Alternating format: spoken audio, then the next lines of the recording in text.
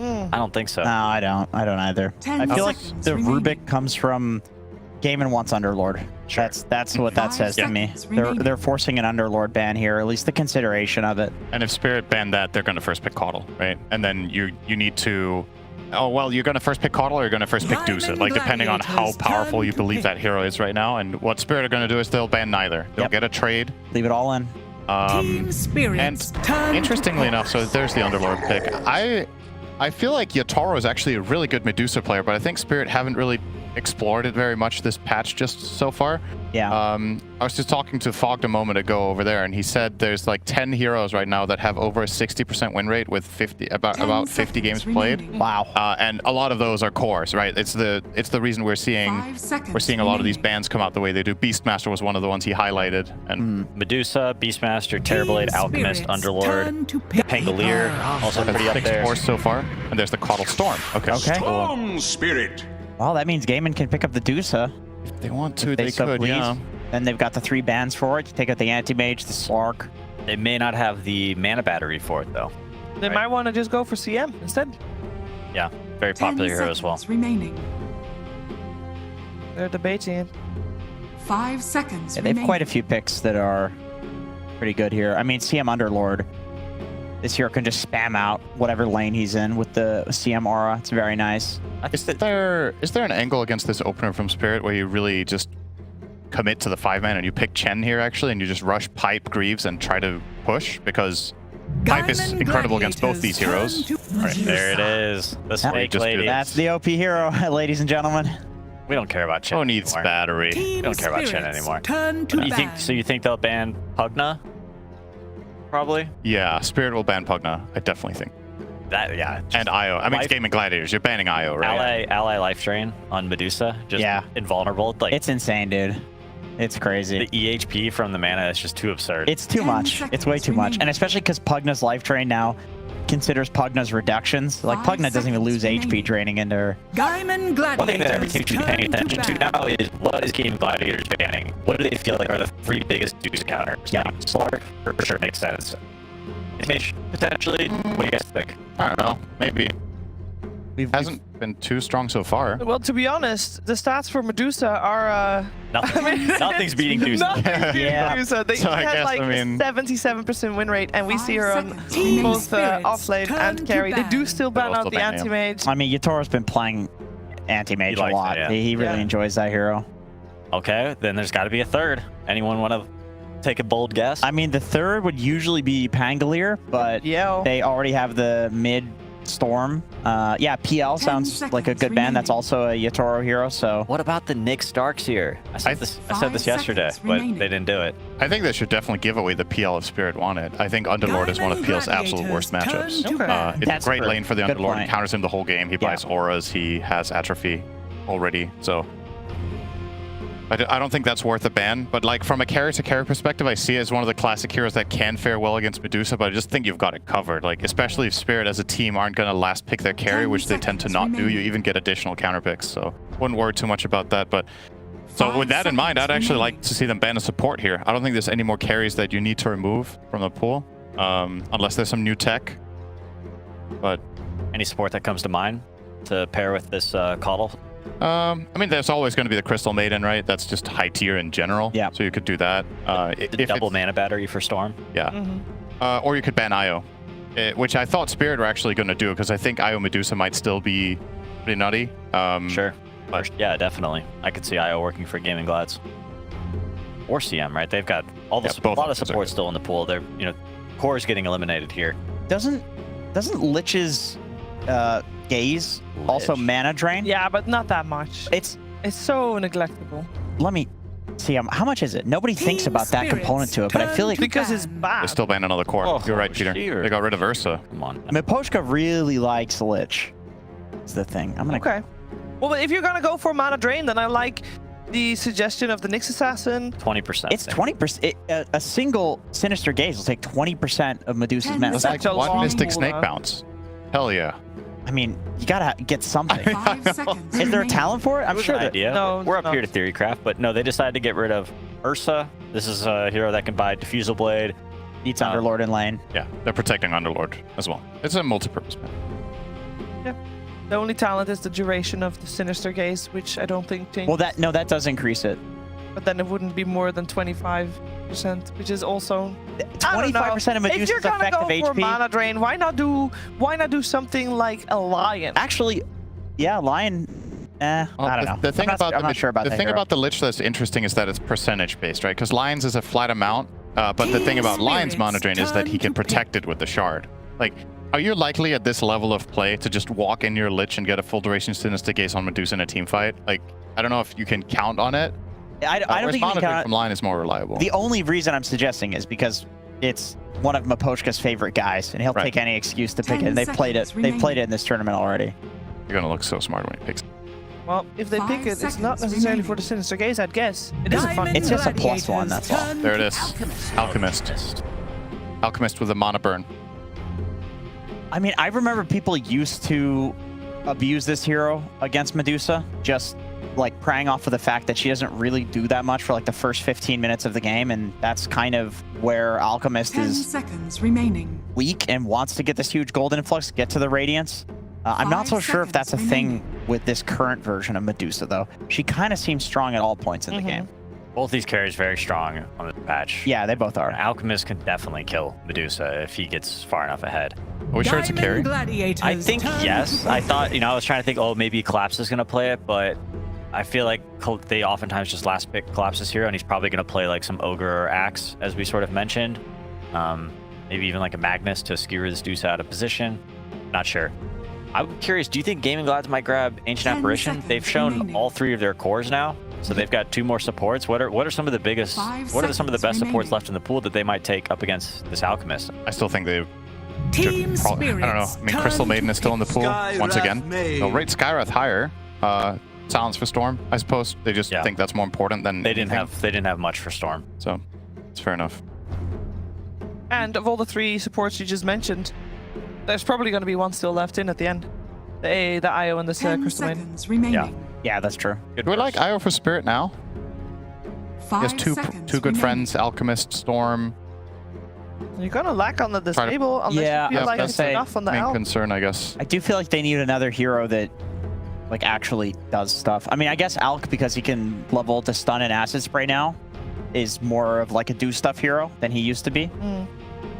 But like, I don't know, like a Clockwork would be kind of nice. They've not played it at all, so Support Nyx Assassin still looks quite nice, especially against Skywrath as well, though. Yeah, I really like it does. It does look really nice. Carapace is crazy here. Firestorm, Swashbuckle, Mystic Flare, Mystic Snake. Just- like you can actually just Carapace off everyone. Mapochka has But- pretty much played Ench, Chen, Crystal Maiden, or Wisp, I think, almost every game. Yeah, both the spirit supports have been Gaimin playing Gladiators, exclusively turn ranged to heroes. stars. Okay, now you have to ban the Nyx Assassin, right? Yeah, Surely yeah, you yeah. ban the Nyx Assassin. It's a combo that Peter was talking about earlier. The Darkseer and the Nyx Assassin, they go for the Darkseer first. Let's see if the Nyx Assassin is the one after. If you want the combo, you got to pick it in the same phase. It's not going to make it. Yeah, you have to. I mean, this once again, like this 10 makes it seconds seem like they remaining. have 3 heroes that they're comfortable picking. Why is, I guess maybe for 5 everyone at seconds home who doesn't know remaining. this, I know you guys are Dota geniuses, but why is Darkseer maybe good against Dusa? You can kite her, and you also get an illusion of her that has the full mana shield. That's like borderline unkillable. It is a weak illusion, so you can like Spirits, dag in it and turn stuff to to kill it ban. instantly. Could they ban the Nyx Assassin? But yeah, so you protect against the Medusa, you kite against the Medusa, you get all the auras, Gaimin and then you also get Gladiators, a turn to version of her ban. when you use the wall. With that in mind, could Shadow Demon be an interesting counter pick actually? Medusa goes into team fights, you disrupt her, you get 2 illusions yourself, and they're just standing there with Mana Shield on, just pummeling the enemy team. Is that a... Are we back to the old stages of we have this We like saw someone monster try that. carry that you just make illusions 10 of, like seconds remaining. SD Luna in the past, which was when Disruption was 5 really good. You were seconds playing Shadow remaining. Demon both with and against Luna for that reason. I don't know if that's because that's a Miposhka hero actually, but Yeah, I feel like it's not that bad. They don't really have great jump from Gaimin Glads. Like, they can't just jump the back lines and burst somebody. Maybe Pangolier will fill that role, but maybe not. Maybe he won't be able to burst them. Not sure. I like the Shadow Demon suggestion, but they also might be looking for a melee hero potentially to pair up with the Darkseer. That's where they can get a little bit creative. That's- You guys yeah. Think of any cool 4 heroes that they could bust out? This will be the first time, if that's true, that Mira has played a melee for. Team Spirits. Well, there's a turn to couple ban. that are still in. Well, no longer the clock, Yeah, clock would have been good. but we've seen people experiment a little bit with the 4 bounty hunter. He's Oh, also yeah. invisible with the iron shell. I don't know. It sounds a little cheesy, but it could potentially work. Is there a theoretical curveball where this Alk is 4? Yeah. And there's there a is. last pick 10 carry that's seconds even better remaining. in this game. Like that's the struggle I have here is like what carry 5 solves the seconds game. remaining. I mean, there's still. Maybe there's just nothing better, but at that point you're last picking your 5, which is very uncharacteristic for Spirit. Is Yeah. 4 Alk actually good? I don't know. I think Darkseer can enable it to an extent, right? But It's like- probably. Mira almost exclusively plays ranged heroes. He does. I think he like never plays melee. But if you show up to the Coddle's lane and you use a stun, and you get Chakra and you just have Gaimin another stun, Gladiators that turn actually to sounds pretty good with an Iron Shell. Yeah. Dying in Oracle bands. Trying to protect their Darkseer the best they can here. Celery's got his whole pool available, just about. Yeah, all heroes that we mentioned. Wisp, 10 CM, Chen, seconds Ench. remaining. Yeah, All- they're all in. Just pick. Ench is banned, but yeah, Oh, Chen's yeah. still in. There's 5 a. seconds remaining. They already have Skywrath. Feels weird, but they could go for the Silencer as well. You know what hero he also really likes? Treant. Treant, I was gonna say. Oh, that hero's garbage. Don't think it's Is good here, it? though. That hero's Oh, garbage. that's a I mean, shame. Peter's a Treant expert. He can tell you why. I haven't played him too much on the new Team patch. Why do you think Spirit. that? I feel like that hero likes to sit. He likes to sit in lanes, and you just Yeah. can't do that on this patch. CM is so good for like these are like the 2 best supports that Gaimin have. Yeah. Like these are the 2 best supports in the game at running to other lanes and killing them. They're both so long range. They can skirmish. They don't have long 10 cooldowns they have to wait seconds for. remaining. Like, these are such active supports. CM is the most picked hero of the Choose entire your hero. tournament so far. That is a Here we go. 10. Alk support? Alk support. Looks Okay. like it. Cool. Or Storm support. All right. No, I'm just kidding. Storm support. I've seen it. Jungle Storm. You don't know that one? Lower bracket speed run Yep. any percent. That must be that must be a USC special. Yeah. That's when you don't need the DPC points. You can pull out the Forest Storm. The airport strat. Yeah. Yeah. Zip all the way back to your house. This is cool though. I mean, they still haven't picked yet, by the way. So this could be all right. It's Mira on a melee hero. Would you look at that? I thought there might be a world where it was a 5 Alk and a 4 Coddle. Why would you and they not? were just going to swap their lanes, right? All right, fair enough. Fair To enough. still play them together. But I don't love it. I like Gaimin Glads. I think why would you take Alchemist out the phase like that when you could just take Nyx Darkseer? 10 seconds Sure. remaining. I know I'm like beating the dead horse to death, but No, yeah, I mean, I kind of 5 like. seconds Well, remaining. how do you guys feel about Sven versus Medusa? Because I feel like this was bad previously, and it might be worse now. Liquid beat it yesterday in this matchup, and I think the idea is Sven can not only keep up in farm, but maybe kind of potentially get an item ahead of Dusa. And with the Darkseer, like they have some synergies on their side, probably have a strong, decent lane with the Caudle, and get ahead of this Underlord. Yeah. for me, I think the mindset of Spirit is how do we kill everyone else than Medusa as fast as possible. Ignore Dusa. They're literally just going to Iron Shell surge him in. He's going to Yeah. blink. Storm is going to kill backline. They're going to try to wipe out the enemy team and kill Dusa last. Honestly, with that in mind, like the Sven armor against Dusa sounds like a good way to protect against her multi-shot while you're killing everybody else, and then kill the Dusa when she's the last one alive. Warcry and Crimson might be enough to keep you alive. Yeah, maybe. It does sound like Team Spirit just basically said, okay, you pick your Medusa and we're going to try to see if we can beat it in the first game of best of 3. If they don't, I'm sure we're going to see that hero banned out for the Certainly. rest of the Probably. event. Maybe. 'cause Yeah. Made it to 4th pick.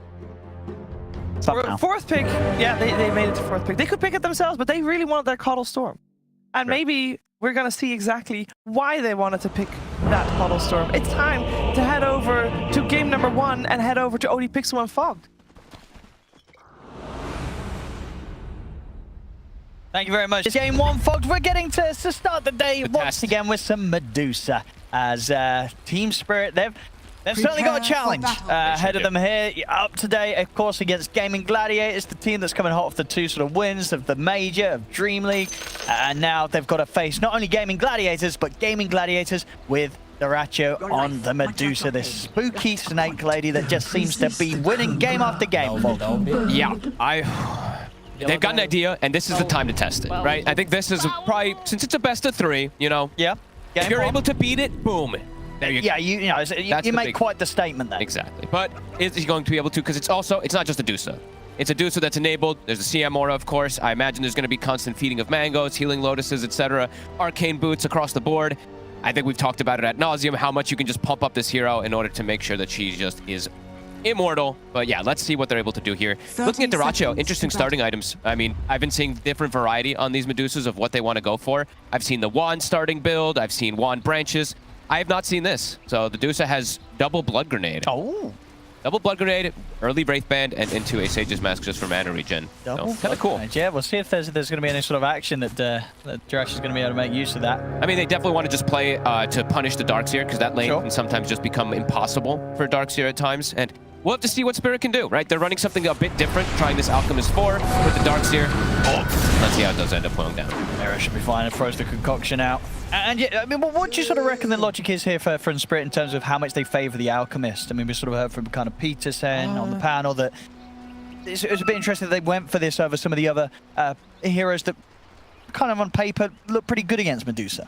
I mean, people have always theory crafted the Alchemist support, and now it's just better because you get obviously built-in Greevil's Greed, so maybe they think they can just get constant kills with it early. Top, Tofu, he might just be dead also, as Collapse also being chased up. I think Tofu might die first. Yep. Well, indeed, first blood's going to be there for Miposhka as the three of them are able to team up and take him down. They should be able to finish off Collapse down here, though. Celery and Duracho. Collapse trying his best with Jukes. Having another blood grenade will be thrown out. In fact, yeah, Duracho did end up using both of those. Okay. Let's get the kill. And he misses pretty much the entire wave, it looks like. Will he get the range creep? Is under attack. He will. Okay. But this is what you do versus Darkseer. If he's alone and you have double range heroes, you just don't play at the lane. You walk up, you zone him off from the... I mean, what, to the point where it still feels good that you miss a whole wave to do that, or...? Yeah, I think it's still fine. It did cost him 2 blood grenades. I don't think they wanted to have to use both of them. Sure. Now Duracho, he's 164 HP if he does get his mana taken away, so can't hurt. But either way, a good start for both sides. They both could get a good kill here.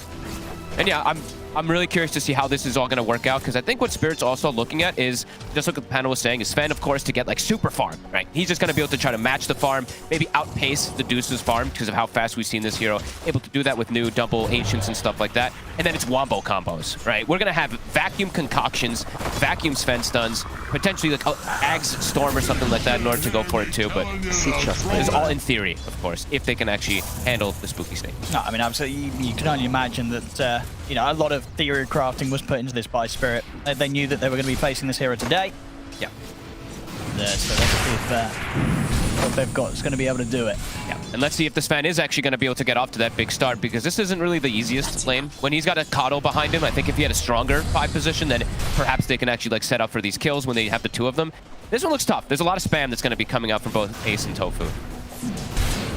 And looking overall at mid, this is a good matchup for Laurel. He is playing that Storm versus the Pango, so Storm overall in this one, you free farm. You get like every single last hit. The thing Laurel has to worry about is rotations. The 2 supports, amazing answers for a Storm Spirit. Built-in Silence, instant Frostbite that gets maxed now every single time. It definitely causes a problem. We'll see if Gaimin Gladiators are able to sort of move away from their side lanes early on.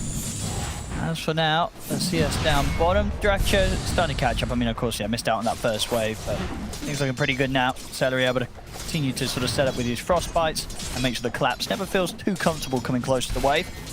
I think they have to start pulling the wave a little bit here on Spirit, though. It doesn't feel good as a Darkseer when... No. I mean, it's always like this, right? It's just a Darkseer thing. Either you kind of crush the lane because you have some super strong floor position with you, like that Nyx that they were mentioning on panel a lot, or, yeah, you just get zoned off from double ring.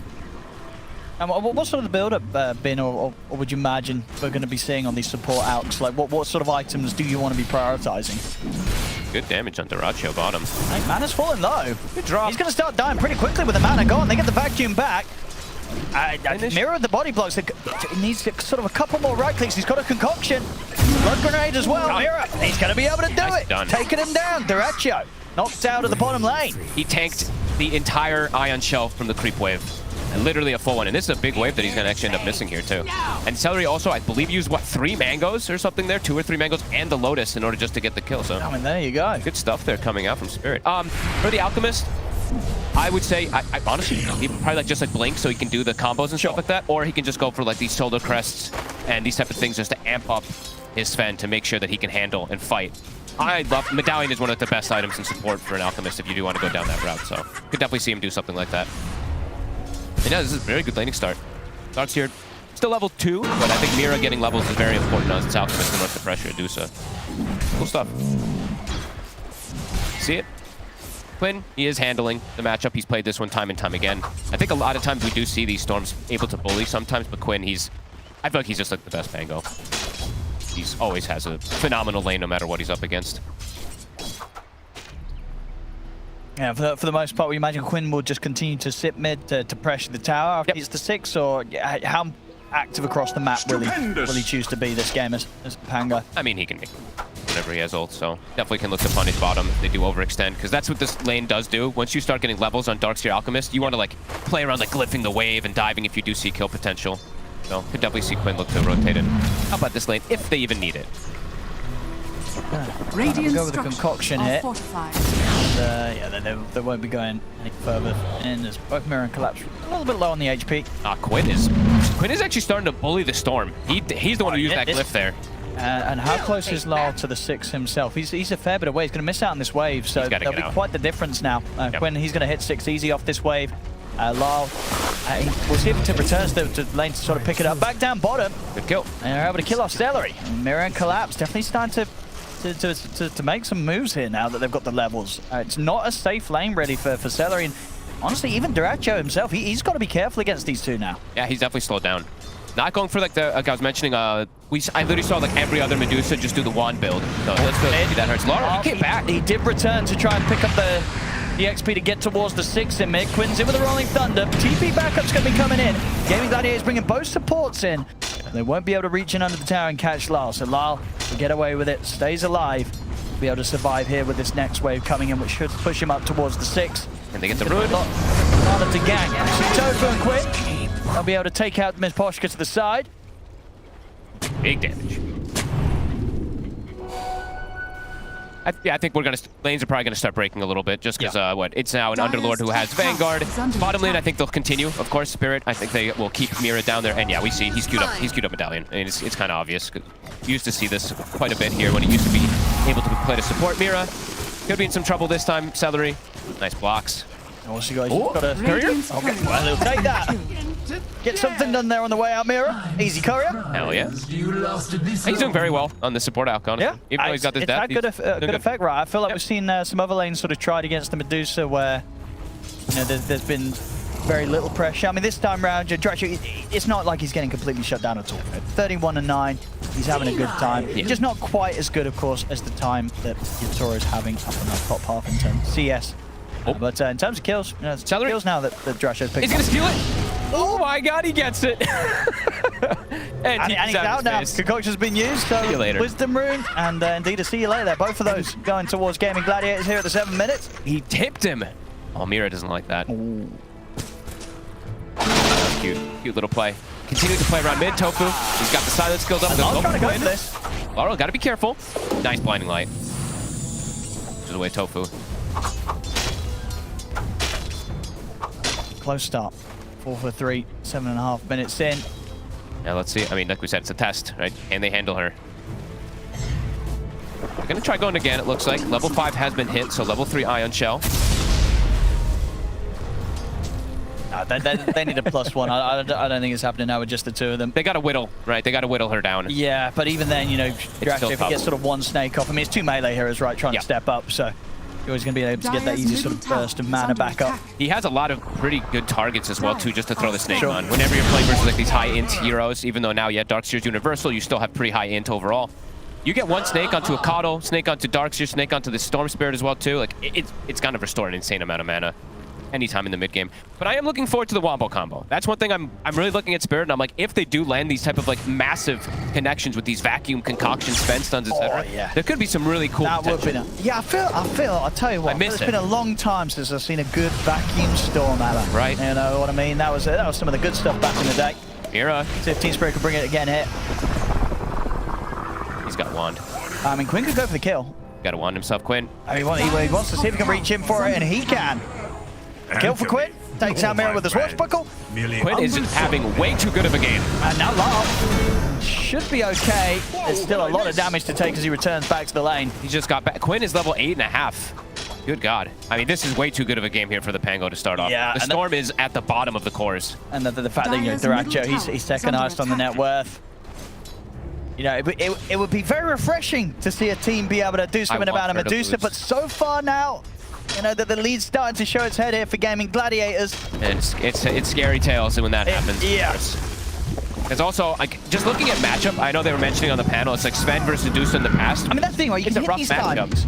But it's well, you can if you get an you're able item to ahead. outfarm exactly. If you get an item ahead, you turn up to these fights, you Yeah. jump in the Medusa, then there's hope, right? Or you jump everyone else. Maybe that's the strat, like they were saying, right? But the one thing is like the matchup. I'm just unsure if it's even. I feel like it's actually worse than it used to be because now. I mean, the Deuce is just unkillable, and you get all buff from everybody. You get arcane boots and all these things getting thrown on you. So, I don't know. It just feels tough versus Stone Gaze also. As Yatoro, he's actually getting hunted. Dire's top tower is He under actually attack. just gets away from them for a second. He's going to show back on the wave. They could go into the tower for a minute. They're gonna I don't think die. they're going to be too scared at all. Then Gaimin Gladiators will start to lead in. He's going to go for the TP out. Wait for the rolling thunder. He's caught him. And Yatoro bullied out of the top lane. First rotation here from Quinn. Aye, this feels incredible now for gaming. Dire's And top the one thing tower too is is now under attack. trying to gank for Dracho's got stacks. yeah, for gaming, it's easy for them to set up kills. If they see the Sven and they have this Pango and they roll in, it's like, okay, yeah, we have kill threat. For Duracho, how do you kill him? If you try to hunt this Dusa, are you even going to be able to kill her? You have to bring, what, 3, 4 heroes, maybe more than that every single time to even attempt to. And if you don't get that kill, you're going to get turned on. Dire's crazy. top tower I is wonder. under I know, So ridiculous. You know, Medusa's win rate, what was it in this tournament? About something like 77, I think it something was. like that. That's pretty insane. I bet sort of the actual stat, if you took the KDA of Medusa in this tournament, I bet it's rather ridiculous, right? This hero just doesn't die. Yeah, it's Even in the games it loses. Under I have like a couple of deaths, and then other reasons have been the reason why the game's folded. And we've seen people try multiple strats now versus it, right? We've seen, I mean, we did see one lose, but I think the one that ended up losing it had like, Dire's structures are pretty sure fortified. Shopify had like a 30,000 gold lead and then ended up Radiant losing somehow are with that game. So it's a bit of a crazy one. Yeah. But we've seen like a lot of approaches Radiant ignoring structures Brewmaster, are throw it in the air, try anything, because man, there's just nothing that just seems to work. Dire's middle Yeah, tower Quinn, has like I was fallen. mentioning, he's just having way too damn good of a game. He knows how to play this Pango, just even into some of these counter matchups like the Storm in the lane that we've seen sometimes. Yeah, we'll see. As mid, Koshka. This is going to be another one for Quinn. It's getting a bit messy now. 11 minutes, 7-3, 3K lead. Gaimin Gladiators, all 3 cores having a fantastic game. Yeah. And now they're having these like successful lanes too, so now what are they starting to gather, Owen? The Lotuses. So healing Lotus with Medusa, it's broken. Just throwing that onto this hero. Celery, Arcane Ring, I mean also the Dream, any type of mana pump up that you can give to this hero. And yeah, the stacks, like you said, Duracho, he's getting enabled. so much farm. Like, well on the way towards the Manta. It's going to be a great time. I feel like right now they have to just start getting some kills on Spirit, or this is going to quickly unfold. ED Ruin? I mean, there's an Ancient Seal coming in onto Larp. It's okay.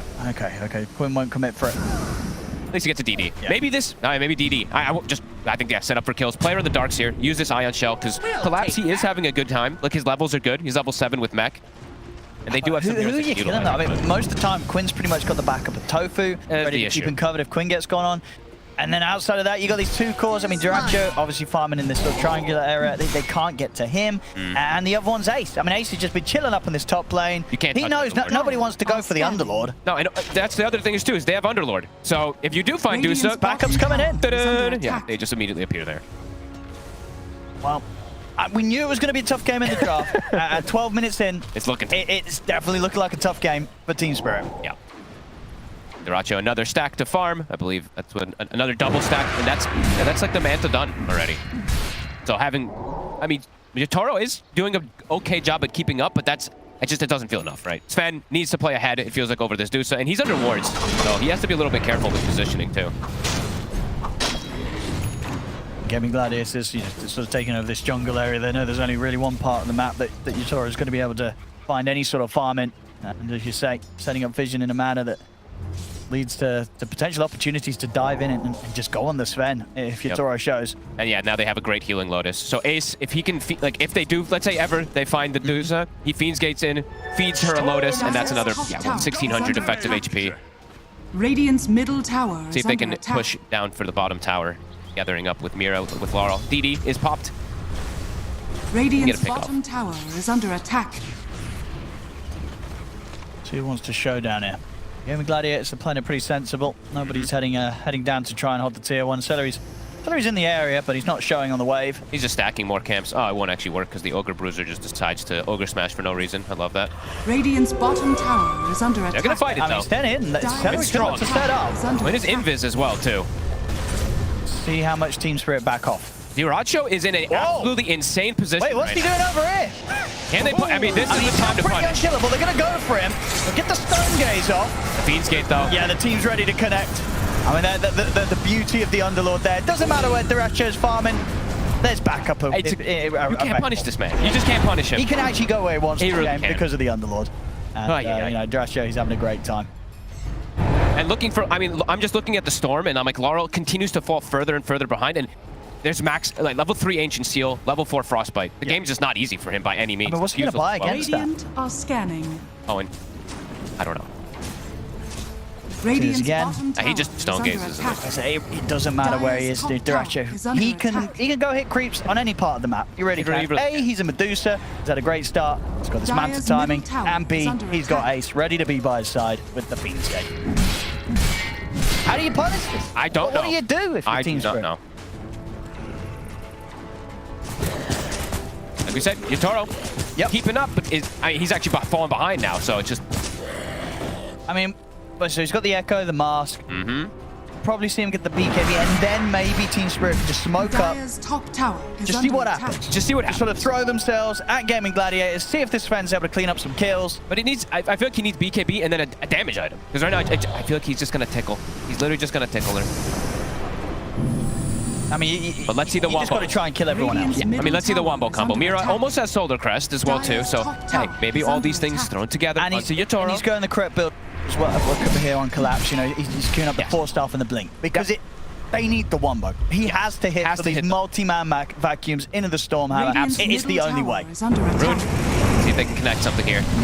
Quinn doing in with the Rolling Thunder, and he's caught Collapse here in a very awkward spot near the river. We'll get bounced up to the high ground, so Collapse will manage to live. Yatoro's in with the wrap around to the back line, looks towards Tofu La, convincing to get the kill. Quinn comes up to the high ground, Diracho with the body block, showing off the escape from Yatoro. They've got the vacuum from Collapse. Yatoro, he cannot turn the fight, though. Drop a stun, but there's no beating through this Medusa. Diracho's still good to fight. Yatoro on the retreat, but Quinn chases him down, finishes him with the shield crash. I mean, we're very much seeing that the attempt from Team Spirit to get a fight going against Gaimin Gladiators, but I think it went just as good as we were expecting it to, folks. Yep. They get one kill. And I mean, it's target prioritization. They know how to fight. And Quinn he's playing 2-game good. It's just Pango. He is amazing on this hero. The target prioritization, right? Spirit, they're like, we got to just jump whoever we can go for. Boom, boom, boom. He uses God Strength. I think it's only a level 1 God Strength, if I'm not mistaken, before the fight starts too. Takes him a little bit to kill Tofu, and then they just go on the Sven immediately. Quinn doesn't give a crap about anybody else. Control the Darksteel long enough, and then they just stick on top of the poor Yatoro. And now, yeah, Diracho Just accelerate further his and further farm. ahead. Going to survive through that attempt of a team fight from Team Spirit. Well, you know, like we said, it's a best of 3. They wanted to try. They wanted to try. He's gonna get banned next time. Jump, Tofu. Gonna be able to get this kill on him. Radiant's middle tower is Important. under I mean, any attack. kills on Laro's important. He needs to get something going. Full Solar Crest on Mira. Yep. Small things to enable. Next, he's queuing up the shard.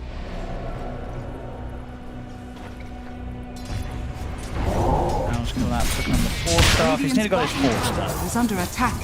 As I say, some sort of way that I guess can either bail out heroes, but ideally sort of get himself in position to catch them with a vacuum. I thought he was just gonna go straight for the Blink Dagger. I would have liked the The blink, Blink, I actually didn't think- he's going to go for both. I'm gonna go for interested both. why he was thinking the 4. Because I thought he was going to just do Blink Aghanims, and then you just make these Dusa illusions, and you hope for the best that they're just going to be able to thrive. But I guess feeling like he does need a Force to just survive and protect versus Skywrath. It's one of the best items. Exactly. I think Right. that's in these fights, if himself or even if kind of Yatoro gets caught in some sort of stun, Ancient Seal, Mystic Flare combo, they've got to have some way of bailing him out. And I guess he's like looking at his supports, and they're like, Yeah, they're you know, not getting they're a 4-staff yeah. anytime soon. Yeah, I mean, Miposhka's getting kind of close to it, but just wanting multiple of them to be able to protect these guys versus the Frostbite and Ancient Skill, so I can understand it. It's actually a pretty cool item on Dusa, the Gossamer Cape. You know, maybe an underrated one. I don't know. We don't know too much about this item, but it actually feels kind of cool versus something like Sven. Dodging a big hit, move speed to farm faster. I mean, at the same time, it feels like you don't need to dodge shots, but you can just tank so much. It's like, but indeed, effectively increasing your ability to tank. So there's these efforts from Yatoro if he goes on you. And there's the Greaves. So Ace, I mean, can even go for Crimson Guard if he wants to, if he feels the need to in this game, but he's got the 2 big ones. Greaves and Pipe are online in order to just buff up Diracho, who Scotty is very soon to be finished for him. Close, yeah. 500 gold. Yatoro almost has BKB. It feels like perhaps another chance where they can go for some type of timing fight here. Quinn, he's got an Aghanims. And not only just an Aghanims, also has a shield rune, so this is an unbelievably tanky Pangolier. Yeah. I mean, just He doesn't three have- cores you're not really killing. He doesn't have like a force staff or anything protective, but he doesn't need They're it. going to go back in. There's the force here. They already get Marl out of the combo of the sky, but still the remaining duration of the silence is enough for Quinn to close down with Rolling Thunder. They take out Lyle. Quinn, he's going to be ready to try and look for more. Closes the gap onto Collapse. Collapse turns, but immediately silenced by Tofu. Two dead. Yatoro, he's going to attempt to go in onto Duratio, He takes but off. gazes out. This is BKB and Godstrength committed here from Yatoro. Will not get the kill, but he will get out. There's something, Dire's but- structures are But fortified. nothing. but nothing. That was their attempt, That was it. That was their timing. and it's probably not going to get any better than that, unfortunately, for Team Spirit. The silence just lasts an eternity So on long. poor Laurel. Yeah. Laurel could not do anything after he gets caught by that opening. And there's just too much catch for him. The Underlord, Rude, the silence, the frostbite, etc., and Quinn just being an absolute menace. He's too farmed. I mean, that's just Yatoro's episode. How much of the mana did he manage to work through, really? Gets down, Duratio down to about half of the mana shield, but after that, the I fight's mean, over. you can see the pressure they're feeling on their faces. They're just like, well, you know, an attempt was made. On to next towers. Tormentors have now spawned. Wisdom Rune also going to be spawning. Gaming, they probably just look to set up, take that one away. Yeah, I mean, we're getting new records here, Dire's Duratio. You know, of bottom course, tower we're having is quite a few falling. Medusa games, but yeah, they're the fastest Scardy that we have seen out these Medusa games so far. And yeah, he's just going to work on Tormentor now. Actually, he doesn't He have needs any a- he needs a bodies. bit of Never mind. I was like, where's Quinn at? Gonna Quinn's take farm. it, yeah. That needs an extra bit of DPS. Yeah. Quinn's trying to find farm level 15 probably, but I think they're probably making the call. Okay, Dire we should scanning. probably set up for it pretty soon. Sure. But 15 is the, you know, that big talent, of course, too, for the Pango, who has this insane itemization, this insane timings for him. 5-0-5 Quinn. Having a flawless game. All three cores, pretty much. Duratio, except for that one death, of course. Everything is pretty perfect. Okay, we'll go for a different objective. A more painful one than a Tormentor, of course. A more important one. Radiant's middle It'll drop tower quick. is under attack. And I imagine you just do you give the edges to Quinn? Is there any point on Duratio? I think you do. He's not going to I think you give it a Quinn. Is under attack. Quinn, right? Yeah. Yeah, I agree. Yeah. Swap. How the Lotus is doing, actually, I've been checking as well. Yeah, they still have a great healing Lotus on Tofu as well. Okay. So. So he's ready to Yeah, that the way throw that Duratio in the middle of the Radiant's fight. tower Yep. is under attack. And I believe they've got, what, 1 or 2 mangoes too? Yeah. And they actually have 2 great healing Lotuses. So they could actually potentially have that greater healing Lotus in a second too, and then throw that Team on. Spirit's coming down here. Duratio has just TP'd up to the top Okay. lane. So this would not be a bad time can for them to team game, fight. though. That's true. They could bring him, but they're going to get the jump onto Ace. Can they finish him? He's tanky. He's very tanky. Toro in with the God Strength. It's going to be enough damage to bring Ace slow with the vacuum. They've got it. He's got the gate down, though. And indeed, the Fiend's Gate was down, so the backup from Duratio is coming in. He's across the map, ready to rejoin the rest of Gaimin Gladiators as they push back on Team Spirit. Toro will go for the TP away in the trees, and he'll make it out of there. Dire's bottom I tower. mean, a pretty a damn one good for kill, one, to be honest. Considering the situation Team Spirit's in, they'll take that. Yeah. I mean, they did the exact move that they had to. Is they know that there's sort of that chance where Duratio may have split from the team. They go straight in, they go onto Ace. They try and stop him getting the Fiend's Gate out. Of course, they weren't quite successful in that. But you've only got to imagine, if they did actually stop him from getting that laid down, they may have even been able to get even more from that team. Potentially, yeah. So I mean, good it was- effort there. It was a good call to try to attempt Yeah. it, because I mean, I guess they just knew that they'd known for a second that Duratio was out, but yeah, Fiend's Gate. I mean, this is the reason that this combo is just so broken. It just, yeah, the Medusa can farm anywhere, like you said from before. Quinn now level 15. He's got that talent. Blink also online.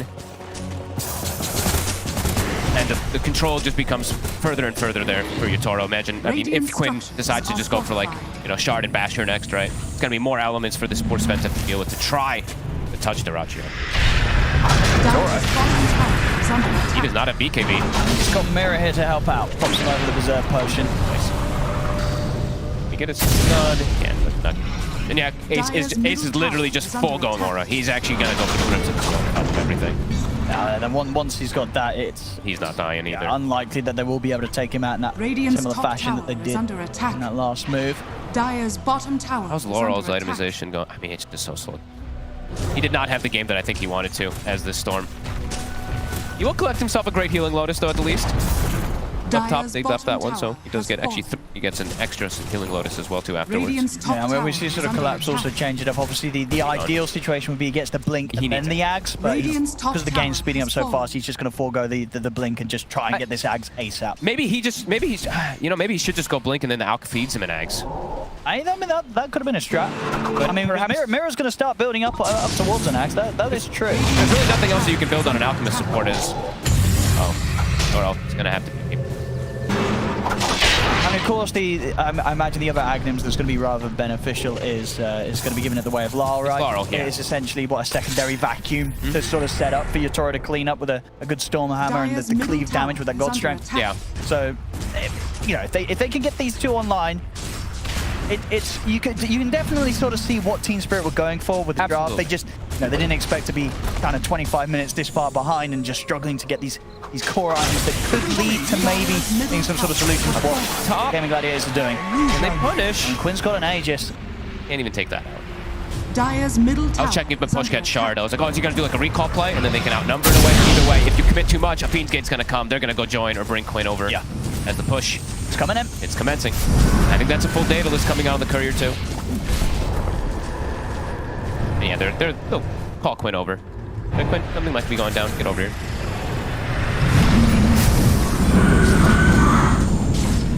Crimson Soul, the sort of parts coming together here for Gaimin Gladiators to proceed to the high ground. Dire are It's scanning. huge. Very trying to buy time. So cutting some waves and stuff like that. They are very close to the Ags on Collapse. Quinn, he's going on him immediately. Collapse able to surge away. But Quinn, he's on the chase. He's gonna try. He's gonna Radiant's try. top tower He's is gonna under chase this. attack. Collapse. And he's up and he's out. On the cliff, TP away. Buying time. Attempting to buy time. Is mine. And how's your Toro's progression looking? He's About also himself 18. trying to get that Daedalus after Yeah. Radiant's This top harpoon? tower is under Anything that they attack. can do to buff him up. Like we said, Berserk Potion, Solar Crest, literally just pump this Sven up and hope. Clicking around like maybe even like a Vlad or something. Just get anything you can to hope that your Toro's able to pump out the damage. I mean, push though. maybe if they can hit this wombo combo. Let's see. Is Gaming gonna out in a bad position is the question. Right now they're pretty clumped. Toro's getting going. Has for the BKB. Will turn towards Quinn, but the buffs come out. Vacuum. It's a big vacuum. Okay, so It's already off, and Yatoro, frozen in position, will not be able to get out the follow-up damage that he would hope for. 2 dead on Team Spirit. Nobody dead at the moment on Gaimin Gladiators. Mary Maposhka, they're trying to find something, but Quinn is in, takes out Dire Maposhka. structures are they're all just too tanky. These auras are ridiculous. Ace just. I mean, because that was even keep Skyrim alive. It was what, a 4-man vacuum? I think it was. Was it a 4 and a 5? It got a lot of them, but it did not matter. But at least we got to see it. At least we got to see the vacuum. We'll see it combo. again. Let's see. Was it 4 or 5? I think it was 4. Okay. He gets the 4 of them, but indeed, Stone Gate. Yatoro frozen in position. Sad. And honestly, even if he was able to hit, it wouldn't have probably mattered. wasn't going to look that glorious at all. They're too far behind. Well, like we said, Dusa likely to just get banned every single Dire's time. bottom tower is under attack. Collapse. He's not even going to have the freedom to push out this bottom lane. Quinn, Tofu, immediately on top of him. See you later. Back to base for him. But yeah, so I mean, looking forward into like next game, hoping not to see more Snake Lady because she's just too strong, especially when enabled. They did get one, even just one mana pumper, right? Anything like this, and just having Underlord auras as well, just ridiculous. I have to give credit to Quinn. I think Quinn absolutely went bonkers this game. 907. Yeah. Literal flawless performance on the Pango. I mean, he's got to be super happy. Yeah, last patch, we saw kind of Quinn and these other mids popping up on the Pango. Seems like Pango's still in a great spot to do this. Toro, can you finish off Ace? They might do this time. They'll get an ace. Again, that was the everything really. The BKB, the God Strength, it's 1 kill. It's not enough to stop the push from Gaimin Gladiators. Duracho's back in, takes out the tower, and he's on to another set of barracks. And look at the itemization he's gone for too. He's going for Nullifier, so it's like, you know, your war cry is just going to be non-existent in pretty much every fight. Same thing for Surge trying to get away. Can't get away from Duracho. And it gives you some, honestly, it gives you some tankiness too. A little bit of armor, a little more for that dude so he can't die anyway. The Poshka.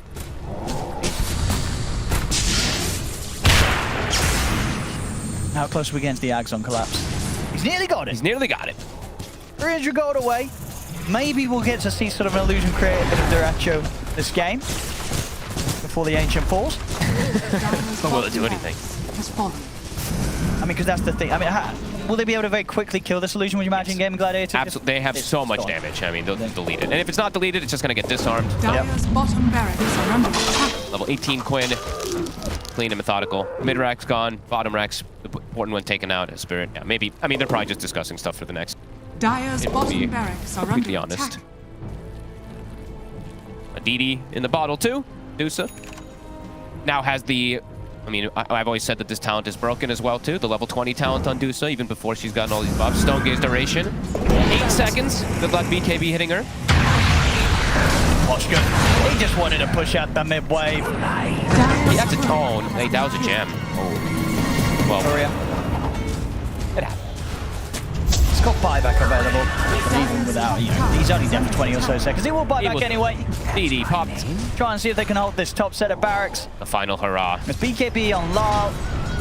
And Aghanims is there. Okay. Let's see if just get one punch in. Radiant's top tower is under attack. If we can get that. Dire's top tower is under attack. Into the back. Dire's They're gonna try. They're going to try. That's it. And they go, they bring him back in. They didn't straight over the Stone Gaze, it's already off. The Racho just destroys him. Your Toro goes out. He's out of the game for 70. No buyback on him. I mean, DD ruined. They did make the illusion though. Okay, they got the illusion. But it died subsequently very fast. I mean, honestly, look at Dracho's mana. They were able to do a little bit of damage to him. They got his mana pool taken down pretty low. Lyle's going to try and jump in onto Quinn, but the racks are being taken, and Team Spirit, they've had enough. GG's called. Gaimin Gladiators. They get the Medusa, they get the win. Yep, and it's actually like I know they're going to talk about it a bunch on the panel, but it's the way that they set it up. It's of course yes, Dusa absolutely busted, right? But it's the way that it all goes down in like that third, fourth pick. I know Peter consistently was asking. He's like, if you're going to go for this Darkseer, Yeah. you want to try to have it with this Nyx Assassin. Sure. And the fact that they pick it in that last pick in the phase, they don't have the next pick right after. Because if they do pick the Darkseer before the Alchemist, let's say, then they can go for that Nyx.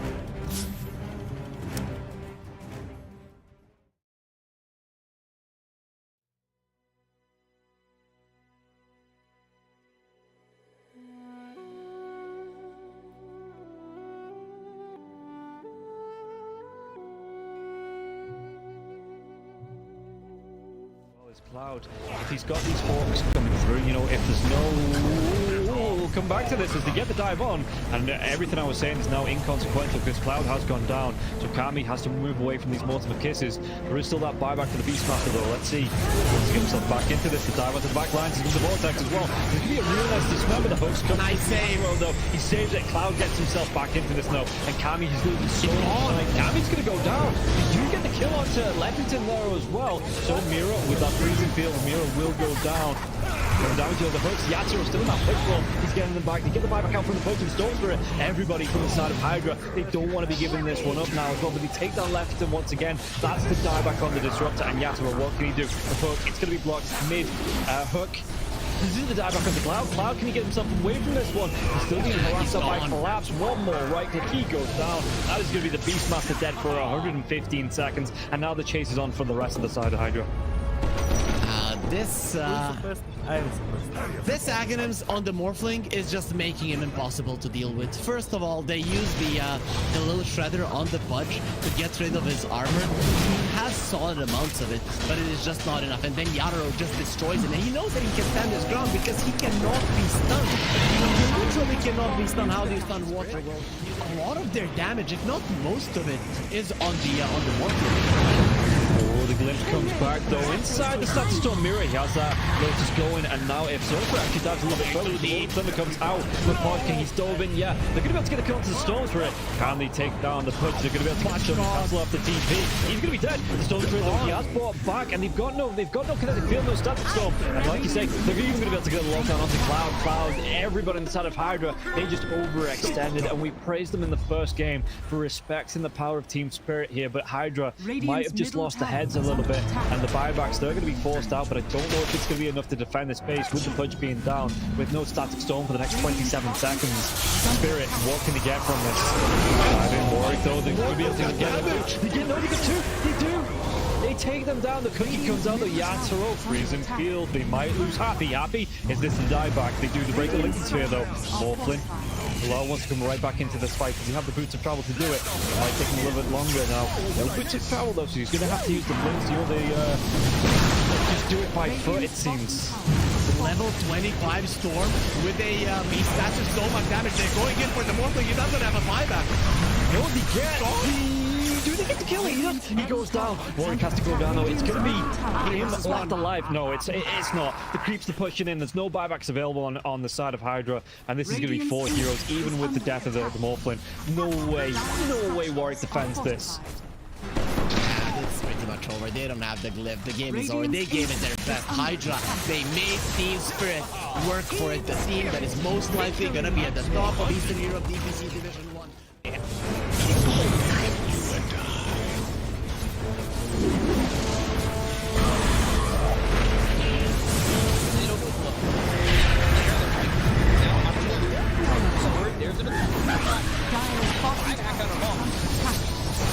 Radiant's middle barracks are under attack. Radiant's middle barracks has fallen. Gouts, you want to commit. There's just not enough damage. Crimson Guard, Atrophy Aura, Rubik's Fate Bolt, all this damage reduction. Let's see the combo. Bit of Malice. Strong in by the Disruptor, and now we're going to be hitting the win. It's back up once more. Bit of Malice, and Malice in it. They'll lose him in mind control. Right back towards Amara. Trying to run from everybody on the side of Gaimin Gladiators. Radiant's middle barracks are under Siphoning attack. and getting back into the base. Has fallen. Alive.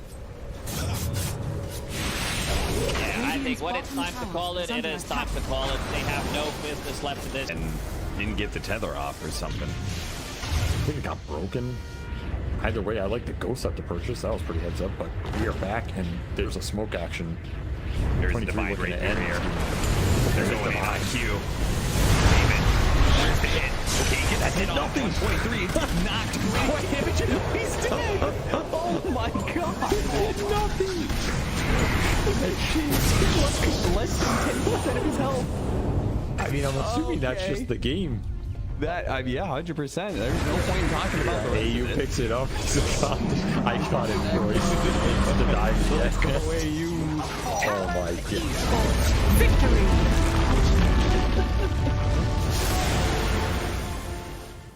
We finally get to see them have a little bit of lead. But they need to have good vision, good entry to engage. We're down up on high ground. Bulbica, Red Panda, this would be huge. If you can find it, Static Storm before the Tombstone. Not bad. Stone from Lulu. He's thrown now over the Bulbica. There. Starting to drop down. I love TK control for the moment. He does manage to get that one away. And the Supernova down. TK barely surviving. And it's just going to run down as all White Album to dodge, to hide away. The heal's coming in. They hoping for a save, but the PKB is out, and they're going to jump onto him. He has to back away. They have lost White Album again, and now Tango in trouble. Who is going to drop faster? These fight so well, and they quickly take down that Undying. And remember, it's ages, so they didn't really care about giving away. That's what. Big teenage profits.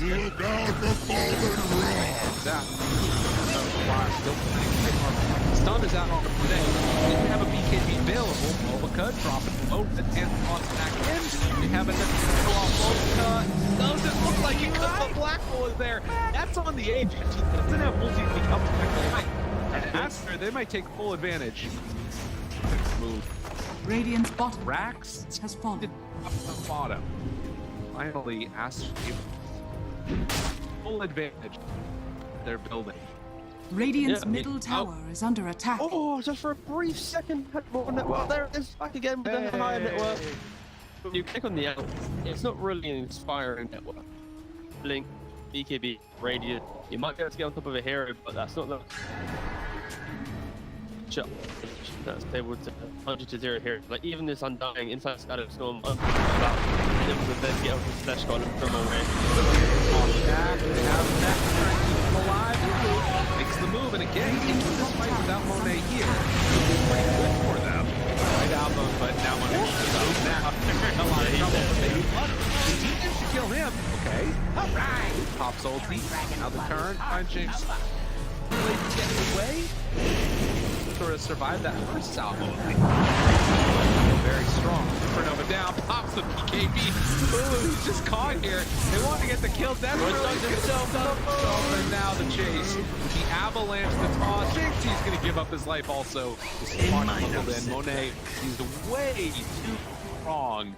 This might just be the full set of racks going down bottom. Aster, way too strong for Ares. Like Ares did GP. Oh, they're done. Okay. I was wondering. It looked like it was that type of game. Yeah, it kind of was. It's like a game where you're an out. Not really ever been in the league. Victory. He hasn't really never protected himself.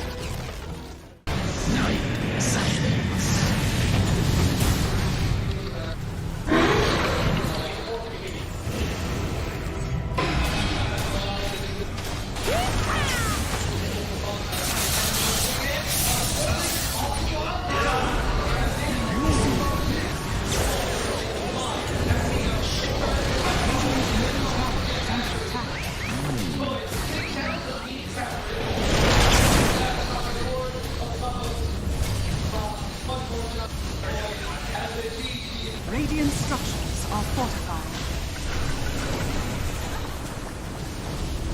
Radiant's middle tower is under attack. Radiant's middle tower has fallen.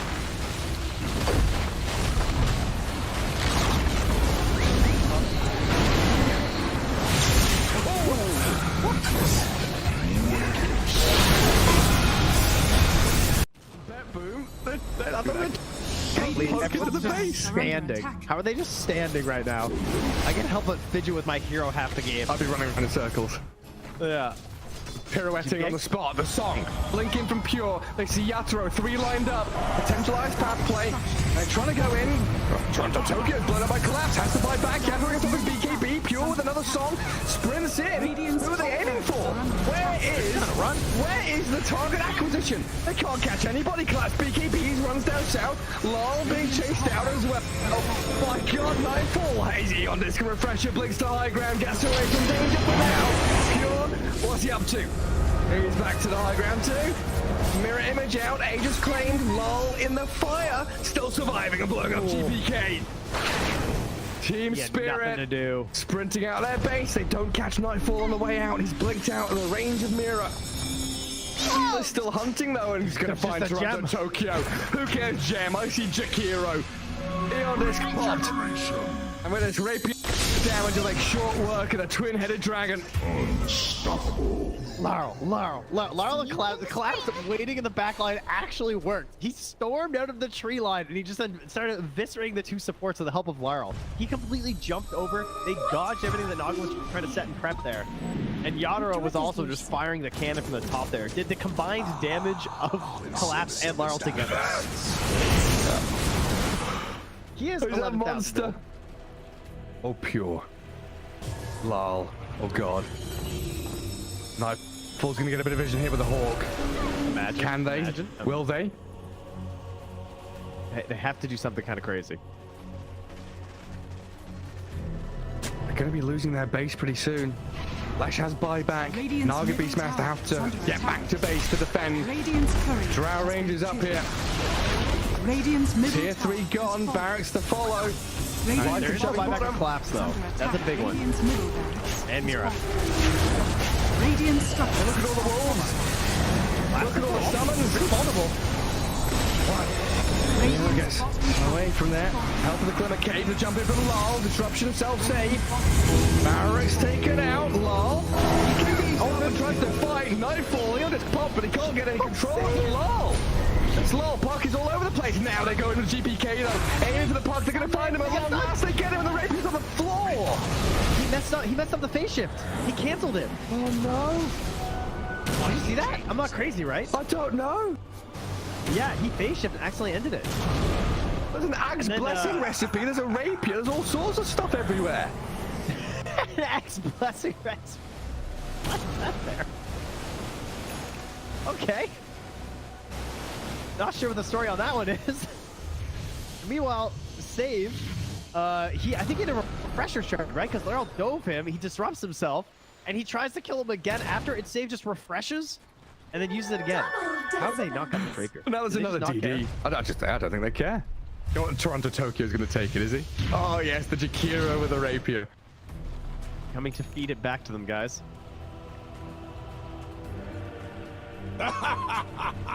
My goodness. There's Mega Creeps on one side. Top lane Barracks still standing on Team Spirits.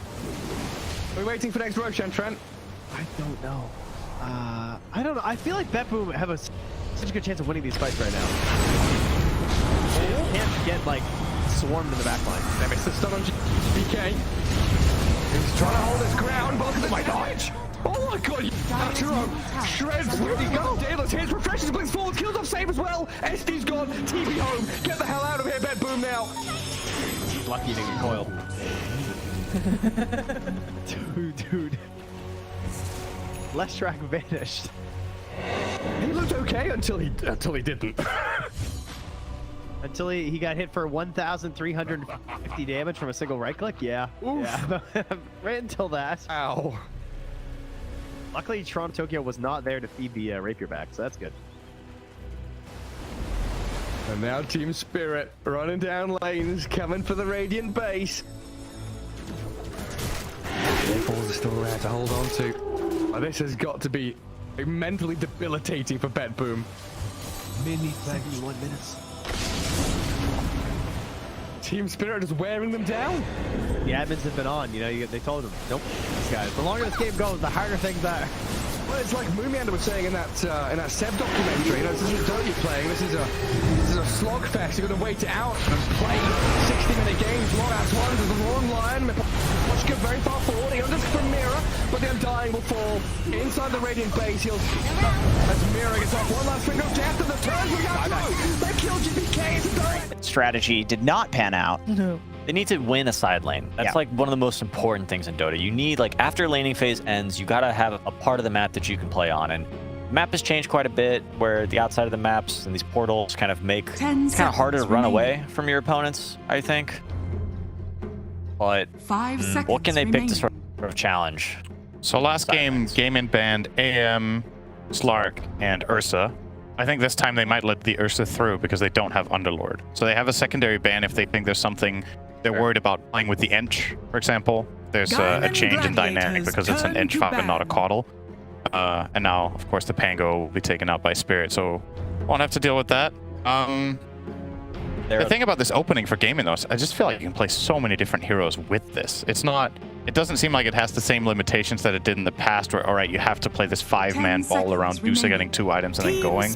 Like, the way the game plays out, it just seems flexible. PL instead of Ursa. Yeah. Slark's still on ban, but they'll ban Slark. Team Spirit banned last series to protect their Storm Spirit. They banned Puck and Ember. They left the Pango through, which they've recognized that was a mistake, so it is gone now. They had used that previous ban on Enchantress, which was picked up in the first phase, so no longer, they kind of have an extra ban to throw at it. Ember ban sounds good when they're against Caudle too, right? You don't want to make that chakra too valuable. Yeah. It's already good on Dusa, and if you give him a second hero to play around, it's just so easy. So yeah, there he goes. Team Spirits turn to ban. Slark. Pretty predictable draft so far. I think the only curveball here is kind of the ENG. Right? Yeah, but everything else I think it's good kind of though. Able to call it pick by pick. Well, I don't think it's good that they didn't take Dusa, but it's nice to see Miposhka, prioritizing one of his best heroes early in the draft. Yeah, I think we saw him on Caudle looking a little uncomfortable, and like I said, I don't think it's the best 5, so good to see him on a hero that he can excel on. And this hero's very strong in lanes, so you can get off to a good start. And would you say that Enchantress is a lane winner? Because we just said that that's something that Team Spirit should do. Oh yeah, and it's also a hero. Like we talked about contesting mid, it's also one of the best heroes, if not the best support for going mid at 5 minutes and securing the rune, pushing the tower a little bit, making sure Quinn doesn't have like a perfect game like he had last time. Maybe you could play this ENG still on Miposhka, but playing it with the offlaner and try to bully the Dusa, try to dive her with creeps, take the tower, and then transition into mid from there. I'm a little bit worried if you just play a standard 5 ENG and you ensure your safe lane and you're doing great up there, you're going to win that lane or break even or whatever. That if Dusa's uncontested once again, do you have the solutions for it? Are you going to beat it if you break even? I think that's part of the reason why this hero feels so incredibly powerful right now, is that it feels like getting out of the lanes even is just a win for the Dusa team almost always. Just the math just favors her, right? Skywrath is now stolen. Stolen. Okay. I mean, still better than rule out the possibility of ENG playing bot. Sky could play in the safe lane. No, I don't think so. You don't think so? I don't think so. But come on, let's just put the 5 position in the safe lane. He knows it the best. Put the 4 in the off lane. He knows it the best. And then you can always just go the portals if you need to go get. That's true. I mean, you can play with portals regardless. So that's right. And ENG creeps can go through the portals, right? Yep. Yeah, maybe you're right. It's probably better actually with the portals because ENG gets some really good attack angles playing. Yeah, you just go right through the tower, right? Void incarnate. Quick picks from Gaimin Glads here: Silencer and Void Spirit. Right, Void double Spirit the silencers against Storm here. If Quinn goes Ags, have a lot of control for the Storm. Gladiators turn to ban. And there's an axe. We talked about that hero for collapse. Okay. Skywrath, classic lane. Is that the Dusa counter, guys? You can dunk her. Yeah. But then she gets a stat item, and then you can't. Yeah. Well, when she mantas, if you can make her manta and then blink call with shard, you are going to be spinning quite a lot, right? You spin every 4th attack with no cooldown. Medusa gets stat items. She attacks pretty quickly. Yeah, you can. It's something. Reduce her damage with axe shard as well. I gotta say, like, I'm just looking. I wouldn't say I'm grasping at straws here, but I'm not inspired. I don't feel like just instinctively that this lineup handles that hero particularly well. I agree with you. However, I would say that Team Spirit is on comfortable heroes that they can win lanes on. Yes. And Team Spirit we saw last game, to ban. if you don't win any lanes, the game is just impossible, regardless of what hero Duracho is playing. He could have been on Pudge that last game and probably still won. Yeah.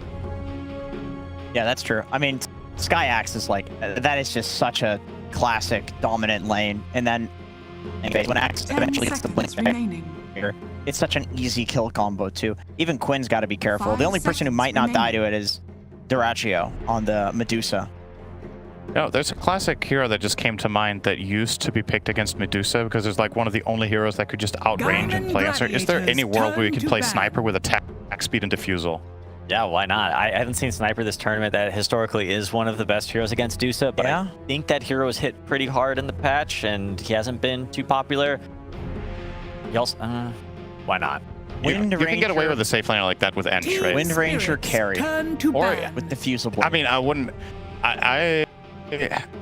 I feel like maybe it's a too simplistic way of looking at the game. It's like, okay, we have to kill Dusa because again, you could play around her, you can kill her team, you can disarm her and control her instead. I just get feels that. like eventually the game state just becomes okay. You have to deal That's with what I'm her. thinking. Like you got to get something. Like just something. I'm not saying like 5 heroes to counter Dusa, but like one hero that wants to pick up a diffusal blade seems like it just makes your game a lot easier Gaimin to execute. Gladiators turn to pick. What's Ace gonna play? Yeah, they banned Bounty Hunter. Is it Ricky coming out for off lane? Safe lane Ricky for Spirit. Oh, Toro Ricky. It's possible, Could but be. it depends on what Ace picks. So I think that's the first conversation to have. Yeah, that's 10 true. seconds remaining. What will Ace pick? A lot of offlaners have already been banned out. Tanky ones that 5 are still in seconds are remaining. the Centaur, I would imagine. Maybe they could take the Ogre that we've seen Spirit play. I actually think it's pretty good love here. it. I would love Ogre Caudal is a nasty Oh, lane. you You know buy what? the auras, you buy Pipe, you Bloodlust Medusa. It sounds actually incredible when you look at it here. I don't know if he likes the hero though or plays it, but Probably a new hero from Ace. Well, not picked, not gonna be picked now, but I think that in future games for Gaimin Gladiators, we should keep Meepo in mind. I don't think it's good Team against Axe. Spirits turn to Ogre! Yeah, right. I like that. No brains. Cool. So they got both heroes that are basically just lacking one stat altogether. Dude, And Ogre. a universal hero. and Silencer to steal the last stat. There you go. There you They're go. gonna get all the attributes. Ogre Caudal sounds 10 legit. seconds It's Imagine getting insanely good. 2 4x multicast on Fire Blast. 5 seconds. Also just level remaining. 3. Like, the lane is just relentless, right? Ignite, you're spamming ignite, you're spamming Fire Blast, the Caudal has his blinding light into you. It's no joke. This lane's gonna be rough for Spirit to deal with. And Of course, the added Spirit is benefit the one- too. Sorry? Spirit is the one that knows how to play against it because they've did it themselves. Hopefully then. Yeah. What about Nagasire? It's a diffusal builder. It's a hero that can purge the ignite in lane. You can get a Manta style. You purge the global silence as well. The Caudal matchup is tough though. Blinding Light and Illuminate destroy this hero. I know the Caudal doesn't even need to be an ulti performance to have Blinding Light, I just think. So I like this. I like it Now better. select your heroes. It's also a classic historical counter to Medusa. She's very static, can't really move too well. You catch her in the ring. You get like some axe call out plus Monkey King ult with Fusel, and you try to pierce through her. I think it's this lineup can actually kill Medusa. I think. I like this. Yeah, this is way There's so better. much single target damage. You call her with Blade Mail, you drop the entire Skywrath ult on her, you jump with Storm, and your Monkey King gets ult out. I see more of a clear path to victory here for Spirit. I still favor Gaimin Gladiators because I just think their line is incredible this patch, but Spirit with a good adaptation at least to try to solve this. Much stronger side lanes, and I think their mid lane, Storm vs. Void, should have a good time too. So hopefully Spirit gets off to a good start. I think the concern is when we go, 10, 20 10 minutes and we have these seconds 5v5s, is Dusa just that broken that they can't win? We'll 5 have to seconds find out. remaining. More sample. Yeah, I actually think Spirit won this draft. I really like their draft. They've you don't agree? No. They have Caudal Dusa first phase. You think they won the draft? Barring Medusa being extremely overpowered. Fogg's looking at me. He's like, Jenkins, what are you doing? They have synergy. I mean, they got the Axe Sky. They have the Storm plus Sky. They have a Poshka on Enchantress. They have a Diffusal here on Yatoro. I'm going to say Spirit wins. I'm just going to double down. All right. I will say that if the hero was balanced, potentially they would have been considered the winners. Yours on my side? I'm on your side because the question is, and I think the question that we are asking ourselves today in an upper bracket, mostly so, is Medusa first ban material, and are we just going to see that hero removed for the rest of the event, right? I feel like that today in the upper bracket, that's when you can experiment. Like, can we counter it? Sind? Yeah. Did they counter it? I like what Spirit brought this game. I personally still don't think it's going to be enough, but I like the ideas, and I admire their bravery going up against this, because there were other options to have. Toward the end of yesterday, we started seeing Dusa first phase banned by other teams. Yeah. Spirit want to beat it. Let's see if they can do it this time. I mean, this is they can't do it with this draft. Then I think they're going to let it through in the lower bracket, but we'll see. They got a plan against it. Can they work it out? Can they force out a game? We're finding out. All right. Thank you very much. The Spirit in this game too. You know, they like the pain of game one. They're going to try. So let's do it again. So let's see if we can this time round. As we have the panel, definitely something to be said with potentially the approach from Spirit this time. Maybe there's some sort of better ideas here how to deal with this hero. I mean, what do you think, Fog? Are they stepping a step closer to being able to deal with Gaimin Gladiators with a Medusa, or do you think we're going to see a similar outcome as Game 1? I think it's definitely a better approach, but likely to be similar. Tofu, can he actually get away? But it's, there you go. Nicely done. I think that's good. I think every kill, anything is most important here. They need to crush lanes. That's the biggest thing I'm going to look at. If they dominate lanes, if they can make sure this Deuce doesn't get off the floor, maybe that'll be some type of answer here. But we'll have to see. We'll have to see if all that does go down. The one thing is, I know they were talking about like Wukongs and everything with Fusel, and that has been a counter in the past, right? The problem is it's not just it's a coddle.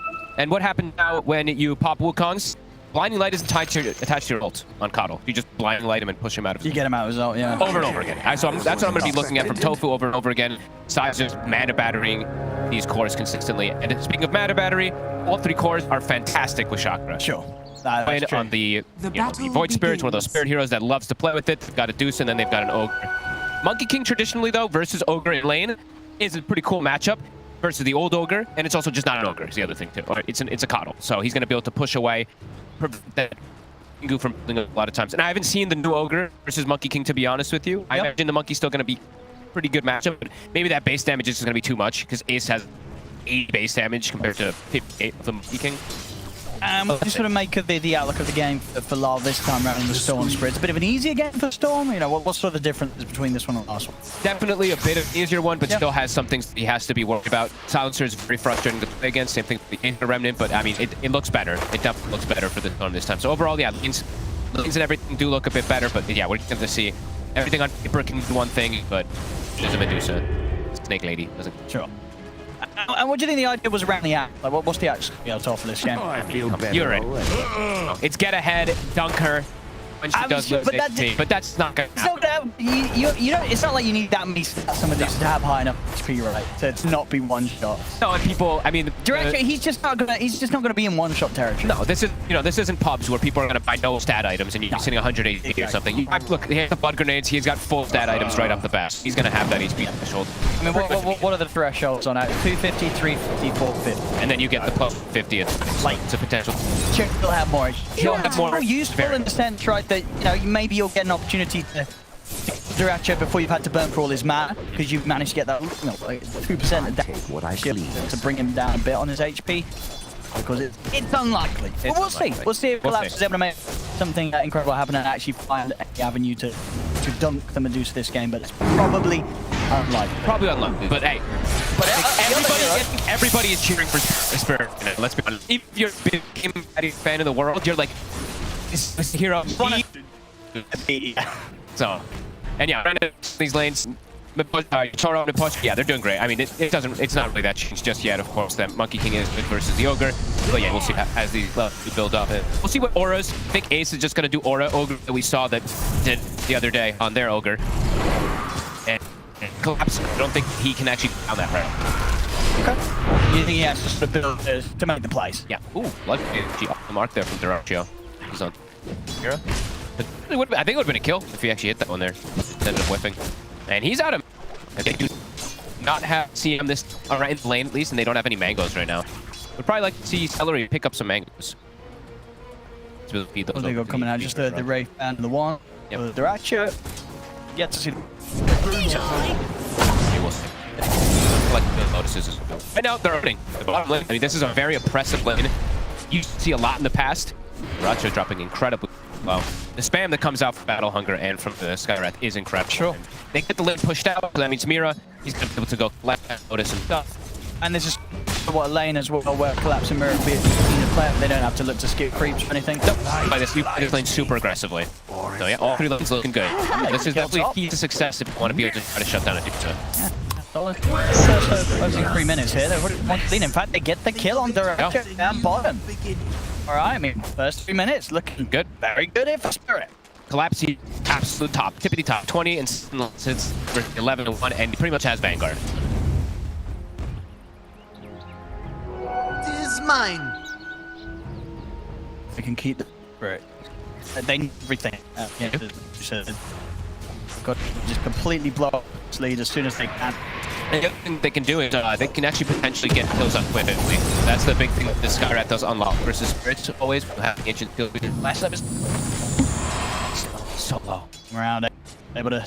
There's been a couple of times where being able to bully him out that top lane now. And this is a good move here, Mira. I love this move. He's like, I mean, Collapse is completely fine. He's got Bang done on the Axe, and this is the lane that actually poses kill threat onto an Axe with the new silencer. Look, gets the water rune. Laurel gets the top one, so Quinn, he doesn't have a refill. They're making all the right moves now in this first 4 minutes. Yeah, definitely feeling what they wanted to do with the draft in terms of the lanes, because so far the lane setup have been looking pretty good. Yeah, this is just it's a better approach. Just, will it be enough? I mean, all of us are asking that. Everyone watching is literally asking the same. Can they get this? I mean, no, definitely going to slow the start. Yes, absolutely. It's gonna be. It's not an easy lane to play against. I used to love this lane. I think it was like Wings or something like that did fully popularized out of like. I mean, pubs of course had done it for some time, but when we saw it like really prominent in pro games, it was very impressive. You always bully the carry, and you have great kill threat inside the mid game too constantly. If you get ahead, you're just constantly setting up with these Mystic Flows with the blink call. Yeah, I think it's going to be the fact that the presence of the we're going to call you. It's him at all. No, they have the bottom very nicely, and they did that melee hero. Big hit. Getting this Jingu's up and holding back with the stun. Radiant's bottom tower is under attack. Seems to live a happy life on this top lane. I think I put in Enchantress. This is a. This and his Disruptor are my two favorite heroes that I've always seen him on, so he's very securing lanes and he knows exactly what creeps to grab. He had the little satyr, whatever the hell is it called, little small satyr, Vanisher, I think it is. Whatever, the one that purges. He was able to dispel a couple of the ignites and stuff like that, and it's a very good, aggressive creep. Just move too. Start here, 2K lead. Taking the power. Not even before things are over. So they jump in with the active. Lali's already able to pick pace. Pretty low though, Lal, so won't be able to play aggressive with his haste route. Where are you going? Over here now. Got him here. Okay, they can go for Tofu. Okay, Tofu shows in the mid, but Podge can put it set up. Lal. They get it. Won't be able to take down Quinn, but Tofu turning up. Just end up getting another free kill here for the Team Spirit. Now 4-0. And Owen, I'm looking at something right now, bottom. See what Axe's level is, and look at Zeus as a hero now. There's going to be a chance. He might just be able to dunk him. If he can get the, if he doesn't get the treads before it, there's a chance we could just see one shot. I mean, that's true, yeah, because if he gets treads, puts them on strength, he'll be fine. Yeah, he'll be. He'll have enough HP. Oh my god, I'm staring at him. No way. I think it might happen. I think it might happen. I'm watching anyway. Top lane. Again. And with the Jingu in the balance. And in fact, he might just get a kill. He sure does. And they're taking double with them. They're literally every move is perfect right now. It's looking good. They're both there. The Team Spirit in this game too with this opening. Collapse, he's 6. Duratio. What's his HP? It's 2. 250 is greater than 230. It is. All right. That means it's a one shot. Let's see it. And look, he's having a much better time this time around versus Quinn, who completely destroyed last time on that Pango. He's ahead on Duratio. Treads are coming out. I'm watching. Will he be found? Top pace. He's going to get. I mean, there's going to be more kills if you is under attack. Oh. Radiant's bottom tower is under attack. He's going to get one. He's going to get one. So good seeing that stupid snake lady get one shot. Duratio. I'm talking about cheering so much against him. I'm sorry. I love you, Gladiator, but still. Radiant's bottom tower is under attack. Because that's probably the only time that's going to happen this game, and probably the only time this tournament. Yeah. I mean, immediately he's going to go strength treads, and he's going to. Wow, I can't believe I just let that happen. I mean, he's got his treads done right. But he's still on edgy. He went strength. Okay. 450 HP. It's never going to happen again. We got to enjoy it whilst it happens. But they're ahead. They're super ahead right now. Laurel has a DP, and they can set up Duratio. As soon as they see him, they do have kill threat for sure. Let's go. He shows. Oh, nice little hole. That was a big jump. All the way over the crystal, back to safety. Team coming in. Duratio, of course, really fine backups in. And now Team Spirit, they've got a run. Mira going to get caught by the chase here. Quinn in with the actual steps. The kill. He strike back. That tumbler point was insane. Won't even warn you. Traversed the ravine there. Very nice. Well, at least we got to see the big dunk once. I mean, can't we please just watch there it? Is, yeah. Put it on review. Oh, look at his smile. Like, I cannot believe that happened in a pro game. I mean, he was so close. I think what heads were coming out the Courier Duracho, so I guess he didn't quite forgot. Maybe just sort of, just a bit of an oversight from him. Yeah. 230 HP against the 250 from a dunk. You're gonna die. Oh man. I'm satisfied already. That was all I needed. At least once here. Quinn, pretty tanky. Can't actually get set up on versus level 2 seal. Duracho, Dire's middle tower is under he attack. could be able to just get more Radiant's this time over here. The lane keeps pushing into him. He's got 2 Lotuses. I don't think he'll ever go near the lane again on edgy treads. He's even, you know what? He's like, okay, screw that. I mean, let's go because he's. I'm bringing a belt of strength out. Yes. There he's going for his. Now he can toggle around and. He's not going to be into the 250. This is a bit of a deviation, though, because every single one of the deuces we've seen, it's straight Manta. They don't go the lens build. So, you know, it is Duracho adapting to the scenario that he's put in right now. I mean, what's the stat? Yeah, because at that point, how much if we're strict treads and Dragon Lance, he'll even have enough right there. Even level 2 dunk. Somehow able to find 10 levels to get level 18. Exactly. Level 3 dunk, I think, he's going to. Goes up to what, 450. Wait, what's the talent push up to? 600? It's 600, yeah. 600. It can get amped from spell amp, though. Remember that. So if he goes for the actual threshold? Your threshold gets amped. I don't know if it works now anymore. It used to work absolutely. I don't know if it does anymore. Gonna get caught, Quinn. And I take him out. I mean, he was having a good time up there until now, really. He's talking about the ticking down. We'll see Claps get in. Of course, he needs help. He'll just have a fond memory of the earlier days where he's gonna get that dunk. I want to see Spirit, Mira and Laurel probably pair up, go for a smoke play, because Mira hit 6. They've got Blink on Axe, so I think this is potentially, after Collapse farms his stack, I want to see them go for the plays onto the Dusa. Keep shutting her down, because she's starting to catch back up. Everyone on Gaimin Gladiators is starting to catch back up after those lanes. Yeah, especially when that Midas is out on Ace. Getting that kill on the Monkey King is also very important. That's going to slow down the timing. Top dog. I can actually, might get shots to the Vanguard. Not tanky enough, I don't think. Or is he is. The back of Tofu blowing him back here with the blast. A.K.A. Won't be able to finish Ace off.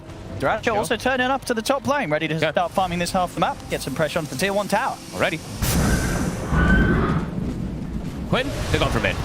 He won't be able to get this catch. The invisible Mystic Flare. Good stuff. Radiant's middle tower is under attack. To finish this tier 1 tower, especially at the TPs from Gaimin Gladiators going towards the top half of the map. So some pressure down the mid for Team Spirit. Still holding on to this 3k lead. Good move. Every time, I think Collapse just, don't show on the map too much, and this is just your time to be the absolute killer. You can literally threaten kill on almost anyone. Combo this guy right. And they are defending top. Radiant's middle tower has fallen. Yatoro's just standard build though. He's not going, at least not yet. He hasn't queued up Diffusal. He's just going for Echo BKB. I wonder if maybe after that he will go for Diffusal, because it is super value. And Lab, a nice move. He's actually just stealing some Ancients. And well, yeah, definitely one of the advantages of the stacks against the Medusa. You know, stacks are going to be made, and hey, your hero pretty darn good at cleaning them out themselves. So, Labs. Making nice moves. Here it is. 1-0-2. It's going to be one on the way to picking up the Blade Mail after this Blink and Vanguard. Some fantastic times. Yatoro. Top net work. Duracho. Found the stuff in position a bit, but still the Stone Gaze will catch him. No chance for Yatoro to continue to chase. Yeah, we see Duracho. He has been accumulating Lotuses. So great healing Lotus. Yeah, as we mentioned last time, 1600 effective HP. And okay, Yatoro, he's rebuilt his build. So he's just it's on full Monkey King standard. Okay, yeah. No deviation. And Deso over the I only can imagine because he just wants to kill everyone else first. Yeah, I guess so. Anthem's out. You know someone's down here. Under attack. Head up. A lot of heroes here, and they'll jump. Yatoro. He's got to jump away. Global will come out, but he was able to get back onto the tree in time. So unlikely they'll be able to chase him down. So a wasted global. Yeah, something. Yatoro's presence was able to bait out as well from Spirit. Sorry, from Gaimin Gladiators. But Gaimin Gladiators still get the kill. The Team Spirit looks to hold this area of the map. Collapse. He's ready to fight. I mean, he's more than ready, of course. You know, this Axe, he wants to brawl. He wants to look for dunks. Absolutely. Probably not going to get it on the Medusa, but other heroes That certainly can. Mid lane. Yep, they're setting up. See the Ogre. It's a take the Ogre. Do they have the damage? With the bling, he's got a lot of HP. They're going to get it down quite a bit to open up the dunk, but they're able to do so. Smooth moves here from Lyle. Collapse just continues to have a fantastic start. A.K.A. net worth here, 14 minutes in. This axe is massive. It really is. Blade Mail now is going to open up opportunities to get kills on any of these other heroes too. Maybe even not just the Sky has. Nice value as well. Gets in, takes that regen. He dodged the Q as well, the Arcane Curse. Mana's going to be back up to full. All right, Collapse. I mean, he has absolutely carried Spirit in a lot of different games, even going back to TI, but even at this tournament. I know, definitely set up for success to do so. 5K lead. Wait. When he's on that, he's actually just on 380 right? So because it's level 2 dunk, he's back in one-shot territory. What? No, okay, 450 is it's only 350, isn't it? Never mind. Level 12 is only 350. There's no one-shots. Unless he drops his Dragon. Probably will not. No reason to do that. Well, he's sticking, you know. Players have lost Manta styles while sticking. That is true. Yeah, I remember. Morph. Ace, Midas is done. The recovery outlet will start coming in for him. Yeah. He is pretty far behind, but Spirit. I like how Collapse is playing though. I think this is really important when you are playing these type of like blink offlaners. We used to see it so much more. Of course, the meta has changed so much that it's just these 4 bots in 90% of the games. But Midas official. It's off the map. Right? Collapse isn't showing himself almost at all this game. He's consistently playing in the shadows, so it does always maybe put some scare into gaming to show us at times here. Bottom. There is a ward though, so it's Scout Spirit's movement. It's definitely making the lane scary for Gaimin Gladiators. Yeah. Feeling too free to be able to let them farm these waves because of how Collapse is playing. Yeah, I really like the way that he's moving around. Wasn't issues for Gaimin Gladiators at this point. And they should be able to finish off this tower. 200 HP on it. The push even swinging around. They've got 4 heroes. Collapse. It's hunting. They're going to put a defensive ward down. They know they're going to lose this tower, so this is Radiant's one of the more tower is under attack. One of the wars we do see nowadays. Radiant's bottom tower has fallen. Really is so far so good. So good. But there's a Medusa. But there's a Medusa. So and a Coddle. Depends how much sort of you lie in favor of the power of the Medusa Coddle. When you see, well, they're down 5k, but these heroes are pretty crazy. And they catch back up, right? They've got Midas. They do. I mean, yeah, a few more rounds to Midas, and that gold lead that Team Spirit have will get closed upon. So Spirit, they've got to keep doing this, keep looking for action. But as I say, Gaimin Gladiators, they're playing with the right level of safety. They're not allowing themselves to get caught by this. They know that Team Spirit is going to be doing these sort of moves. And Gladiators there, for the most part, they're just not falling foul to them. They're probably just telling themselves, hey guys, the onus is on them to really move and run around and shut down Dusa, because Duracho's probably, guys, I'm back. You know, I'm completely caught back up in this game. He really is. He's closing in on the Collapse, and we saw how... They've got global. Collapse was quit. He's going to come in under the coverage of the global, gets him with the jump. They'll look to delete the Sky first. Mirror gets blown up. Toro, be careful. I mean, there's Collapse. He's in with the jump. Should be able to get the dunk off. No, he can't. The Remnant actually interrupts. They'll get the kill, but now they've got to run. Duracho's in with the Stone Gaze. Team Spirit split. They might be able to re-go. That's Stone Gaze and global. Thinking about it. Is the BKB also done for Yatoro? It is. It's a fighting build though on the Monkey King. It is. So it has to. That's how they have to play. Right? Also able to get a nice pickup here. Does find the Orb of Destruction on Yatoro. That's actually the dream. Super nice. After the dream, if you are going to go down the Deso route.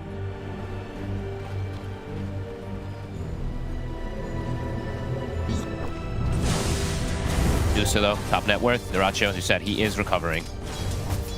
And we will see the build. Of course, from Ace, he's just going to go after his Midas. It's all auras. So that is going to be the other advantage.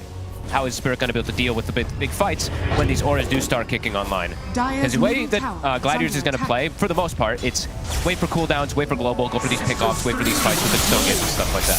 They might be able to find Duracho here. He is isolated, but let's see. Never the call. So they need a fair bit of damage to get for that mana shield. And I mean, Poshka with the impetus, this is bringing him a little bit low, but Duracho, he'll bail out. They'll TP away, and now the backup coming in. Gaimin Gladiators, they'll clean up Mirror. And they can look for more. He zips in, but he zips straight into the Remnant. He gets caught by the blast. Lol, he's dead. In the tree. They cut the tree. Yatoro's not going to be able to get the Wukong's command off. Collapse will get the call and the dunk off, at least onto Celery. But a bit crazy there from Lyle, goes straight back in. And it was the Quinn's Remnant sort of set up. It wasn't set up for the Storm, but Lyle goes straight into it. It happens sometimes when you're playing a Storm versus Void Spirit. Gotta be careful for these instant disables, even if they're just on the floor. Yeah, Quinn covering that sort of area perfectly. And I think at the time, because he was looking for Miposhka with it, but ends up getting the bigger grab with Lyle back in. Yeah, I mean, trying to get the step Miposhka. Miposhka dodges it, but Lyle, he just straight in. And they have big burst. They've got the coddle. Got that control as well. Comes out from it. Things are starting to get this fun. Necessary farm gaming. That lead here is definitely slowed down. And they get the kill. Global's going to be popped here to make sure they can't throw anything else down onto Quinn. I mean, they baited Global out. They did bait it. Quinn definitely was fine. I think. You think he would have lived anyway? I mean, look at his HP pool. That's true. He's tanky. This is the new Void Spirit. This is a universal Void Spirit. He's immensely tanky with the build that you can go now. 2200 HP. At least they forced in. Yeah, they're gonna smoke. I like this. Immediately smoke after Global's used. Look for some kills. Gaming, they're catching up very quickly. Call. It's an attempt for blind one, but it was actually Tofu on the sidelines. Doesn't get caught. He's got Glimmer. Continue to chase. It's in the area. Quinn's ready to go in. Straight in with the combo onto Mirror. It takes him out. We'll get caught by the core. Oh, the heals. It's there in time. Means that there's not a chance for Collapse to finish him off with a dunk. Quinn, he's into the trees. He's out. They will fight Celery, though. The hunt from Yotaro and Lara. It's Medusa. Yeah, she's catching up. Dire's top tower. He's getting this space once again. I mean, Team Spirit, they're doing their best to chase out everybody else with Gaimin Gladiators, but it does very much feel all like a bit of a distraction. It sure does. Not even able to get Tofu as him and Ace step out of the Wukong's command. Oh, I mean, they tried for the kill, but now that's a Wukong's down, unable to really get any type of punish play. Dire's middle tower is under attack. These sort of moves, they don't feel great for Team Spirits. They're not finding something. And they're going to start losing heroes. They're going to start hemorrhaging all over the place. Moshka, they're stunned. Brought down. Uh-oh, Owen. It's happening. Uh-oh. Well, at least we got that done. At least we got the dunk. We got the dunk at the start. I'm still happy about it. Well, that one will be in the highlight reel, I'm sure. Whichever way this game goes, deserves to be. Because outside of that, definitely feels we're falling into Medusa territory in game one. It's Medusa territory with auras that are soon going to be getting online, as we mentioned, from Ace, and there's the chakra constantly. And Topo, you see that in drums, like everything's about auras and just buffing up the Medusa so that she can just solo carry the game with Quinn just getting kickoffs. And Quinn, again, we keep talking. Dusa. Oh, yeah, Quinn's 5-4 again. He's part of every kill. He's putting the work in, Quinn. Indeed, with his moves. You know, Duracho, of course, doing a great time, having a great time on the Medusa, doing Medusa things, but indeed, in terms of kind of activity up and down the map, Quinn, whether it's Pango or it's Void Spirit, he's really giving it his all. These are my two Quinn heroes. Void Spirit was meta. Now it's back to the meta. You see, it really is here. Right, he's a monster. His Pango, I think, I was looking at like the stats and stuff. I think he's like on 11. The 12 games, he's won 11 of them. So yeah, I mean, he's just a beast when especially if he's enabled, right? He has the coddle, so got to give the credit to the supports because Tofu, he's 6. He's taking a lot of deaths. And this game, Collapse, he's doing his best. He really is. 3-0-3. He's been smashing it on the axe. And I just even Collapse kind of top form on the axe. It's probably not going to be enough to beat what Gaimin Gladiators have right now. This is just starting to get too big. But you know what? I'm trying to think the things because maybe the shard also, this could be a kind of cool answer from the axe where at some points you just call her, get the debuff stacks onto her, and then she hits for no damage. But the issue is, are you going to be able to kill her? You can't just ignore her forever. Oh, I don't know. I'm trying to think of stuff here, right? And does that attack reduction stack additively? So the 6 stacks will be a 90% attack reduction? Yes, but it's only on to axe, if I'm not mistaken. Like, only axe takes damage. It's not like she does 0 damage, right? That is true, so... I mean, at least Collapse will get to live. Yeah. Dire's top tower has fallen. Yeah, I'll have to live a very, very, very long time, of course, to be able to get enough chances to spin, and get through that mana shield. I want to see them use they have a timing coming up here. So Laurel, he's got BKB. I believe Deso's almost done on Monkey Kim, Blink BKB, and Blade Mill done on Collapse. This is a timing that they have to try to probably look for fights here because, as you said, Medusa, Scotty's now online. They have Reeves as well, too, so it's all kicked in now. It really has. Let's see if they can. Toro. Okay, not quite the Deso yet, but very soon. Not quite as slow now. As well. And we'll see. Yeah, we'll see if the approach of just trying to kill all these other heroes as quickly as they can will work in their favor. It's tough. Got to see that before earlier. I think when in the tournament when 9 Pandas went against the Medusa. Very much the sort of they had like a void. Didn't buy any sort of diffusal or man to build up. Just went for full DPS to kill all the other heroes quickly. But they did have what, like triple halberd as well. I thought they did that game. They were picking up the halberds, which is we're not seeing any halberds this game. No halberds, no auras from the side of Spirit. Well, yeah, the disarm definitely seemed to be a good way to try and play if you're going to do that sort of draw. Be careful! Oh my god, he almost zipped into the remnant. That'll be fine. We'll be able to get away. Cost him his whole mana pool though. Sure. And it's always this. The one threat also is if Spirit does make a move where they look to jump, there's good global 99% of the time. So they have to like, you kind of have to full commit or bait the global and reset and go back in some type of attempt. As yeah, I feel like gaming, they're just, the timings are absolutely, they've been hit already. Duracho, he's now just farming stacks too, level 16, full Scotty, on his way to the Hurricane Pike. And finished in no time. 300 last hits.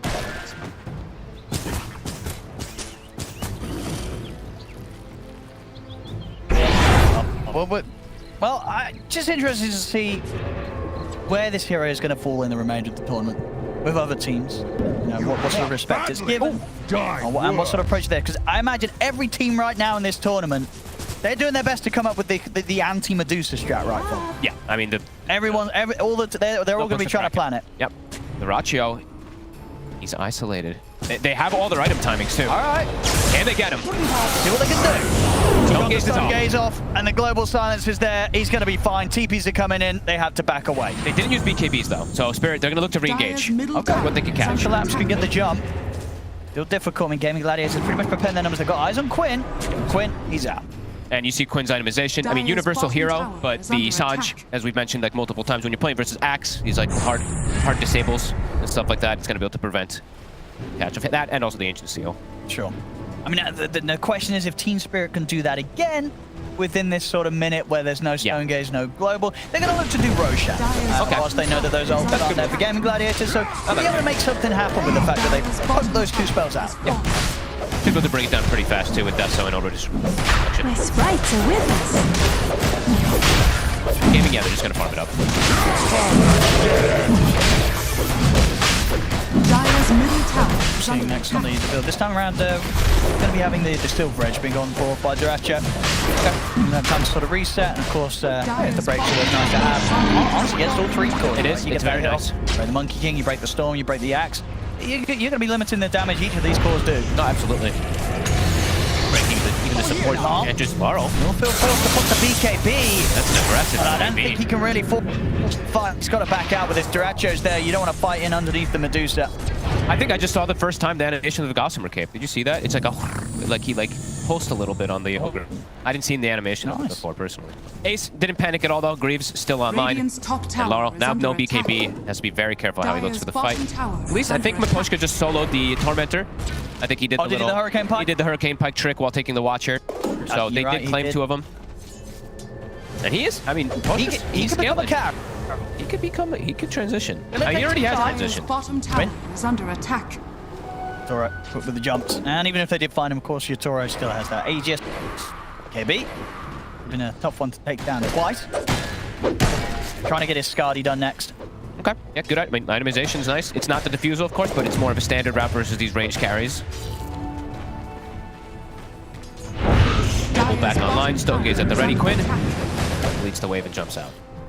They can maybe get that sort of blind stun with the Boundless to set up for a call, but Quinn not going to get caught today. Treasures. Collapse just running them now. They're really doing their best to try and find some sort of, again, Gaimin Gladiators. Too tricky to find. Collapse. Ratio, Shadowblade. Got a dust. He's going to be able to put the Manta in the Stone Gaze. Backup's on its way. Coming. Duracho playing very aggressive here. Pretty isolated. The global's there. The mana's getting low. They're going to have a chance to kill him. The mana's gone. They get him with the call. Can they take him out? They can. They bring the Medusa down, and now Spirit, they'll absolutely look to push for more. But Ace, he's away with the TP. Tofu, he's also able to get out of there. So Duracho will be dealt with.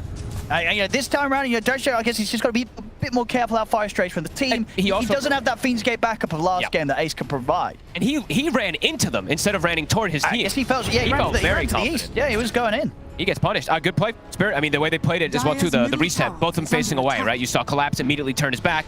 Laurel as well zipped away, faced away. Yeah, they played that really well. Yep. And they have to, right? Any sort of chance that sort of gets handed to you where Dyrachyo is split from the team, you've got to play it perfectly. You cannot let that opportunity slip away from you if you're Spirit.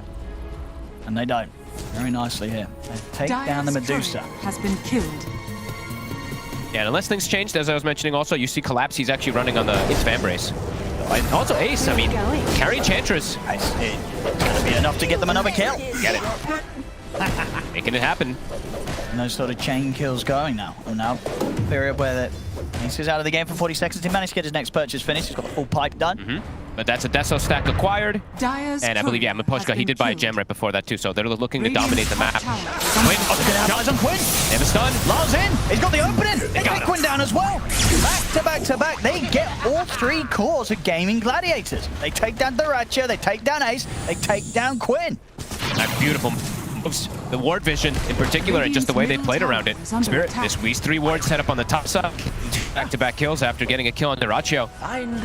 Apps now also setting up toward bottom. Wanted to play this on the hardest of difficulties. With sort of what they let Gaimin Gladiators get their hands on. But with these sort of moves, they're showing that there's some hope for them here. Yep. Radiant's top tower is under 20 as well attack. too, so threshold, it'll increase very soon.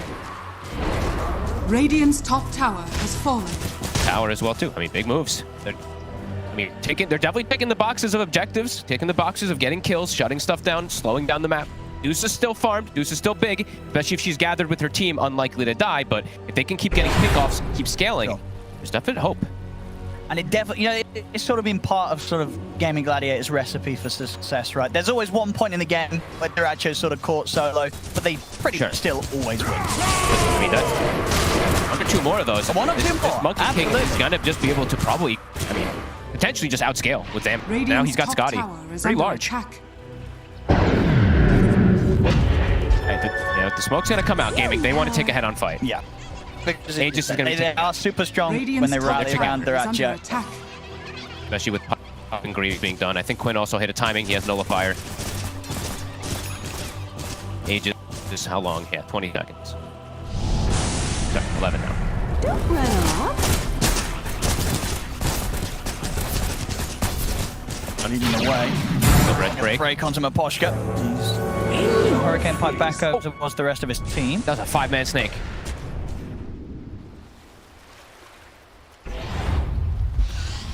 Spirit, they'll smoke up themselves. They broke the smoke. Selfish. They were grabbing it. Are scanning. So, okay, DD is just about to wear off for Yatoro, so we won't have that fight. Gaming's re-smoking. They really want to take a 5v5. Don't want to get caught split. Do they know where Spirit are, though? Dire's middle tower doesn't is look like under it. attack. They're starting to ping it out. They're starting to have an idea of it. Ace, he's showing himself some gaze. So you did the tank the heroes to jump. They're going to try for it. Glimmer Cape's there. Ace, he's still alive. He's able to walk up the height and he's going to get out. And indeed, frozen by the stone gate. Yatoro gets the trouble. Come up. No. They have to get out of this Wukong's command. Just keep away from the Medusa, but he will not escape. Because in a minute, while Collapse makes the jump, he's able to get one of the dunks off. Because Dyrachyo, he's still alive. They're killing the other heroes. Ace also to get taken out. Dyrachyo and Tofu is still alive. Mira will try for the TP, but the crit comes in from Dyrachyo.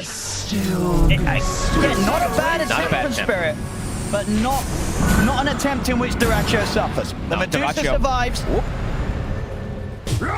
Oscar will needs to get up. The Manta dodge of the call. But no, obviously not a dodge for Tofu. As Tofu goes down, Lyle's out of mana. So they jump back in for the support kill. He's learning low on mana. He is indeed, but so's Lyle. Lyle's gone. See if Collapse can clean this up. He's got through the entire mana shield at Dyrachyo. Can he get through the HP? He doesn't have the backup at the edge. Can Collapse do enough damage? The buyback, they're even just bringing Tofu to be able to give Dyrachyo mana. He's got it as well. Get in for cool off with the blade veil. Collapse. He's going to have it. He just punched him. Collapse. He's doing it. He's doing it. This acts. And he's going to Spell Amp build, Owen. He is doing it with a Van Brace as well, too. So look at the dunk threshold. Oh, you're right. I'm telling you, it does increase that threshold. Okay. I mean... All right. 507, showing that he can absolutely be the hero to clean up a Medusa at the end of a stretched out fight. That was pretty sick. I mean, sick plays from both sides, honestly. Yeah. Like Daracho with a Manta dodge, he swaps items in to try to get Healing Lotus, but Tofu, the buyback comes out a bit late. Yeah, couldn't get to him in time. Bring it down, Snake Lady. Collapse, he's done insane things in the past. I mean, some, of course, incredible stuff right up into the TI finals. And honestly, if you're going to beat Medusa nowadays, it feels like you've got to play every game like it's the TI finals. Oh, absolutely. Collapse, he's been there, he's done it. He's ready to do it again here today. What's the threshold at now with all this? 732. I mean, it's pretty high. It is. I mean, still, unlike most of the time, if Collapse is going to be building Medusa, anyway. It's going to be indeed those situations where he's out of mana on the Medusa anyway, and you're kind of just killing him with the spins alone. So we still want to see some of those comical situations where Daracho's getting dunked early in the fight. But if the fight goes on and the blade mails come back, he's able to stay on top of the Medusa. You know, the whole approach of Spirit, especially like your Tauros builder, killing everyone else. Yeah. If it means that Collapse and Daracho are left alone in the ring at the end of the fight, then that could continue to work out again in Collapse's favor. Because it also works on counter helix. That's the other important thing too. Right? It's not just the dunks. Oh, sure, yeah, more spells on the spin. More spell damage on the spin. Yep. Yeah, absolutely. And it's pure damage.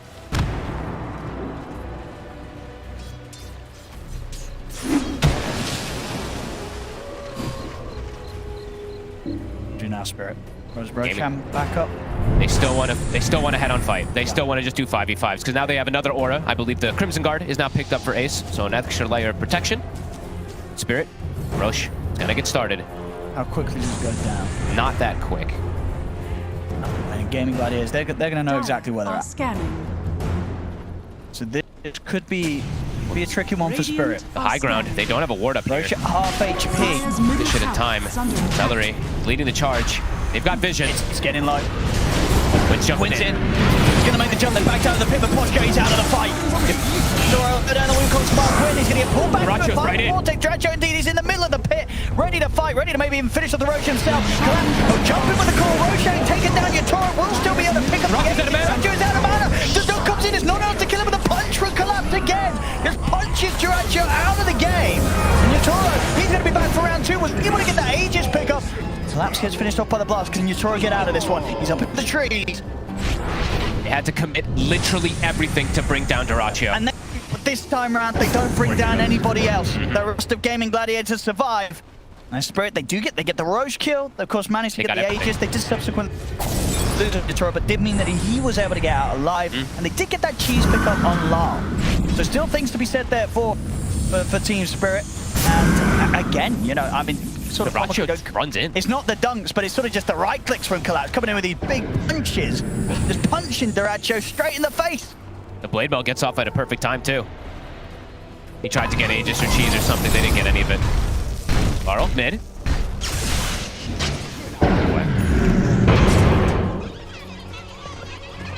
Full ags now on Tofu.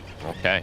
And so yeah, he's gonna get the ags himself and the axe collapse. Okay, cool. I mean, just more tank ability and stuff like that. Always nice. Poshka. Solos it again. Look at Poshka too. He's got a moon shard, Owen. He's big.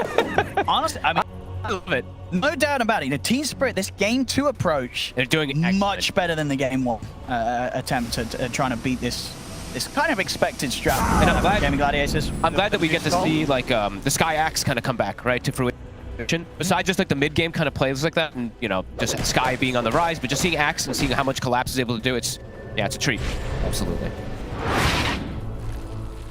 Very close game, very tense moments. But yeah, definitely a real solid chance. Yeah. Because the big thing as well, kind of the impressive thing, the last fight from Spirit, was the fact that they did kill the Medusa without killing anyone else. It like they were sort of weak in the team fight situation. They went in on the Medusa, in onto Daracho. All the teammates were alive, but they couldn't save Daracho. Daracho's up here. Yatoro, a very aggressive jump, immediately caught there. Oh, no. He's out for 80 seconds. Jumped the gun a bit too much. I trade in, and Team Spirit, the rest of them were not able to back him up. Okay, Maybe he thought, I don't know, did he see the Ratio mid there? or something? But I think they saw the call. They saw him get the shard from the kill from the Tormentor because it's a global message. So they have to know the recall is going to come. But you don't see it if you have him muted. Oh, these he has players Tofu mute each muted. other. If you mute They didn't fix people- that yet. Huh? Did they fix that or no?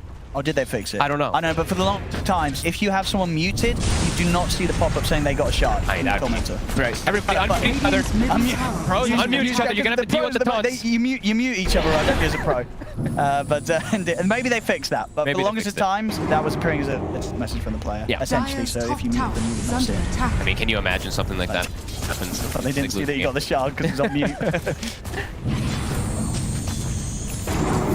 Push commencing. Group up, as we said. They're setting up Aether Rem. Top of Duracho as well. Quinn now has Aghanims. More silence. Yep. 20 seconds. A painful death there for Yatora. He had spawned out too, right? I think he just fought the Orchid before it. One of the more painful deaths you could have in the game. I've been Let me back up. So Gaimin Gladiators. They won't stick around to push for more. Nope, they're gonna play around their vision. Toro just to be so careful. treasures. The items. He's got a halberd now, also Ace, as we said. He always does this. Are scanning. Plays this type of heroes, and it's a, I mean, Ogre as well too. You cast halberd. Radiant's catch what? middle Storm in a... tower is under Honestly, attack. catch the enchant. Cantrip, yeah. Honestly, it's not pretty different. You're feeling pretty good about your impact in the fight. Ace has to be the modal winner. I think during the Nature's Prophet patch, the last patch, he started taking like a role. Hey, I'm carrying as well too. I'm going Mjolnir. But now, the full aura meta, he's embraced it completely. Yeah, Literally it was actually right that kind of in the last patch was sort of the first to sort of every time we played Doom, right, he would just play Euros rather than getting the Midas.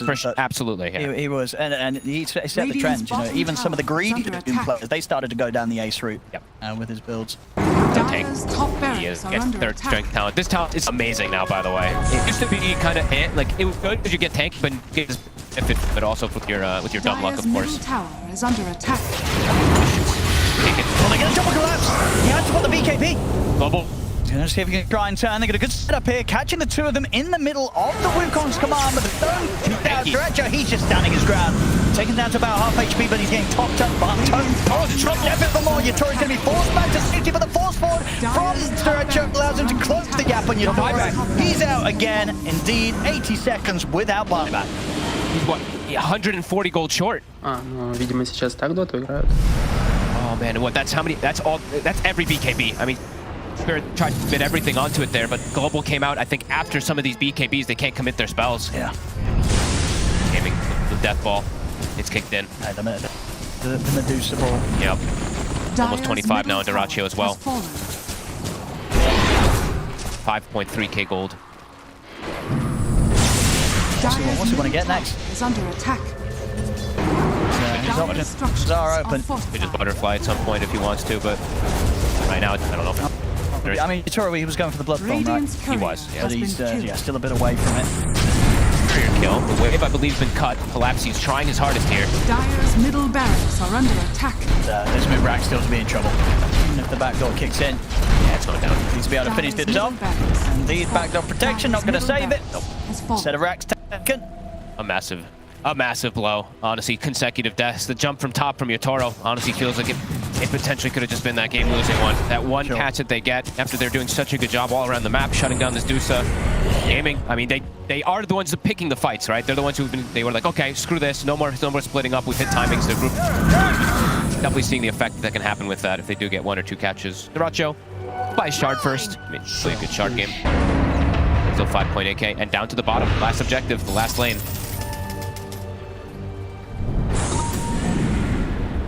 Sneak in, see if we can find any action up it. Nobody outside of the base right now. Spirit holding the high ground. Claiming 25. Wisdom rune if he wants. Yep, he's gonna go get it. Easy 25. 25 in a bit. Dire's bottom Want to be tankier? tower is under Nope, attack. doesn't need to be. That talent's too good. Load of money.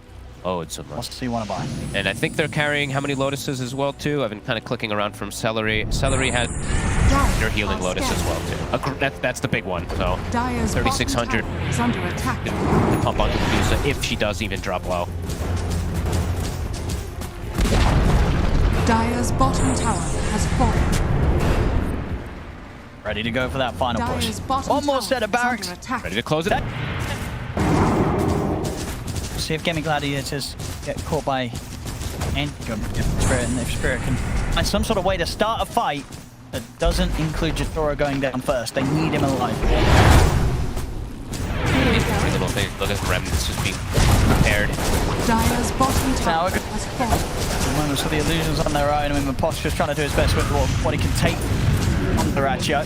And honestly, kind of works. You know, he's able to sort of hold the defense on his snow. And Yatoro does get the blood. He knows he has to. He knows he has to commit. You got to right? go all You have to go all in at this point because they're just gonna siege. Yeah, absolutely. Yeah, 2 lives without your next pickup. It's going to be much less chance of having an impact than just having one with the complete diamond. Maybe with this, if you can sort of stun lock, get the Bloodthorn down, you can just blow up one of these targets. You've got to do it twice though. Naracho, he can just buy back and get recalled. That's true. Or buy back and buy boots travel. Yeah, and he will. He's got all the money in the world, Duracho. You have to. I mean, it feels like a 5-man, honestly, like a 3 to 5 man call. Absolutely necessary. 3-man or 5-man vortex or something like that, and even then will be enough. BKB. He's going to be able to silence away, but the global indeed comes out. He's healing up. He's able to get the jump off again. Holy moly, he had to use cheese. He uses BKB and cheese, but global is down now for Gaimin Gladiators. We'll see how much of a difference that makes. He's still able to push in. He's going to jump, but the Rebel was laid down. Close gets caught by the call with the BKB bottom direction. Let's go with Wilco's command.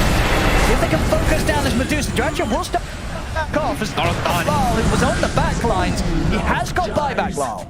And he'll feed over to Duracho. He's backed up to near full. And jumps there. Working onto Yatoro. Yatoro's got no buyback on him. They're moving for more. Triple kill for Duracho. He's going to look to clean him up here. As Mirror ultra kill. Collapse the last one left alive. And the rampage. There's a vortex. They're getting Duracho's mana down low, but maybe. Duracho's getting low for the Tofu. He's in with the top up. Provide the extra bit of mana. Duracho pushes forward. He really wants his rampage. They're not letting him have it. See if this is going to be quick enough. Granted, it isn't. So at the least, Spirit will be able to deny the rampage, but they will not be able to deny the win. As Gaimin Gladiators cleaning them up. GG is called. They'll take this best of 3, 2-0. As Spirit, it was a good first shot. This was, respectful try to deal this sort of with this Medusa lineup. We got the highlight clip at the one that earlier on, but other than that, they just they didn't have it in them. They couldn't take this down. Duracho.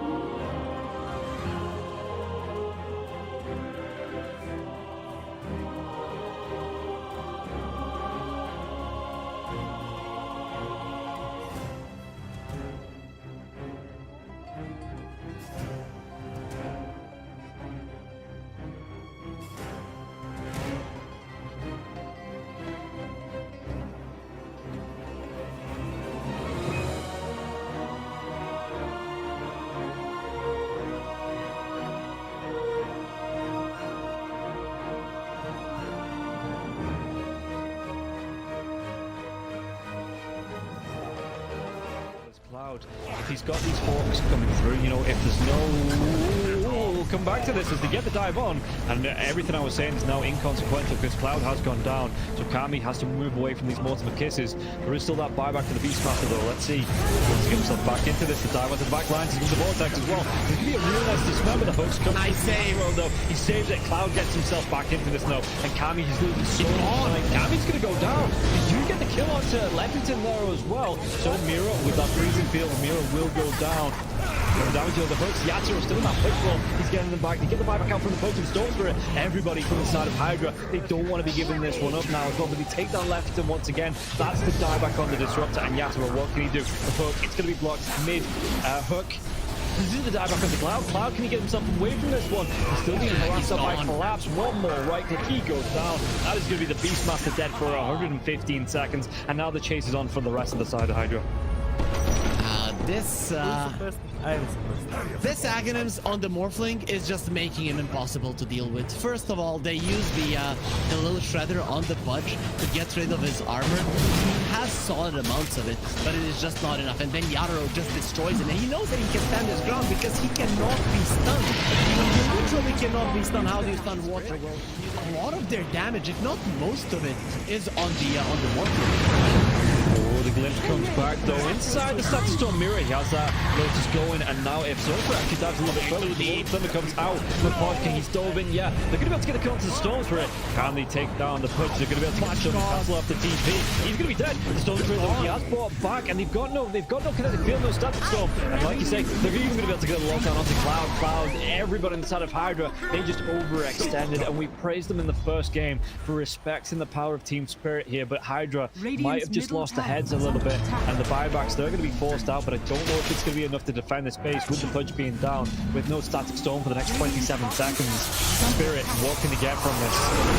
I'm worried though, they're going to be able to get it. They get two, they do! They take them down, the cookie comes out, the Yatoro, freezing field, they might lose. Happy, is this the dieback? They do, to break the Linken Sphere though. Morphling. Law wants to come right back into this fight because you have the boots of travel to do it. It might take him a little bit longer now. No boots of travel though, so he's going to have to use the blinks to just do it by foot, it seems. Level 25 Storm with a beast. That's just so much damage. They're going in for the Morphling. He doesn't have a buyback. No, he gets. Do they get the kill? He goes down. Warwick has to go down though. It's going to be him left alive. No, it's not. The creeps are pushing in. There's no buybacks available on the side of Hydra, and this is going to be 4 heroes, even with the death of the Morphling. No way Warwick defends this. It's pretty much over. They don't have the glyph. The game is over. They gave it their best. Hydra, they made Team Spirit work for it. The team that is most likely going to be at the top of Eastern Europe DPC Division 1.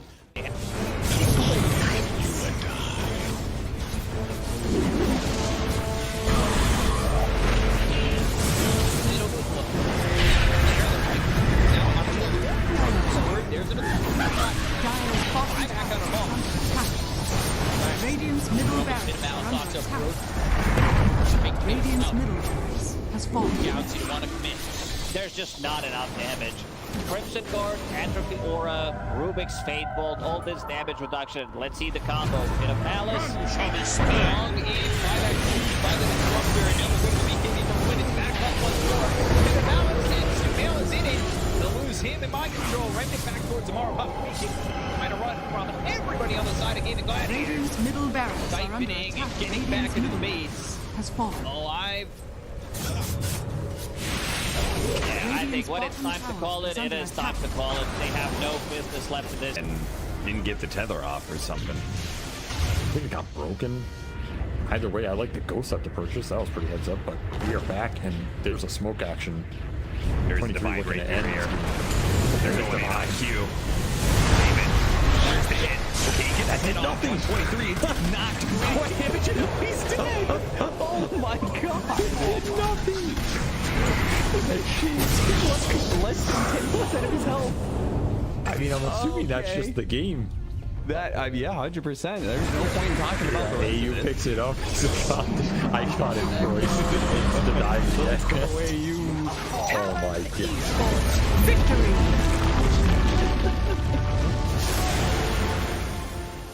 We finally get to see them have a little bit of lead, but they need to have good vision, good entry to engage. We're down up on high ground. Or Bulbaca, Red Panda, this would be huge if we can find a Static Storm before the Tombstone. Not bad. Stun from Lulu. He's thrown now over the there. Starting to drop down. I love TK control for the moment. He does manage to get that one away. And the Supernova down. TK barely surviving. And it's just going to take one down as White Album to dodge, to hide away. The heal's coming in. They hoping for a save, but the PKB is out, and they're going to jump onto him. He has to back away. We have lost White Album again, and now Mango in trouble. Who is gonna drop? Aster, these fight so well, and they couldn't take down that Undying before the attack.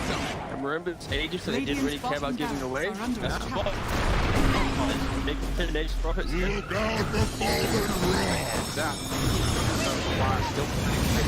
Stun is out on the today. Didn't have a BKB available. Mobica dropping low, but and on back in. They have another off Mobica. Doesn't look like it because the black hole is there. That's on the edge. He doesn't have multi to come back. And Aster, they might take full advantage. Move. Radiant's bottom Rax has fallen. Up the bottom. Finally, Aster full advantage. They're building. Radiant's middle tower is under attack. Oh, just for a brief second, had more network. There it is, back again with the higher network. When you click on the L, it's not really an inspiring network. Blink, BKB, Radiant. You might be able to get on top of a hero, but that's not the shot. That's able to 100-0 here. Like even this Undying inside Scattered Storm, able to then get up the slash god and from away. They have that trying to keep him alive. Makes the move, and again, into this fight without Monet here. Pretty good for them. Right album, but now Monet is out. Now they're a lot of trouble, but they he managed to kill him. Okay. Alright. Pops ulti. Now the turn. Punching. Blade to get away. Sort of survived that first salvo. Very strong. Supernova down, pops the BKB.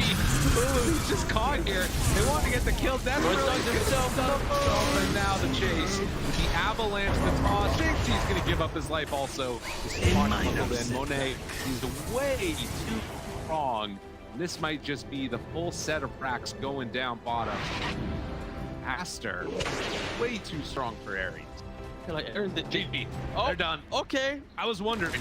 It looked like it was that type of game. Yeah, it kind of was. It's like a game where you're an out, not really ever been in the league, victory hasn't really never protected himself.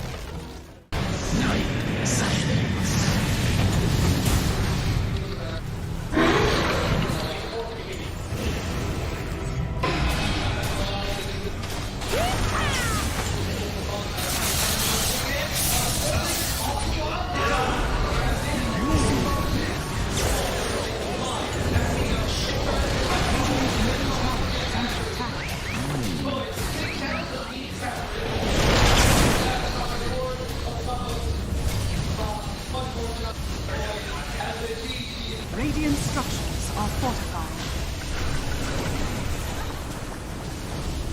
Radiant's middle tower is under attack. Radiant's middle tower has fallen.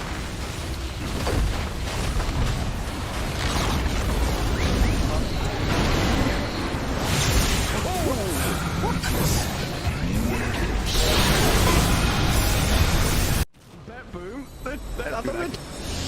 Everyone's just standing. How are they just standing right now? I can't help but fidget with my hero half the game. I'll be running around in circles. Yeah. Pirouetting on the spot, the song, blinking from Pure, they see Yatoro, 3 lined up, potentialized path play, they're trying to go in, Toronto Tokyo, blown up by Collapse, has to fight back, Yatoro gets up with BKB, Pure with another song, sprints in, who are they aiming for? Where is the target acquisition? They can't catch anybody, Collapse, BKB runs down south, Lol being chased out as well, oh my god, 9-4, Hazy on disc refresher, blinks to high ground, gets away from danger for now, Pure, what's he up to? He's back to the high ground too. Mirror image out, Aegis claimed, Lol in the fire, still surviving and blowing up GPK. Team Spirit nothing to do. Sprinting out their base, they don't catch Nightfall on the way out, he's blinked out of the range of Mirror. They're still hunting though, and he's going to find Toronto Tokyo. Who cares, Gem? I see Jakiro. Eon disc popped. And with his rapier damage will make short work of a twin-headed dragon. Unstoppable. Laurel, the collapse waiting in the back line actually worked. He stormed out of the tree line and he just then started eviscerating the 2 supports with the help of Laurel. He completely jumped over. They dodged everything that Naga was trying to set and prep there. And Yatoro was also just firing the cannon from the top there. Did the combined damage of Collapse and Laurel together. He is a monster. Oh, Pure. Lol. Oh, God. Nightfall's going to get a bit of vision here with the Hawk. Imagine. Can they? Imagine. Will they? They have to do something kind of crazy. They're going to be losing their base pretty soon. Lesh has buyback. Naga Beastmaster have to get back to base to defend. Drow Rangers up here. Tier 3 gone. Barracks to follow. There is no buyback or collapse though. That's a big one. And Mira. Radiant structure. Look at all the wolves. Look at all the summons. It's vulnerable. Mira gets away from there. Help of the Glimmer Cave to jump in from Lol. Disruption of self-save. Barracks taken out. Lol. Oh, tries to fight. Nightfall. He'll just pop, but he can't get any control of Lol. It's Lol. Puck is all over the place. Now they go into the GPK though. Aiming for the puck. They're going to find him at long last. They get him and the rapier's on the floor. He messed up the phase shift. He canceled it. Oh no. Did you see that? I'm not crazy, right? I don't know. Yeah, he phase shifted and accidentally ended it. There's an Axe Blessing recipe. There's a rapier. There's all sorts of stuff everywhere. An Axe Blessing recipe. What's that there? Okay. Not sure what the story on that one is. Meanwhile, save. I think he had a refresher shard, right? Because Laurel dove him. He disrupts himself, and he tries to kill him again after it save just refreshes, and then uses it again. How have they not got the breaker? Now there's another DD. I don't think they care. You know what Toronto Tokyo's going to take it, is he? Oh yes, the Jakiro with a rapier. Coming to feed it back to them, guys.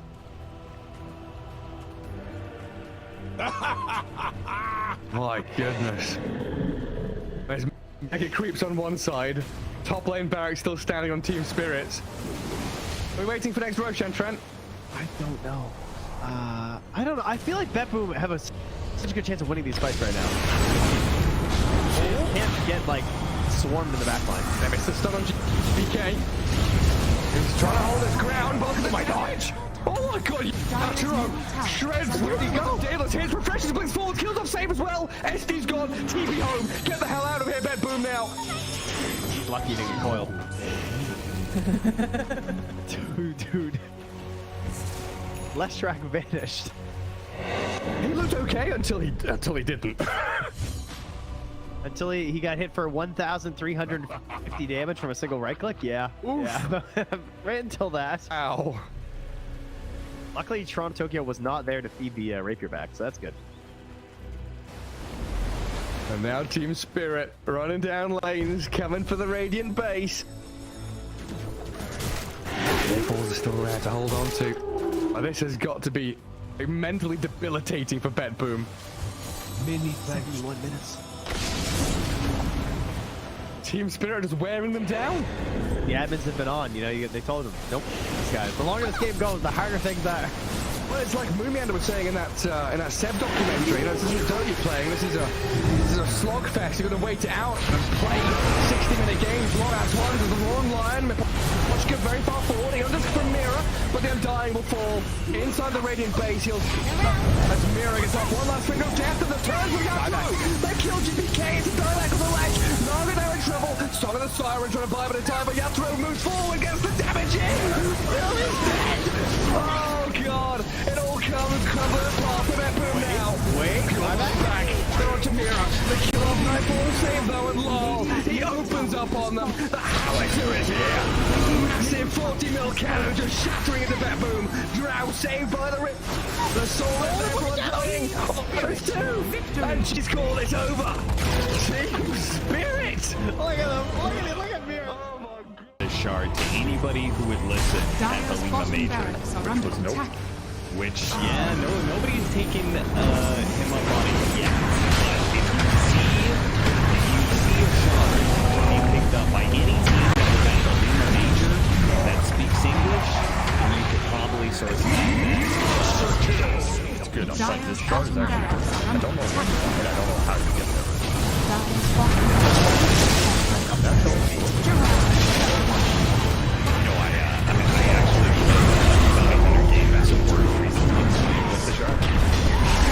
Pretty good. I think that's really good for sure. Oh, yeah. Slark with that shard is crazy. It's actually a broken strat. If Jowly is still on top, he can take that. Maybe that needs to get back on top. Shadow Walk is way back to the bottom.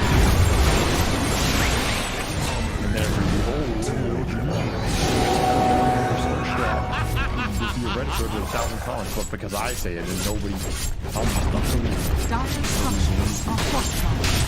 I will say the other good thing about Bounty Hunter, but we've got two different memes here. The Bounty Hunter shard, the Magnus Ag. So he does have extremely high base armor, and against probably has highest base armor, starting base armor in the game, which can make him really good at the laning phase for trading. Yeah, he's versatile. Terrible. Oh yeah.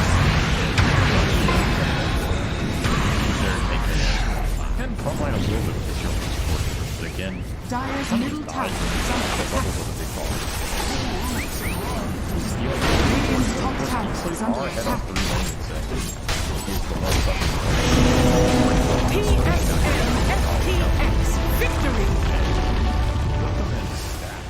Midas was being, so they have an inkling that this is going on, but they jump forward, find the Son of Spectre. The Doom is there, Force Staff, keeping him alive and on the other side of the fissure, but there's way too much damage, and the rundown is going to be there. MC is gone, GH is gone, and looking for more. 9 jumps back in, finds Kuro too, tries to get out of there, does not have a way to escape. Mar is completely under control, P2 is going to die.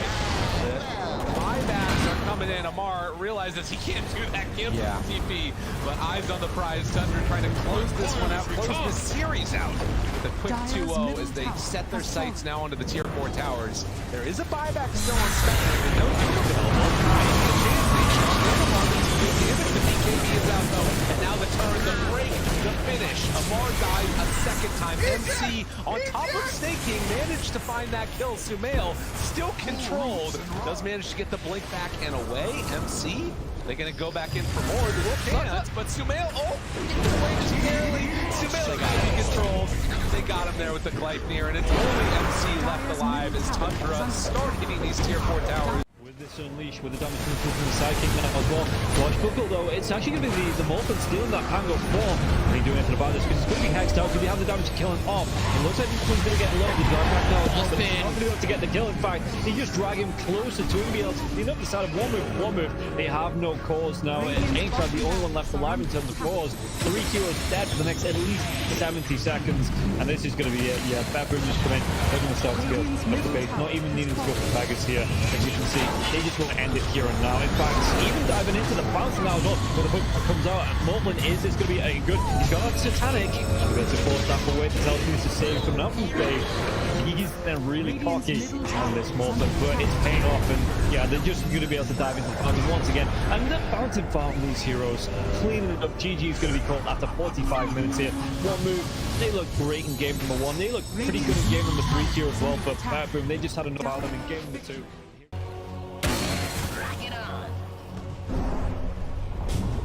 Dire's middle tower has fallen. Be right. I keep my enemies close.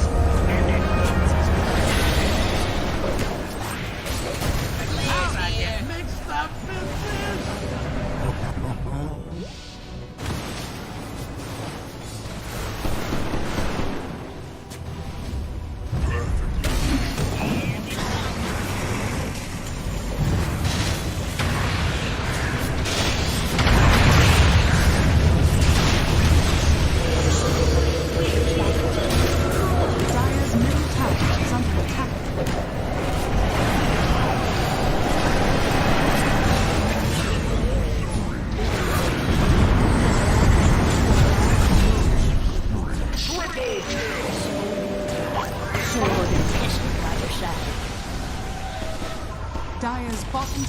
Dire's bottom tower has fallen.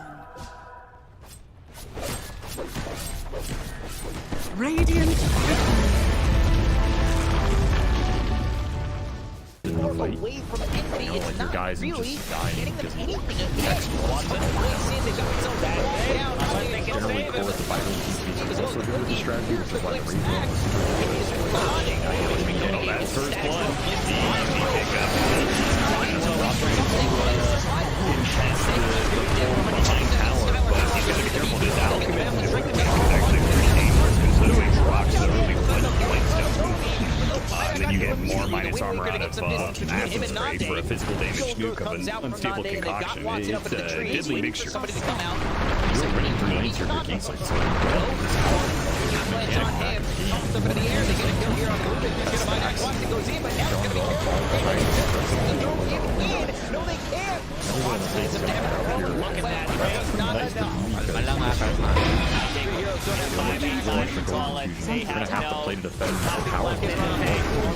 Yeah, we'll finish him off. Watson beyond Radiant's godlike. bottom tower. And that's going to be 2-0 here for the side of Drew's not having a whole lot of fun with this. 10 stick charges, and he did manage to at least get the Dingo stacks off of Bound and Strike.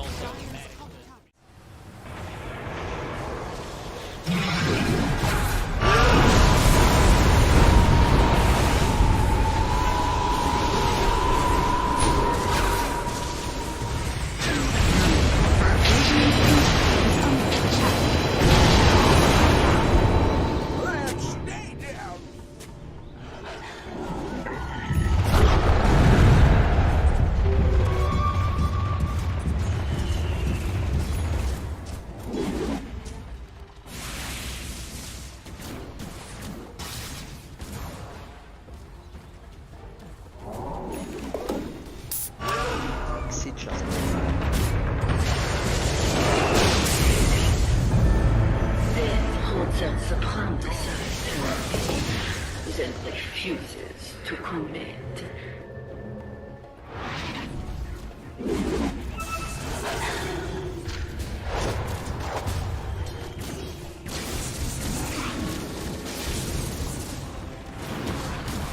Sanaba.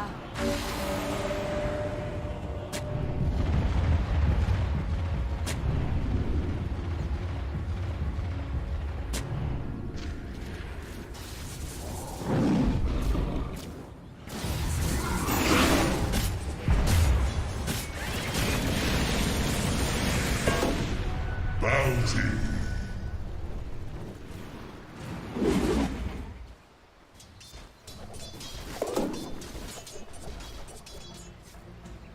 Vanish.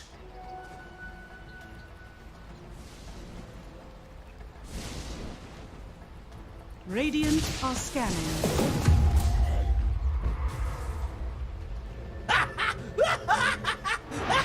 Dire are scanning.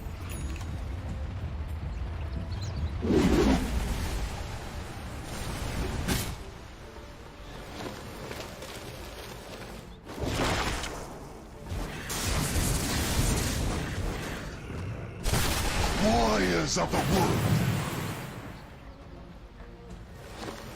Radiant's courier has been killed.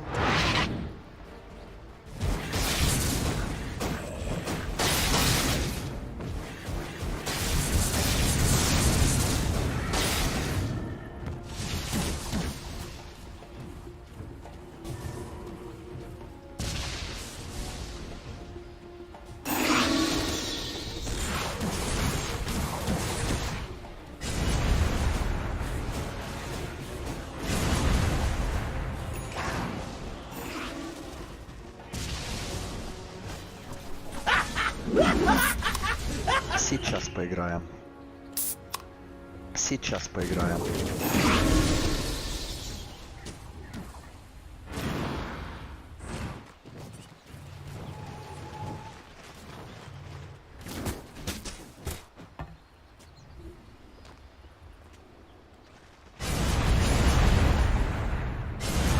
Bit on top of their over 1,000 points that they have already, and I think we'll put them guaranteed at TI. And OG, we all know that everybody apart from Team Liquid in Western Europe is starved for those DPC points, so they really want to win. And we're curious to see how teams are going to deal with the Medusa, banned or picked or ignored, maybe per gentleman's agreement. Oh, maybe if they uphold. They shook on it.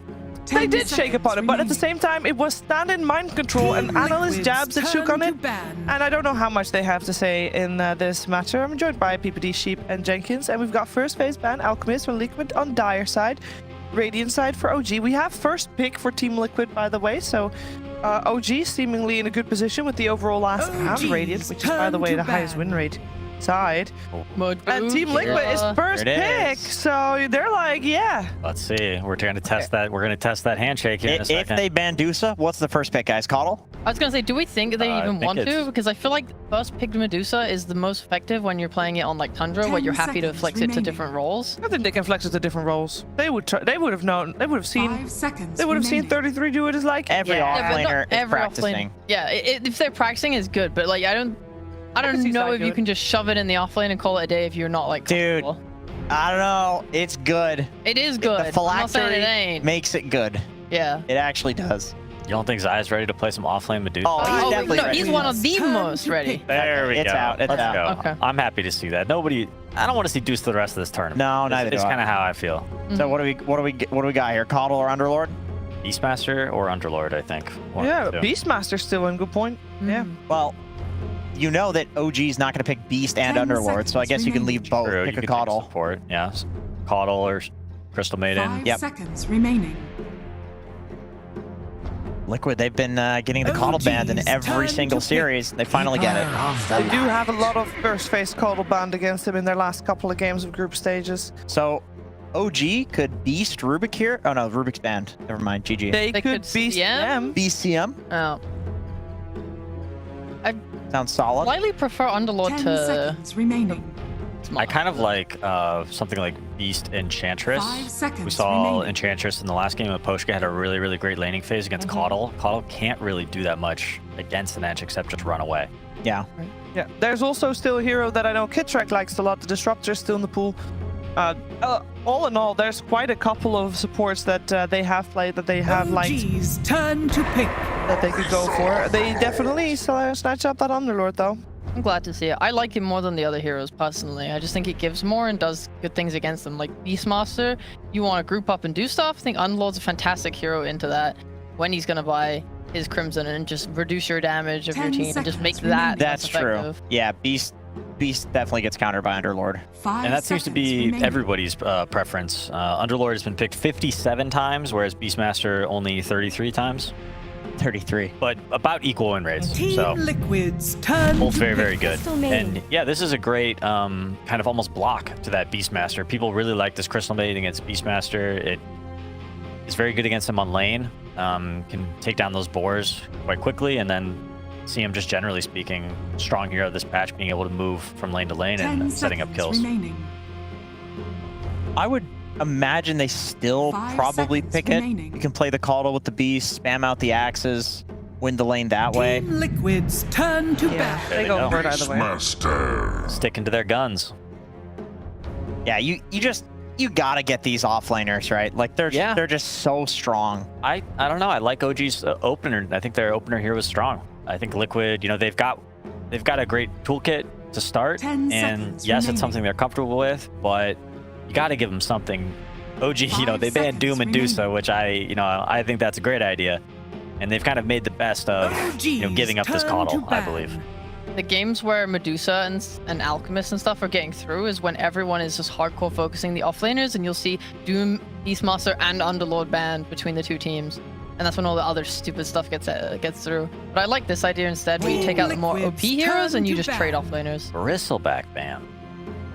Were we expecting that guy to get out? Liquid has played the Bristle plus Coddle. I don't remember if it was in the group stage of this tournament or if it was at the end of Dream League. I think we saw it in Dream League, right? Dream League, yes. I want to say Dream League as well, yeah. They lost 10 that game, seconds but yes, remaining. they did do that. They just want to make 5 sure that they seconds remaining. don't have to deal with it, perhaps based on what carry they have in mind. They'll probably be banning carries to protect their offlaner, so possibly an Ursa ban to follow. Team Liquid takes out the Tearblade. turn to Quite a good ban. laner up against Beastmaster. All that up with the Wisp ban. I think for both sides, Alchemist. Oh no, Alchemist banned first phase, of course. Of course. He thought. GG. Carries. I wonder if OG feel like they have enough against a Monkey King, because I know 10 Liquid seconds really love remaining. that hero in Yeah. multiple positions. Monkey King Ursa, probably the two biggest lane 5 dominators up seconds against remaining. Underlord, yeah. Underlord. Yeah. It is pretty crazy how much the draft is freed up without a Medusa. In the previous series, we constantly were like, ooh, what does well against Medusa? And it basically, Yeah. the whole draft is all about how do we solve this hero And now it's like, okay, everything can kind of work. Let's see what they come up with. Oh, sorry, go on. No, I was gonna say I feel like when Dusa in the game, and then I think Storm to some extent is somewhat similar. Is the thing we're talking about all the time is like who's got mana burn, who's got mana restore, and that becomes like a central part of the draft. You have the Coddle, the Wisp, the CM, the Pugna, and there's a theme to these heroes, and it's been defining the meta since we came here. Yeah. What were you gonna say, Sheep? I was gonna say Medusa is absolutely just insane because I watched the Shopify game versus Extreme where they lost with Medusa, but it was against Anti-Mage, Doom, and Pango with Diffusal, and they nearly lost that game. Like, the Medusa was legit, like, taking their base and stuff. Like, they only lost because there was, like, some throws, and because their drafting, in the end, kind of... They didn't have, like, enough stuns to let Medusa output her damage in, like, the later portions, and it, like... This hero is just too powerful, even in the face of mana burn. It's crazy because you can rush like a butterfly, you can do all these things. This is stupid, and I hate it, and I don't want to ever see it again. Well, we probably won't, so that's it's gone, man. It's in the past. It's out. You need like 2 halberds. That's what they had as well. Like there's so much net worth you have to invest into countering a Medusa. There's got to be another stubborn team that's gonna let it through. Tundra. Probably, and they'll lose. So I bet the Tundra is gonna try to let it through. I think they know the power of the offlane Medusa, so they probably won't. I guess so. True. For Liquid, looking at this game, I could see them honestly picking up a Sven just because they've picked it in like most of their games. Very, very possible. Just comfort, absolute comfort for them. Great with all the B-stores as well. Good with Coddle. Is it good against the Underlord? It's probably not that great against Underlord in lane. I mean, if you have other supports that can rotate and kill the Underlord, then sure, yeah. I don't think many carry heroes actually feel the pressure of Underlord. Underlord is this hero just kind of pushes out the wave, and the carry ends up farming underneath the tower. Yeah, he gets his own farm, you get your farm. Yeah, and Sven's a great hero to get his basic kit out of laning phase and then head to the jungle. Same thing with a lot of popular carries right now. Dark Willow though, that's a bit of a new hero. Yeah, we saw it a couple of times, I think at the start of the group stage, and I think during the last 2 days of Dream League, a.k.a. the first couple of games on the new patch as well. I don't think we saw it in Group A. It's because it's Taiga. Yeah, Taiga really Taiga's loves Dark special. Willow, and he played it throughout like 4-2, and he just likes the hero a lot. Are there any combos like with this hero? I know like remember Morphling Willow was a thing for a long time. What can we expect here? We see Monkey King. Just for keeping the brambles in the Wukongs. Okay. Oh. Yeah, I tend to enjoy it when they pick this hero against stuff with mobility. Like, they'll pick it into the Storm Spirits and stuff like that, and it works. I think it's less about combos sometimes for them and more like Taiga feels really good on the hero, and it gives him a lot of agency to make plays, because Taiga usually thrives when he has the opportunity to, like, go kill someone alone as Willow, or, like, be a real kill threat nuisance in fights. He just tends to, like, get a lot out of the hero.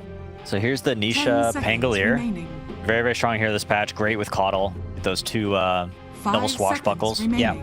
Tons of damage. Natural Diffusal Buyer. And all Pangolier's ghost spells can affect Dark Willow when she's in Shadow Realm. You're the expert. Yeah, sorry. I don't know the names of half the Dota hero spells, it feels like. But She's a level 30 Dark Willow. Can Swashbuckle hit you? Of course. It can? Well, unfortunately. Well, some things can't for some reason. We know the interactions. Come on. Yeah, of course, naturally. We're professional. I like the Pango a lot here, by the way. Like, if you get caught at the start of the fight, yeah, sure, there's like a lot of roots coming out from OG preventing the Pango ult, but if you roll to start and then roll in, Bloodseeker. Well, then you're going to roll into a Bloodseeker now, so that's a bit rough. But it's really good against the 3 OG heroes, the first pick heroes. Nice pick from OG. Bloodseeker still in the pool. One of the hardest counters to Pangolier. Yeah. CM Bloodseeker lane as well. I mean, that alone is a fantastic lane. Destroys Beast. Maybe a bit of oversight here from Team Liquid, not getting rid of that hero and wanting to go for this Pangolier in the second phase. They banned out Terrorblade, Slark, and Wisp, which I get the Terrorblade. The other 2, I think, I don't know, maybe Bloodseeker could have been better banned. What I will bat for, at least, is that you're playing with a Coddle, so it doesn't necessarily mean that Pango has to play on his role every fight, because maybe you have a carry that needs to be ruptured as well. You only have 1 rupture, so you could abuse it by having a carry that's going to get to have a free fight by having the Pango get ruptured, and then Pango can just play with like Swashbuckle, Chakra Magic, Swashbuckle. I will say, if he's playing with Chakra and Swashbuckles, like, he's going to get rooted by the CM, by the Underlord. He's getting caught by the Willow spells. Is it possible to get? Does he still have the swash range talent on 10, or did they remove that? Yeah, he does. Yeah, maybe you could just get that. Turn to I don't know. Regardless, Bloodseeker is a great tool to limit that mid Pangalier's presence. You also to the game. could rush a Lincoln's. Sure. Yeah, he definitely will. He's definitely going to rush a Lincoln's. Diffusal Lincolns, I think. Basically, Pango is so silly of a hero that there are always ways to play around your counters. Remaining. So we have the Puck and the Ember being banned out. I'm thinking about Storm. Team Liquid has to pick their mid hero, although they have already got Pango actually. They have to pick their carry indeed. Their Sven is being banned out. Their Lifesteal is being banned out. I think Monkey King works pretty well. That's still in the pool. It is. It is still in the pool. I think it could be a good laner up against the Underlord. You can stand your ground and fight against a Bloodseeker Rupture too if you do end up getting ruptured. The Dark Willow can make you run away from your circle, which can be frustrating, but he'll buy a BKB at some point. Here's a question, Sheeper. Does Boundless Strike go through the Dark Willow? Yes. Yeah. Does the damage? Yeah, everything. The only thing that happens does not. That's incorrect. I think you need to play a Dark Willow. The damage does not. The stun does. The only thing that happens is you can't be targetable. But the damage from Boundless does not go through it. The stun does. No, it doesn't. Test it. I'm not going to, because I know the answer already. Okay. Do you think the One in Monkey chat. King might struggle by not being a natural Manta buyer at all this game? There he is. Sorry, you said he'd not. I said, do you think he'll struggle by not being like a easy Manta buyer in this game against all these roots? Echo Saber BKB. I mean, at least you'll have the debuff immunity from that. All right, so they need a mid up against Pangolier. There's no Puck. There's no Ember. 5 seconds. What is BZM going to play? Storm is still in the pool. I'm confused. Storm. Why is Storm bad here? Maybe they don't want to pick into Silencer, but it can still work. We did see it getting destroyed against the Pango earlier today, so maybe that's something that they also keep in mind. They don't have a Pugna Cuddle either for IO. I think that was Quinn things with the Pango mid. He's fair enough. Probably the best Pango in the tournament. Yeah. I would love to see. I mean, I always just want to see BZM play Invoker, but that's kind of just me being a selfish viewer. I think we saw it getting demolished the other day. I don't care. Okay, you just want it. Everybody loves Invoker. You're gonna go. Everybody loves Invoker. Let's go. Nice. I think he was 1-10-1 the other day on Invoker. Okay, well, he's learned. He's due for a win. I'm sure that one kill was really awesome. He looked cool doing it either way. That's right. Don't worry. It's really nice though. Like this hero's gonna be able to. Well, he usually goes Exalt, right? But later on, he's gonna be able to give vision with like Ghost Walk and play fast around the map. He has heroes to play with and get kills. He could. These supports are gonna be in real danger with BZM hunting them. And then he's gonna get that Hex and stuff later. It's gonna like if you find Nisha at all at the start of these fights, I think it's kind of very free for OG. I like OG's late game, but good drafts on both sides. Should be a great game. I'm going to trust the Invoker players that I know that have been complaining, and there's these rumblings about this hero just not being good. The Meteor is being removed from the Shard, and you don't have the Meteor damage talent anymore. The Hex timing is not... It's just not really that much of a thing anymore, so... I'm excited to see BZM Invoker, but I don't think this is a very good hero. Okay, so if he's doing well, you think they are going to do well? Like, how does he do in lane against the Pango, or doesn't that really matter? I think he'll do fine. I think he'll do fine. Both heroes will farm in that one. Well, for sure. I know Quas Exhort Invoker beats Pango in lane, or does well against Pango. Okay. Quas Wex does not, though. Okay, we're going to find out. Does this Invoker deliver, or maybe it's just a fan service? Who knows? Let's see, OG versus Liquid game 1. We're heading over to Sunspanner, Sinrin. Thank you. Invoker pick. My goodness. Very exciting stuff, Cinderman. OG versus Liquid in this best of 3 upper bracket showdown. Hello. Hello.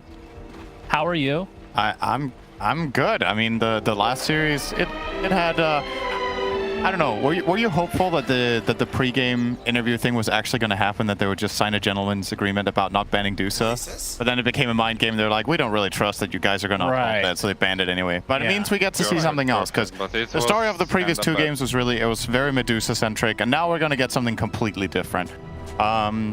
Praise Gaimin for that. As Shiva pointed out, the last time we saw this BZM Invoker, I think, who was it they played against? He was getting doomed all game. He went 1-15-1 in that game. Oh, she I think it was against 1-10-1. I think it was worse. Oh, it was way worse. I think it was against Shopify Rebellion, and Saberlight played Doom, and actually just hunted him the whole game. And he just didn't get to play.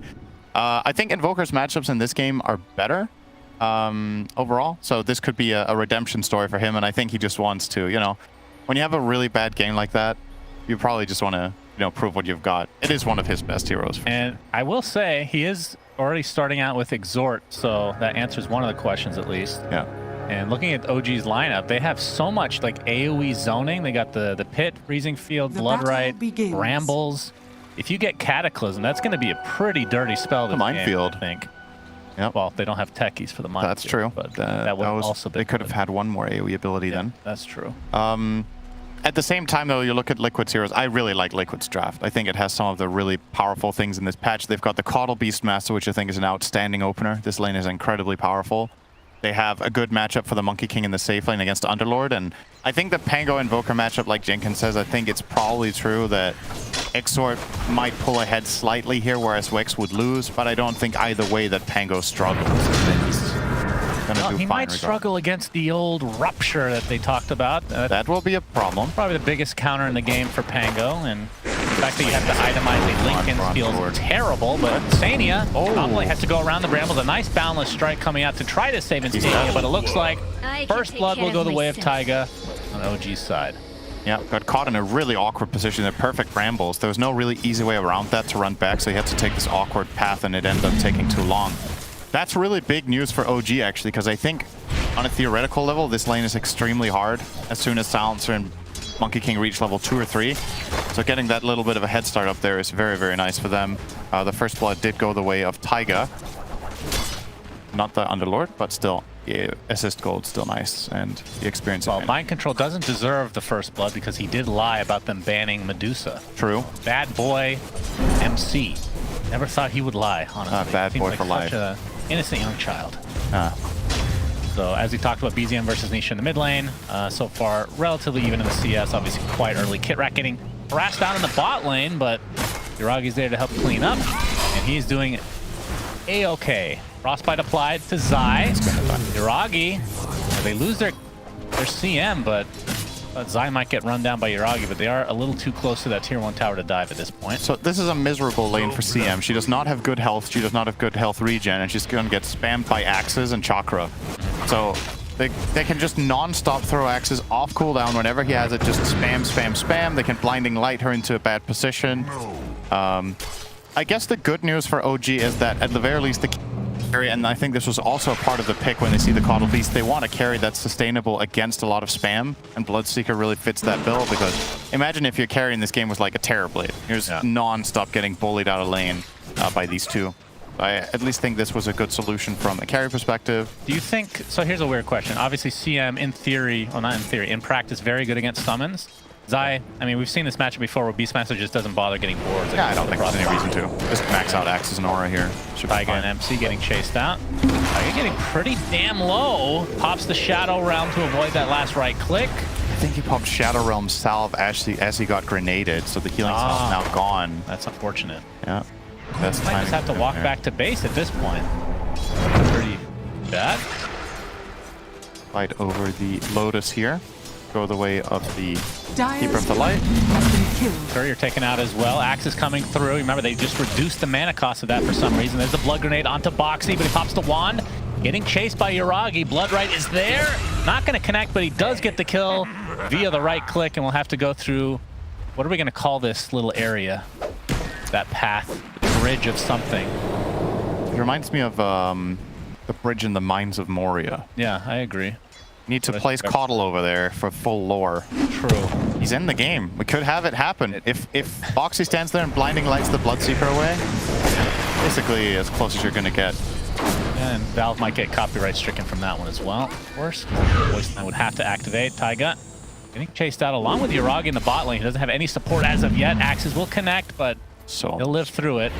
But a good start bot for OG, you gotta say, overall. Like, considering the overall power of the lane they're up against, if they can break even here, I think that's pretty good. Taiga still has not left the lane. He is just sticking around with a super low HP. Oh, that's a good combo here. The tower. Sunstrike's coming as well. Will not hit. My goodness. Did not line that one up correctly.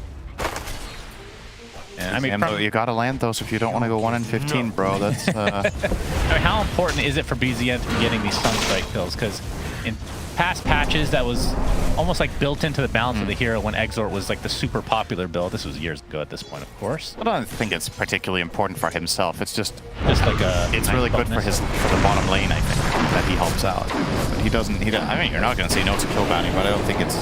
He doesn't get any Getting chased out by Mickey, who has now full Jingu stack. Shadow Realm popped by Taiga. It's a 1v1 battle from each side. And unfortunately for OG, Liquid gets the better of both 1v1s. Yeah. I can't say I'm surprised that this top lane is going this way, and that's why it's twice as important that the bot lane's going okay and mid. Nisha is ahead of the Invoker though on the Pango, 27-5 against 22-5. Okay, that's So he's getting the better of him here. Orb of Corrosion. Maybe with Orb of Corrosion, maybe you can just kill the Forge Spirits actually. I'll see. It does seem to be the go-to plan here for him at least. Yep, exactly what he's doing. A lot of damage to BZM as well. It's not quite level 6. Not that that's exactly the same as getting level 6 on any other hero, but how fast do you think Nisha will have to itemize a Linken's? Because, like I said, that is not an item you generally want to go for. There's no other spell. The really good thing about the Linken's here is no other spell pierces his magic immunity, right? Or his debuff immunity. So he's guaranteed to block the rupture if he gets it off beforehand. So I would definitely like to see it as like a second or third item. He's going to go Diffusal. Full snapped, but be able to close the gap. Let me buy here. Diffusal into. Can you actually just go Diffu Linken's? Is that good? It doesn't sound too bad when you're playing with Caudle. You might have to. I mean, sometimes it doesn't matter if it's good, right? Don't you just have to do that at some point? Not necessarily. I mean, I think the addition of Roll-Up definitely helped Pango against Bloodseeker. It was way worse before that shard, but...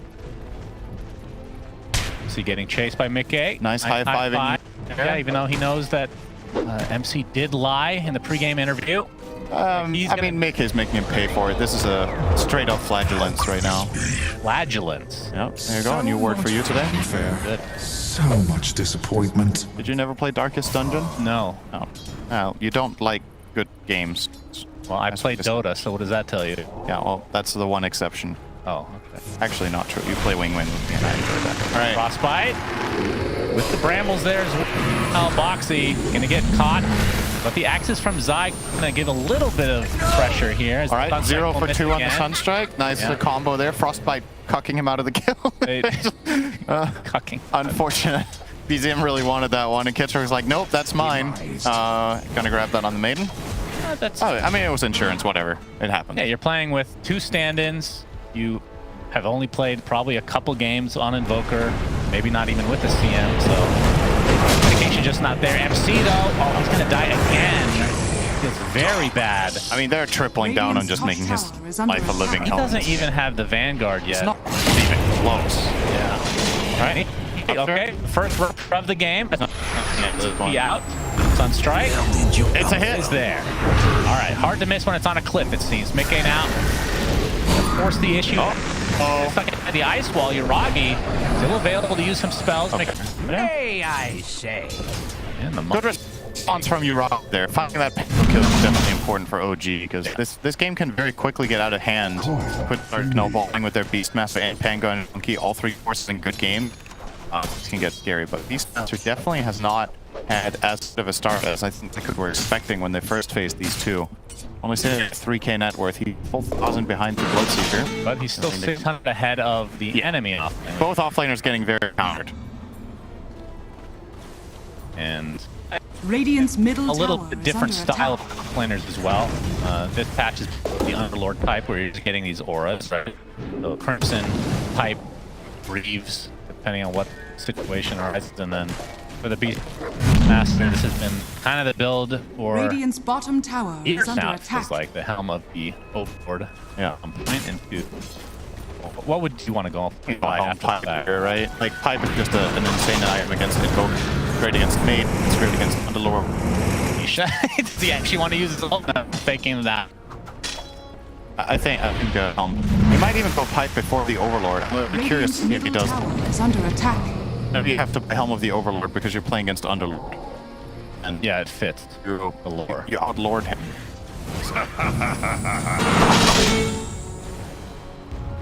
Alicia level 8. We have. I don't think we've seen the Rolling Thunder quite yet. Oh. Not mistaken. From BZM side on the Invoker, he will be going for the Witchblade. Haven't really seen the Exor Invoker all that often. All too much. A couple years. What's the build for him? Sorry, okay. Yeah, there's a lot of different paths to take. So you do want to itemize your right click, obviously, because you have so much damage. And he already started out with the treads for attack speed, and now he's going the Witchblade. The alternative way to go is obviously Midas and Greedier, but probably that will be too slow. Nisha.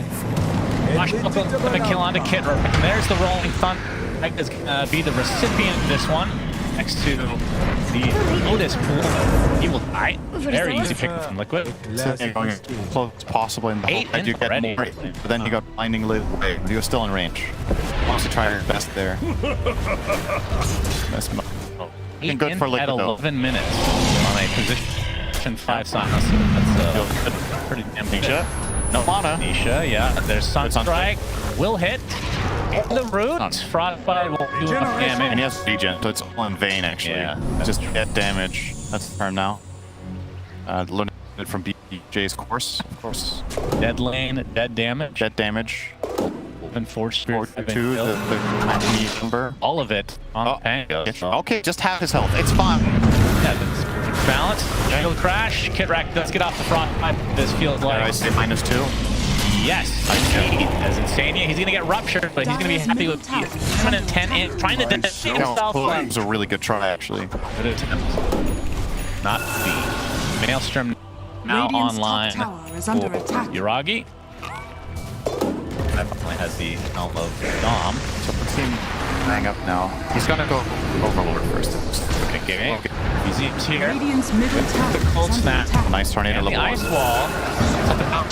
Actually has to use his ult to try to stay alive. He gets the extra armor. The meteor coming down right on top of his head. He's getting most of the damage. Oh my god, if he would have killed anyone there, that would have been a tragedy for OG. Yeah, they both played it to the... It wasn't really even that close to a kill. Just very much a waste of time and resources there. Mika will just return to farming. And Liquid with a casual PK lead at 12.5 minutes. Versus that last patch, how much... Radiant's bottom tower I feel like in the last patch, 3K lead at it's pretty big. Would you say that's about the same? It's obviously way more lineup specific. I think something that I've noticed over the games of this tournament is that there's only game states feel different, where you'd be like, okay, 5K lead right now is absolutely monumental, but losing team nowadays feels like they can find their way out of it in more situations, and not a great example was the game we had yesterday, which was boom. Invoker versus Monkey King. First glow, Silence comes out. ZM getting controlled. He has come as well. This is the swashbuckler. This is a top pursuing Invoker. Proc once. I could get off a nice hold of his own to try and control the enemy team, but looks like BZ will eventually fall. They don't finish it, but the shield crash there. Nisha gets the all-important kill on the OG mid lane. A little bit of X Factor at play there. Keep in mind how bad Invoker is against the team first. Oh my god. You have a very memorable clip of that one. Monkey King's gratitude is with you personally, but Radiant's middle tower fails is of the attack. with Radiant structures for having 2 billion stack Arcane Curse from casting Invoke and never letting it run out. Yeah. I'm surprised you remember that one. Yeah. Radiant's middle tower is under attack. It's old video. Yeah. It's relevant. There hasn't been much to speak of since, but we will never forget that. Yeah. That's why I'm stuck with you. Tier 1 are taken up by Liquid. 5K lead for them. See the replay here. Yeah. I think this is invisible. I mean, not that it was that visible. Okay. Did not have vision at all there. Smoking. They need to start getting some sort of momentum on the side, because this is getting a bit scary. I mean, MC has his Vanguard, but obviously still quite far behind Sky. My goodness. Make it with a nice dodge there. out of the brambles and trees. Giant bramble now wants to fight again. Roll under. Defusal. Hold Taiga in place. This is such a bad matchup for Willow. Pango's a nightmare. Can't do anything. That's a good area to roll as well.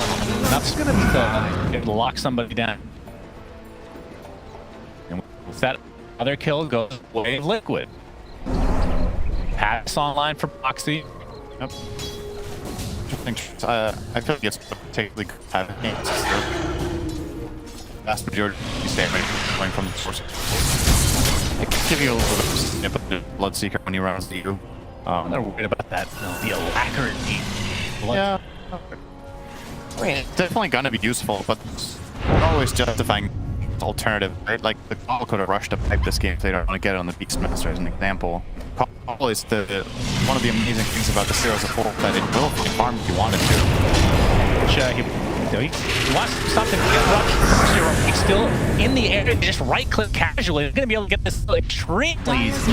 Just still he's actually responsible. He does not care that he's injured at all. Look towards BZM is getting pretty close, but they finally do take out Nietzsche. BZM is very slick, and they just sort of make it free. As Kid said, Tom, do they have a cancel? They do. Mind control up just to die. 4-1 for Liquid. I love the way Nisha played that fight. That was really, really well done. He endured as long as he could, and then, you know, here, he swashbuckles right for the Pit of Malice catches him, and after the Ruptures, and you couldn't really have done this any better. And yeah, he will end up dying for it, but maximize the output of Hero in that situation. If you stand, that's the end of the fight probably for him, but this way he dealt an 1,000 damage with close and Radiant's top tower is under attack. Teammates could clean. It was a really substantial lead that Liquid have built for themselves, and they have the luxury of having vision too. They're playing with Beast after they're playing with Monkey King. Being able to control the map well to try getting spotted. That's what they want. And another death on his resume for this game. This isn't quite a bit of shield applied right now, but shut you up. More in. What are we now? 5 head. Okay. 16. Not bad, not bad. What the wreck is Dire's for top tower is under at attack. this stage. Gotta be a pro somewhere around. We have the Sentry and the damage for Brenzania. It never ends. They go and loses 2 damage. That's fair. That's fair. Because applications, Wyvern is a universal hero, but Invoker, who uses all powers of the universe, is an indie hero. But also, yeah, very important to make that distinction. Is because then him losing it is more damage loss. Well, something that's a little bit irrelevant. Losing int, you're losing magic now, right? That's true too. Now the Silencer gets buffed in that aspect. Is under attack. Got rid of every non-tier 5 neutral item that is dispelled. That is a huge. This is absolutely huge for the hero. Almost silent is spell it in. Basically re-added to the pool. Have to buy a BKB or a Lotus or a Reeves or one of those million. We spend money basically to counter this. Yeah. Radiant's bottom Fortunately, tower all of is the under items are attack. kind of nice. Yeah. Still gonna get them out. Radiant's bottom That is true. tower We get the free. You don't get the additional one, right? Because in the past you have like a Lotus and a neutral item. So now you need to commit to remove a global, and then you can be susceptible to other things. Dire's top see if the team even gets today, and those tier 4 neutral items that you could be a thing would be maybe 37 at the early. At the rate we're going, I don't know if we're gonna get that far. OG really needs to start showing some live signs of life here in this game. Yeah. And all Liquid, every move, they're controlling the map, playing fast. Dire's top tower This is the dream game to Beastmaster. When you have this kind of a start on your other things, it's so fluent. Global silence goes off. And he's gonna get cleaned up again. What's the worst that could happen? 10k lead for Liquid. Is under attack. A very rare line coming in. Radiant's top tower has fallen. Necessary. I know. Necessary jab. Poor guy.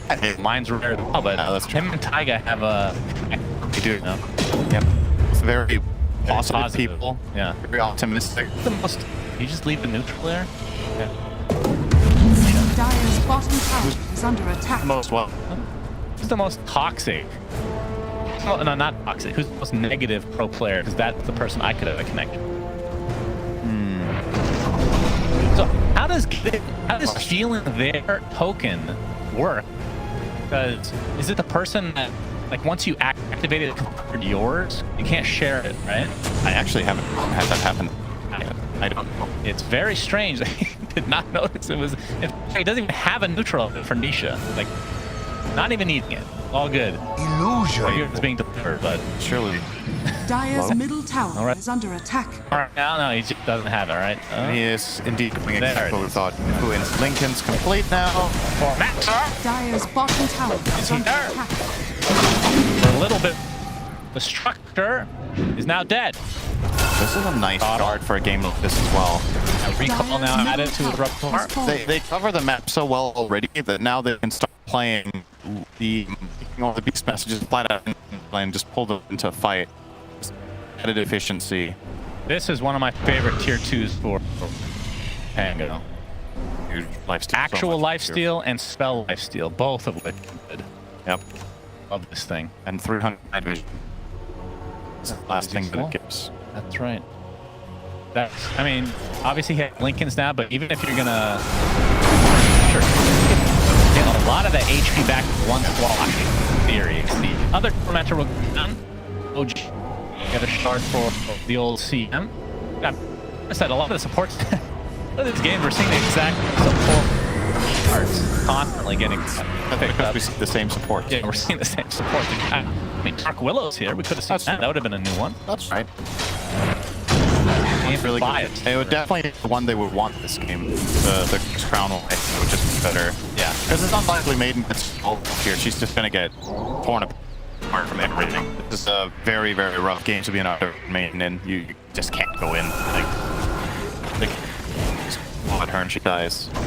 What's her health? 1,000. As a specialist, you can get that split shot on Maiden. Very nice. Wait, what's that? Like, it gives all that. Radiant structures not universal, not truly efficient. Okay. Outpost taken by OG. The lead has not grown in the last couple minutes. Radiant's top tower is under attack.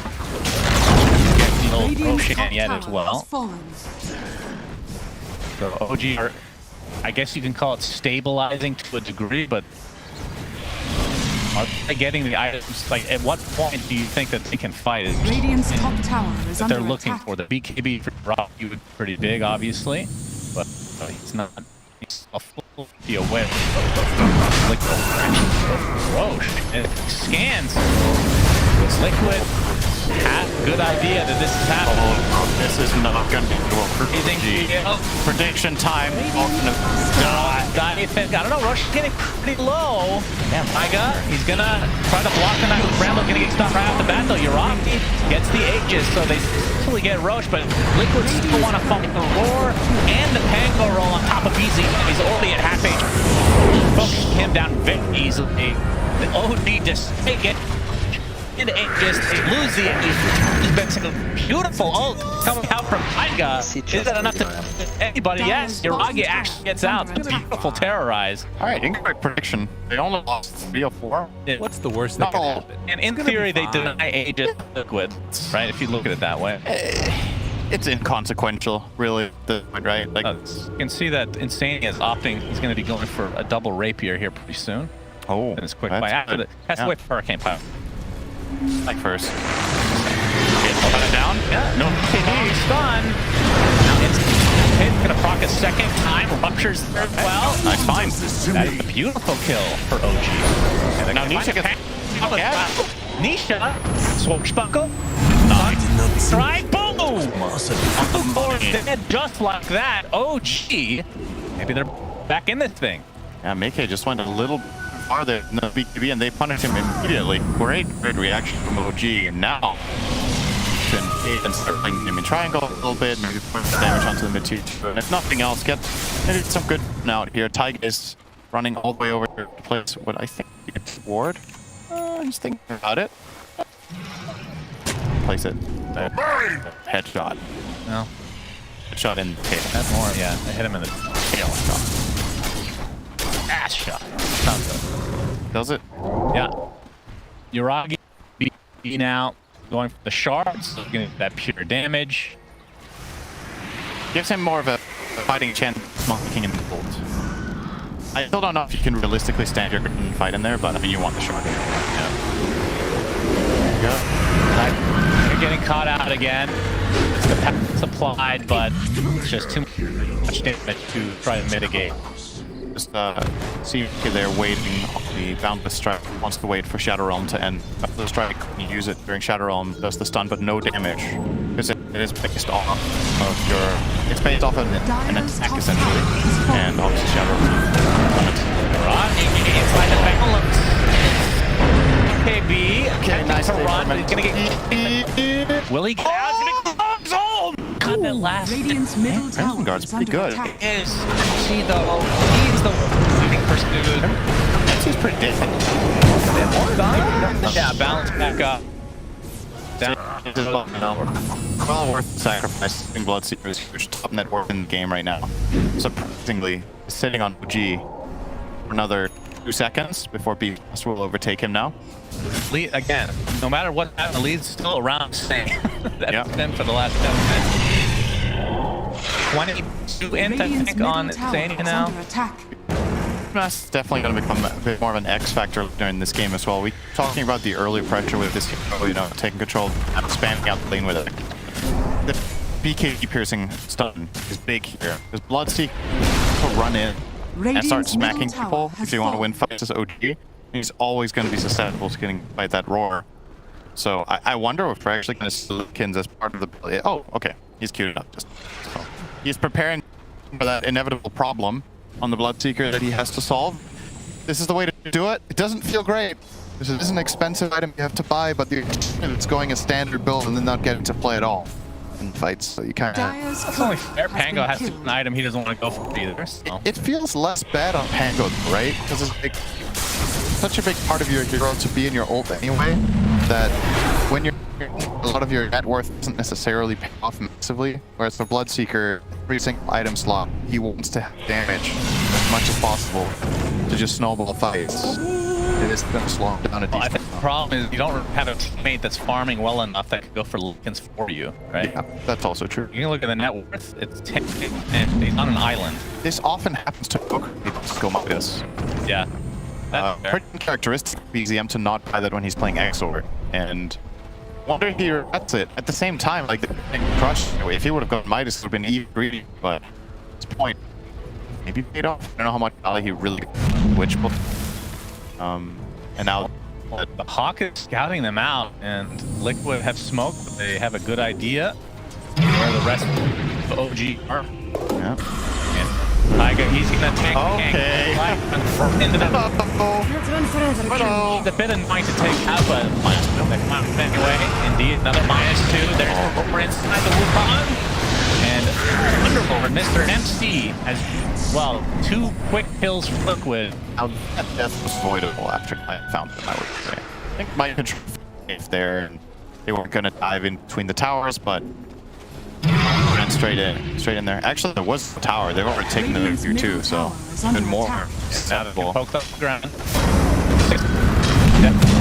Or MC. He's gonna get Talk about long-range artillery. Yeah. 1,300 damage there. It doesn't take much for Liquid to kill him from that far away. And they're getting this tier 3. Might just reset it. Or step on Anisha, make sure he doesn't get ruptured. And Liquid are going to be happy with this.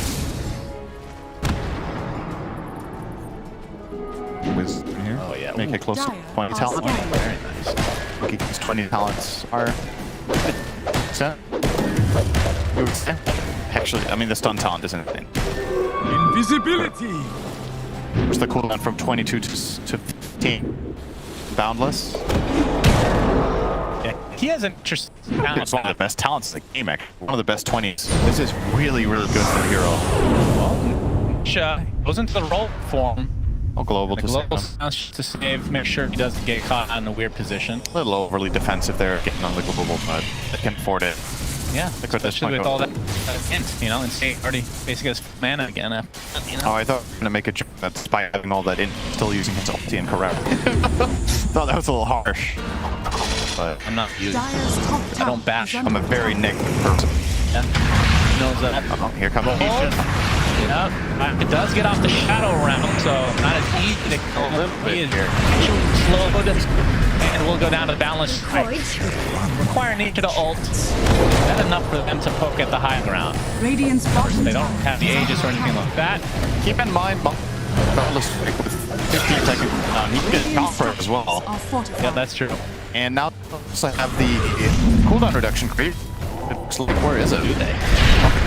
They have the time warp. Where is this? It's gonna be the melee right? Liquid are just gonna now. It was so big I couldn't find the creep. How much does it? 10% CDR to all allies. Is that wait? It's up in with time. With time. He's had it for a while. He's had it for a long time then, because I guess so. Right now level 3 even. Because 30 minutes is the level 3. Don't remember the thresholds, but 15:30. Okay. So he's had it before 15, right? He's had it since minute 14, I guess. Time to refresh it. Could also be could be built there. Exactly. Yeah. That's never happened before. Valor perfect. True. Waiting around for Tormentor potentially. Our perfect flawless overlords. That's right. And Underlord. Not that game. We don't That's close. Dire's middle tower is under attack. The MC Underlord, also not flawless in the game. Either way, not a good day to be a enemy Tormentor. Alright, this is cool. Grand I like Theft Tormentor right here. Yeah. Right back. Very cool. Underlord gets it. He global relocate effectively. Yeah.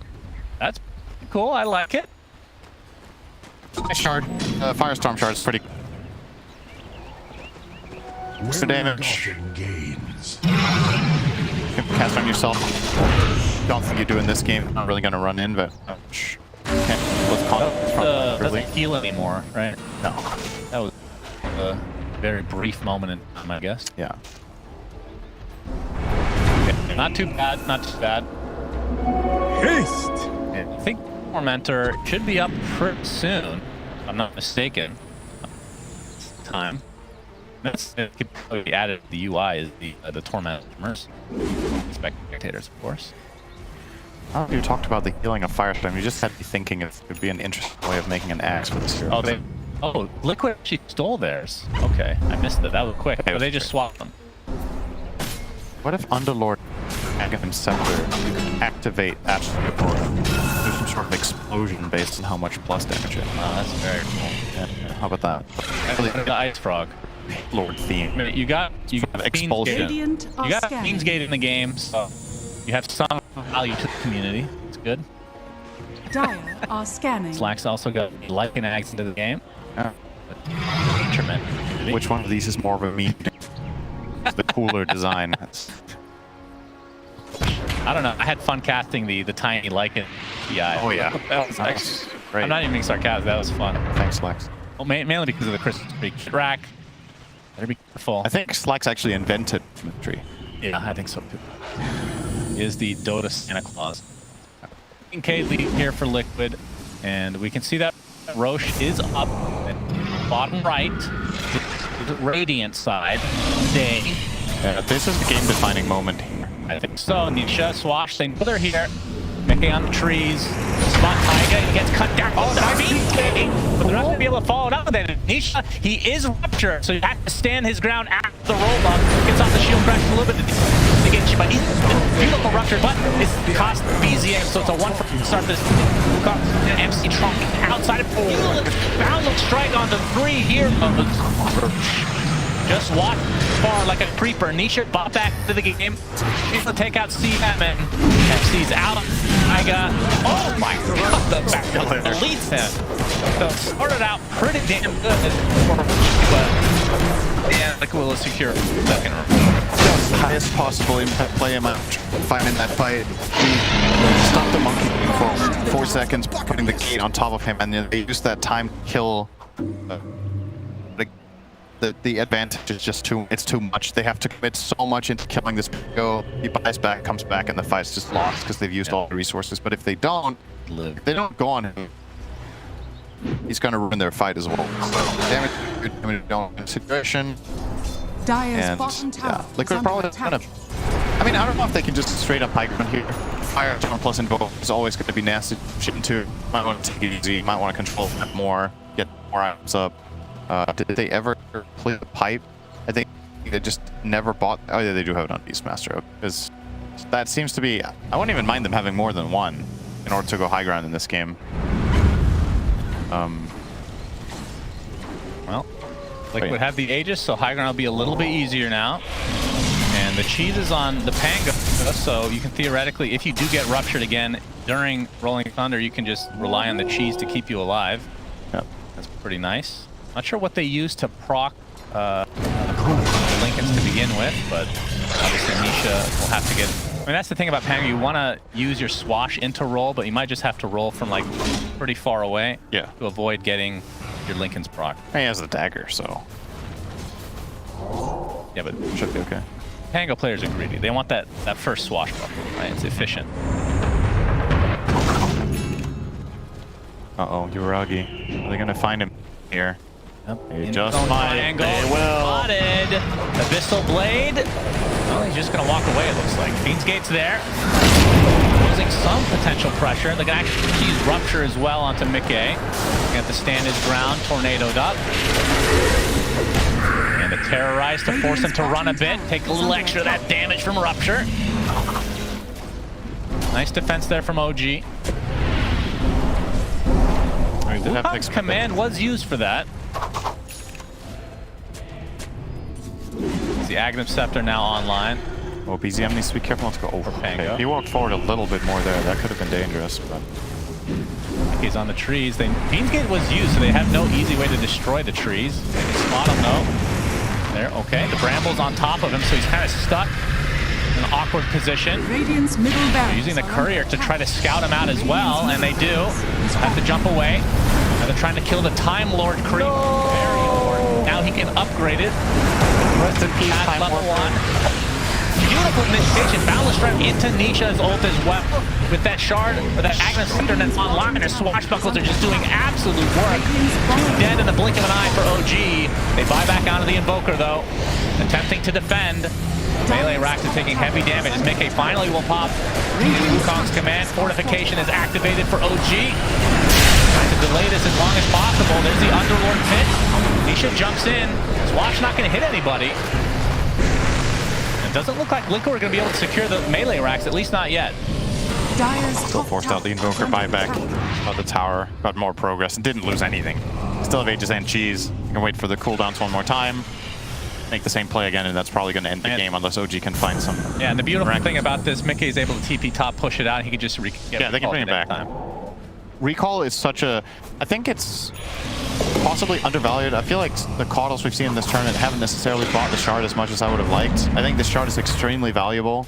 It allows you to just play the map differently entirely as a team. Take advantage of it, and with this bigger map, I don't know if it's better or worse than before. It's always, having Recall has always been right. Zai, Time Lord was replaced by an extinct animal in the dinosaur by Ceratops ready. Nisha. Yeah, I mean, he walks right into the... This is a dieback for BZM. That is not what you want to see if you're an OG fan. And Nisha and company trying to clean up as much as they can, knowing that they'll likely be able to secure a second set of racks.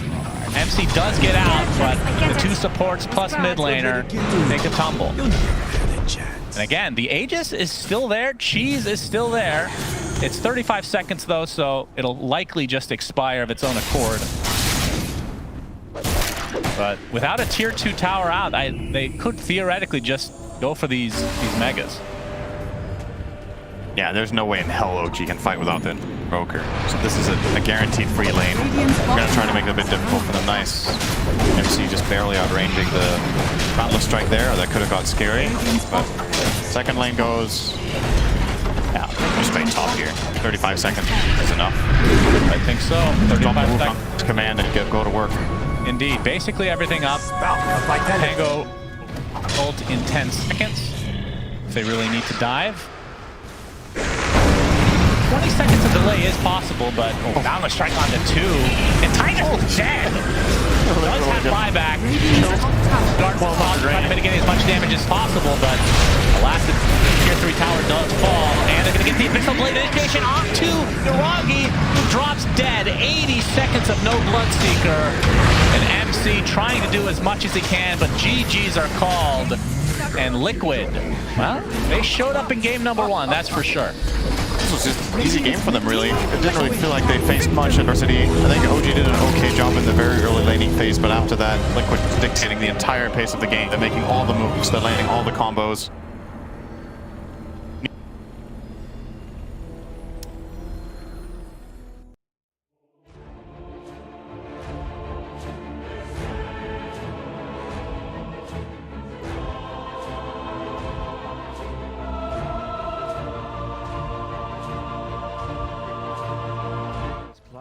If he's got these hawks coming through, you know, if there's no... We'll come back to this as they get the dive on, and everything I was saying is now inconsequential because Cloud has gone down, so Kami has to move away from these multiple kisses. There is still that buyback for the Beastmaster though. Let's see. Wants to get himself back into this. The dive onto the back lines into the vortex as well. There's going to be a real nice dismember. The hooks come. Nice save. Though. He saves it. Cloud gets himself back into this now, and Kami is losing so much time. Kami's going to go down. They do get the kill onto Leffington there as well. So Mira with that freezing field, Mira will go down. Going down to the hooks. Yatsuro's still in that push roll. He's getting them back. They get the buyback out from the potion Storm Spirit. Everybody from the side of Hydra. They don't want to be giving this one up now as well, but they take down Leffington once again. That's the dieback on the Disruptor, and Yaturo, what can he do? The hook, it's going to be blocked mid hook. This is the dieback on the Cloud. Cloud, can he get himself away from this one? He's still being harassed up by Collapse. One more right click, he goes down. That is going to be the Beastmaster dead for 115 seconds, and now the chase is on for the rest of the side of Hydra. This Aghanims on the Morphling is just making him impossible to deal with. First of all, they use the little shredder on the Pudge to get rid of his armor. He has solid amounts of it, but it is just not enough. And then Yatoro just destroys it, and he knows that he can stand his ground because he cannot be stunned. He literally cannot be stunned. How do you stun water? Well, a lot of their damage, if not most of it, is on the Morphling. Oh, the glimpse comes back though. Inside the Static Storm Mirror, he has that Lotus going, and now if Zofra actually dives a little bit further, the Thunder comes out. The Pod King, he's dove in, yeah. They're going to be able to get the kill onto the Storm Spirit. Can they take down the Pudge? They're going to be able to catch him, cancel off the TP. He's going to be dead. The Storm Spirit though, he has brought back, and they've got no kinetic field, no Static Storm. And like you say, they're even going to be able to get a lockdown onto Cloud. Everybody inside of Hydra, they just overextended, and we praised them in the first game for respecting the power of Team Spirit here, but Hydra might have just lost the heads a little bit, and the buybacks, they're going to be forced out, but I don't know if it's going to be enough to defend the space with the Pudge being down, with no Static Storm for the next 27 seconds. Spirit, what can they get from this? Diving Warwick though, they're going to be able to get it. They get two, they do! They take them down, the cookie comes out, the Yatoro, freezing field, they might lose Happy. Is this the dieback? They do the break the Lincoln Sphere though. Morphlin. Law wants to come right back into this fight because you have the boots of travel to do it. It might take him a little bit longer now. No boots of travel though, so he's going to have to use the blinks, you know, just do it by foot, it seems. Level 25 Storm with a beast that's just so much damage. They're going in for the Morphling. He doesn't have a buyback. No, he gets. Do they get the kill? He goes down. Warwick has to go down though. It's going to be him left alive. No, it's not. The creeps are pushing in. There's no buybacks available on the side of Hydra, and this is going to be 4 heroes, even with the death of the Morphlin. No way Warwick defends this. It's pretty much over. They don't have the glyph. The game is over. They gave it their best. Hydra, they made Team Spirit work for it. The team that is most likely going to be at the top of Eastern Europe DPC Division 1.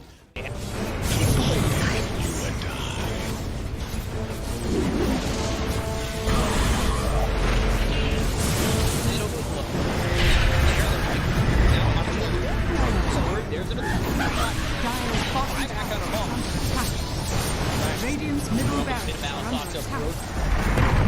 Radiant's middle barracks has fallen. You want to commit. There's just not enough damage. Crimson Guard, Atrophy Aura, Rubik's Fate Bolt, all this damage reduction. Let's see the combo. In a Palace, shall be strong in by the Disruptor, and now they're going to be hitting the win. It's back up once more. In a Palace, and Sumail is in it. They'll lose him in mind control. Right back towards tomorrow. Trying to run. from everybody on the side of Gaimin Gladiators. Radiant's middle barracks are under Siphoning attack. and getting Radiant's back into the middle base. has fallen. Alive.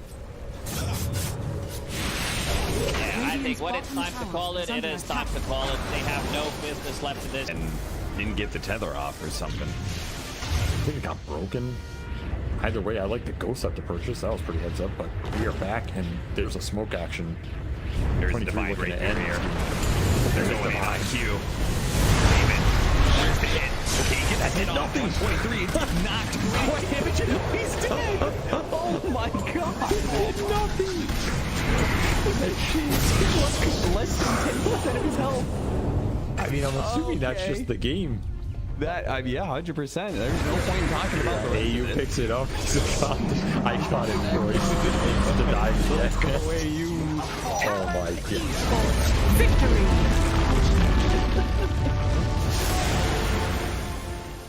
We finally get to see them have a little bit of lead. They need to have good vision, good execution to engage. We're down up on high ground. Or Bulbica, Red Panda, this would be huge if we can find it. Static Storm before the Tombstone. Not bad. Stun from Lulu. He's thrown now. There. Starting to drop down. I love TK control at the moment. He does manage to get that one away. And the Supernova down. TK barely surviving. And it's just going to be one down as... Oh, White Album, the dodge, to hide away, the heal's coming in. They hoping for a save, but the PKB is out, and they're going to jump onto him. He has to back away. We have lost White Album again, and now Tango in trouble.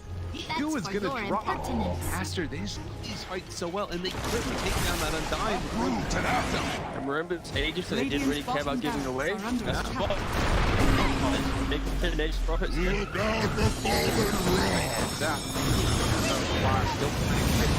Stun is out on the play. Didn't have a BKB available. Bulbica dropping low, the 10 spots back in. They have another off Bulbica. Doesn't look like he got the black hole is there. That's on the agent. He doesn't have multi to come back. And after, they might take full advantage. Move. Radiant's bottom Rax has fallen. Up the bottom. Finally, Aster full advantage. They're building. Radiant's middle tower is under attack. Oh, just for a brief second. Well, there it is. Back again with the high network. When you click on the L, it's not really an inspiring network. Blink, BKB, Radiant. You might be able to get on top of a hero, but that's not the shot. That's able to 100-0 here. Like even this Undying inside Static Storm, able to then get up with Slash God and from away. Back, they have that trying to keep him alive. Makes the move, and again, into this fight without Monet here. Pretty good for them. Right album, but now Monet is out now. A lot of trouble, but they managed to kill him. Okay. All right. Pops ulti. Now the turn. Punching. Really getting away. Sort of survived that first salvo. Very strong. Supernova down. Pops the PKB. Ooh, he's just caught here. They want to get the kill. That's really himself up. And now the chase. With the avalanche, the toss. Thinks he's going to give up his life also. This is in. Monet is way too strong. This might just be the full set of racks going down bottom. Aster, way too strong for Ares. Like Ares did JP. Oh, they're done. Okay. I was wondering.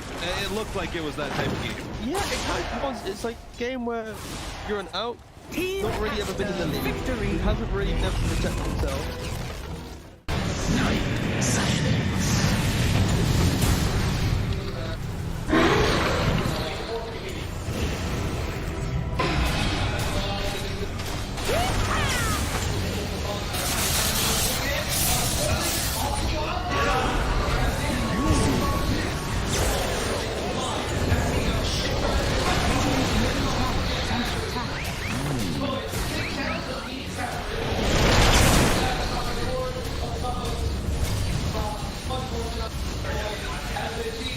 Radiant structures are fortified. Radiant's middle tower is under attack. Radiant's middle tower has fallen.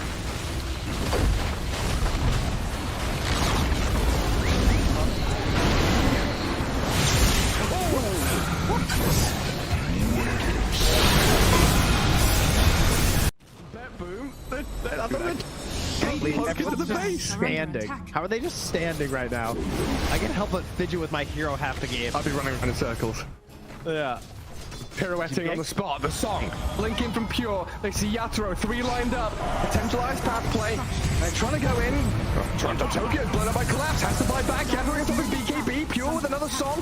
Sprints in. Who are they aiming for? Where is the target acquisition? They can't catch anybody. Collapse. BKB runs down south. Lol being chased out as well. Oh my god. Nightfall. Hazy on disc refresher. Blinks to high ground. Gets away from danger for now. Pure. What's he up to? He's back to the high ground too. Mirror image out. Aegis claimed. Lull in the fire. Still surviving and blowing up GPK.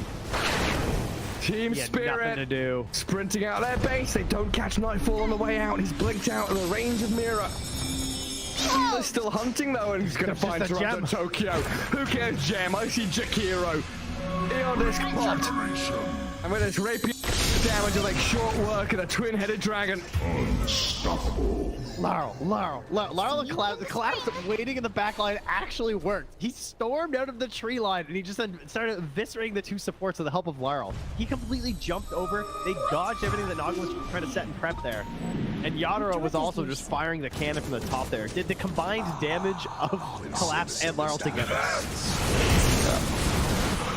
He is a monster. Oh, Pure.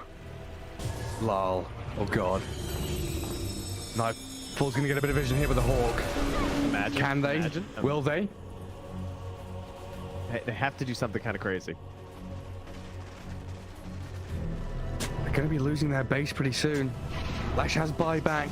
Naga Beastmaster have to get back to base to defend. Drow Rangers up here. Tier 3 gone. Barracks to follow. There is no buyback of Collapse though. That's a big one. And Mira. Radiant structure. Look at all the wolves.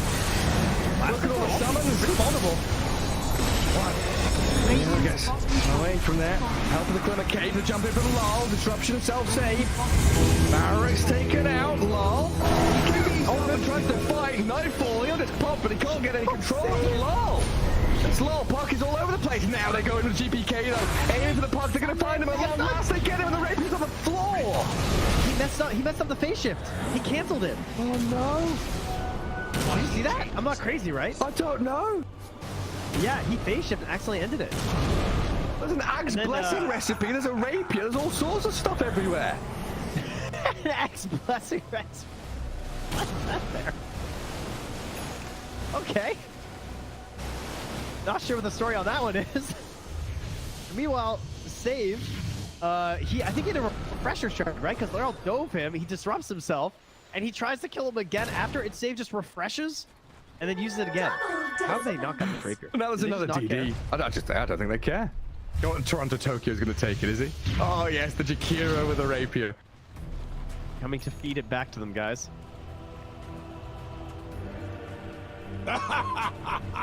My goodness. There's Mega Creeps on one side. Top lane Barracks still standing on Team Spirits. Are we waiting for next Roshan, Trent? I don't know. I don't know. I feel like BetBoom have such a good chance of winning these fights right now. They just can't get, like, swarmed in the back line. They missed the stun on BK. He's trying to hold his ground, but look at my dodge! Oh my god, Yatoro shreds. Where'd he go? Daedalus hits, refreshes, blinks forward, kills off Save as well. SD's gone, TP home. Get the hell out of here, BetBoom now. He's lucky he didn't get coiled. Dude. Leshrac vanished. He looked okay until he didn't. Until he got hit for 1,350 damage from a single right click? Yeah. Oof. Yeah. Right until that. Ow. Luckily, Toronto Tokyo was not there to feed the rapier back, so that's good. And now Team Spirit running down lanes, coming for the Radiant base. Balls are still there to hold on to. Oh, this has got to be mentally debilitating for BetBoom. 71 minutes. Team Spirit is wearing them down. The admins have been on, they told them, nope, these guys. The longer this game goes, the harder things are. Well, it's like Moomiander was saying in that Seb documentary. This isn't Dota you're playing. This is a slogfest. You're going to wait it out and play 60-minute games. Logout's one, there's a long line. Watch go very far forward. He unders from Mira, but the Undying will fall inside the Radiant base. He'll as Mira gets off one last finger of death, and the turns will go through.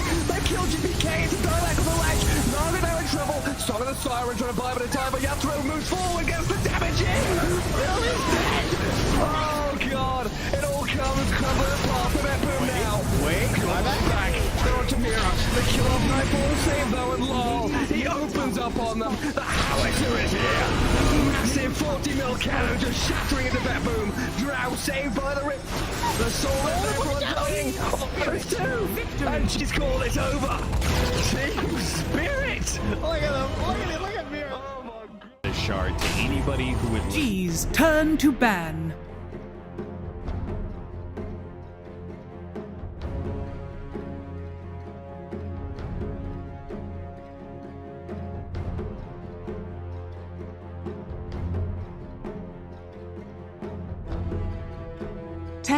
All gentlemen's agreements were thrown out of the window. Start of that game, we had Medusa banned, we had Insania killed straight off the bat, first blood.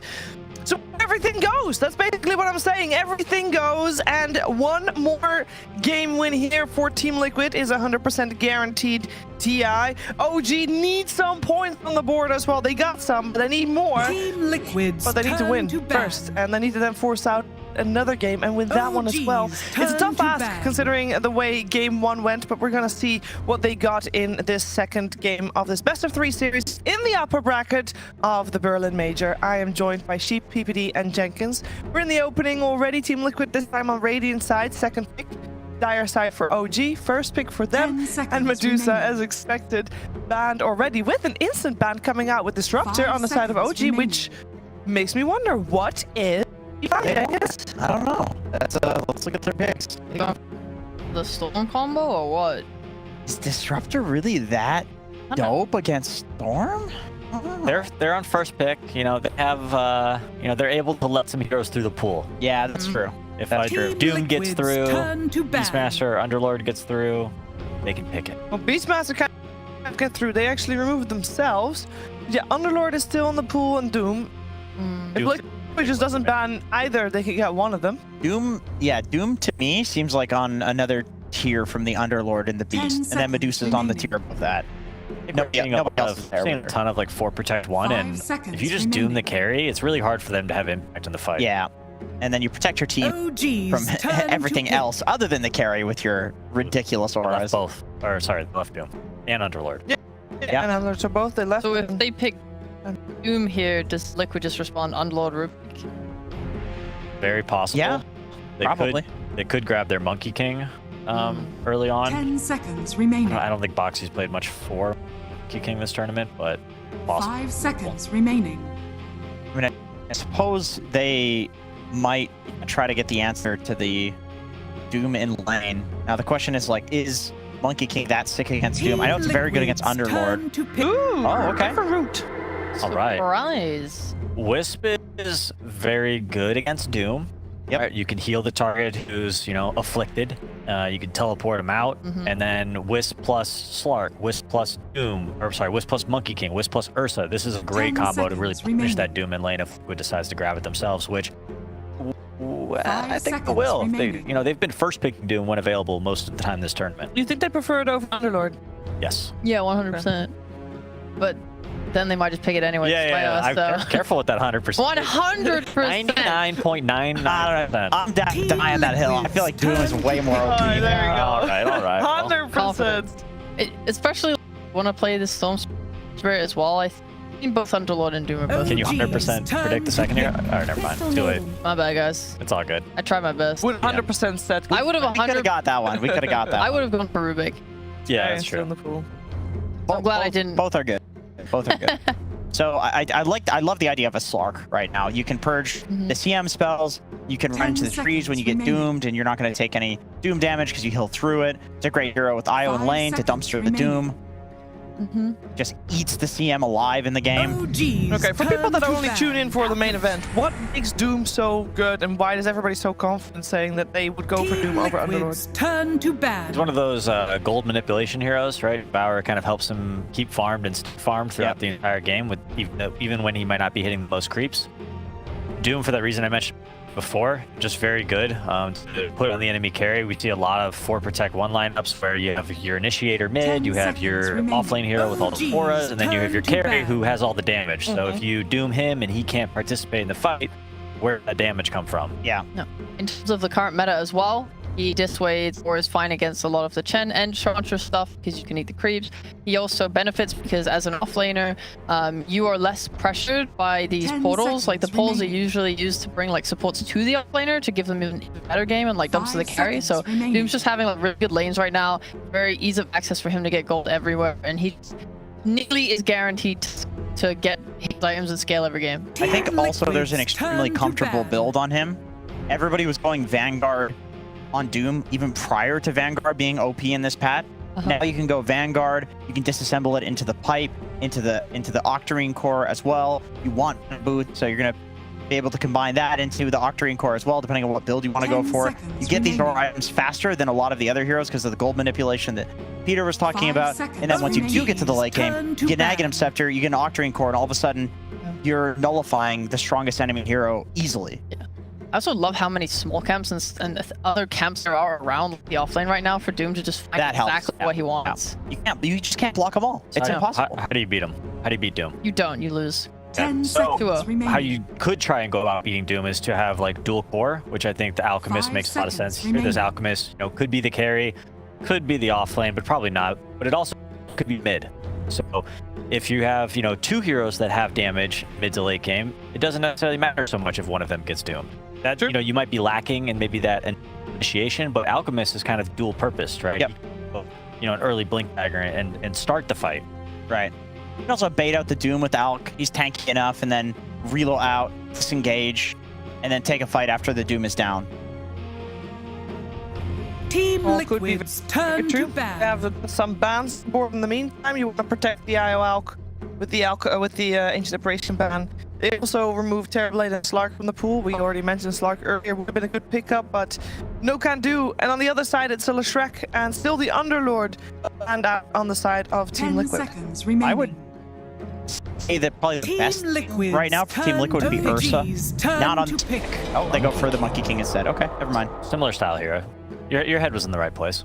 You can flex all 3 of the remaining positions needed, so it's fine. Yeah. It's just really good solid. Doesn't reveal anything. Kind of prevents. I feel like it prevents Alchemist mid. Yeah. Quite a Just bit. put the Monkey mid then. Isha has played a fair amount of Monkey King. Well, one of his 5 favorites. seconds Yep. remaining. Second most picked in the tournament. Both their cores are like incredibly talented on the Monkey King. I absolutely love watching Mickey play this hero. Rider. Okay. Okay. This is a great bat game against these 3 heroes. Well, then again, Doom can actually get the Purge creep. I've seen that actually be decent for the Doom, but I would say Bat is like the hardest counter in the game to Monkey King, probably. I know he has the highest win rate on Dota buff. Obviously, that's pubs. It's over millions of 5 games. seconds remaining. It's very easy to destroy the trees. It's very easy to scout him in the trees. You can lasso him and pull him out of his Wukong or his ult, and you can also knock him out of the ult with even just a flame break. Do you not get flying vision anymore on? You don't, but you get flying vision from the napalm. So Yeah, sure. it's still a hero that can like easily hunt him in the trees. I mean, it'd be insane if you did get flying vision. Plays as a Bat Rider. An offlane or at a mid? Oh, right, yeah. 10 seconds remaining. They have not played 5 yet. seconds Both remaining. can play it.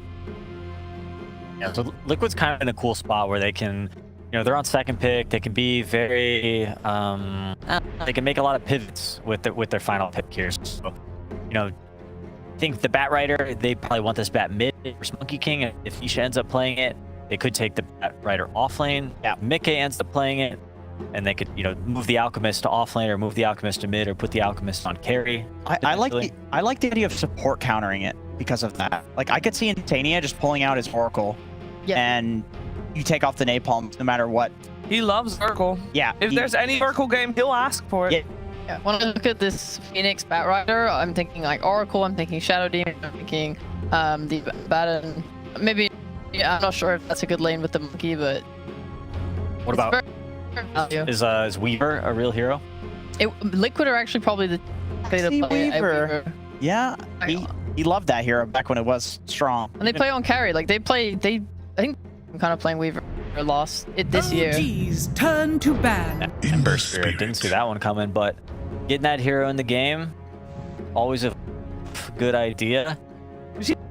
Banned a lot. Yeah, I actually like Ember versus Bat. Now that people are going for the chains and the Sleight of Fist max on Ember, it's pretty good at responding to like wherever Bat goes to, and you just chains them. They banned the Weaver.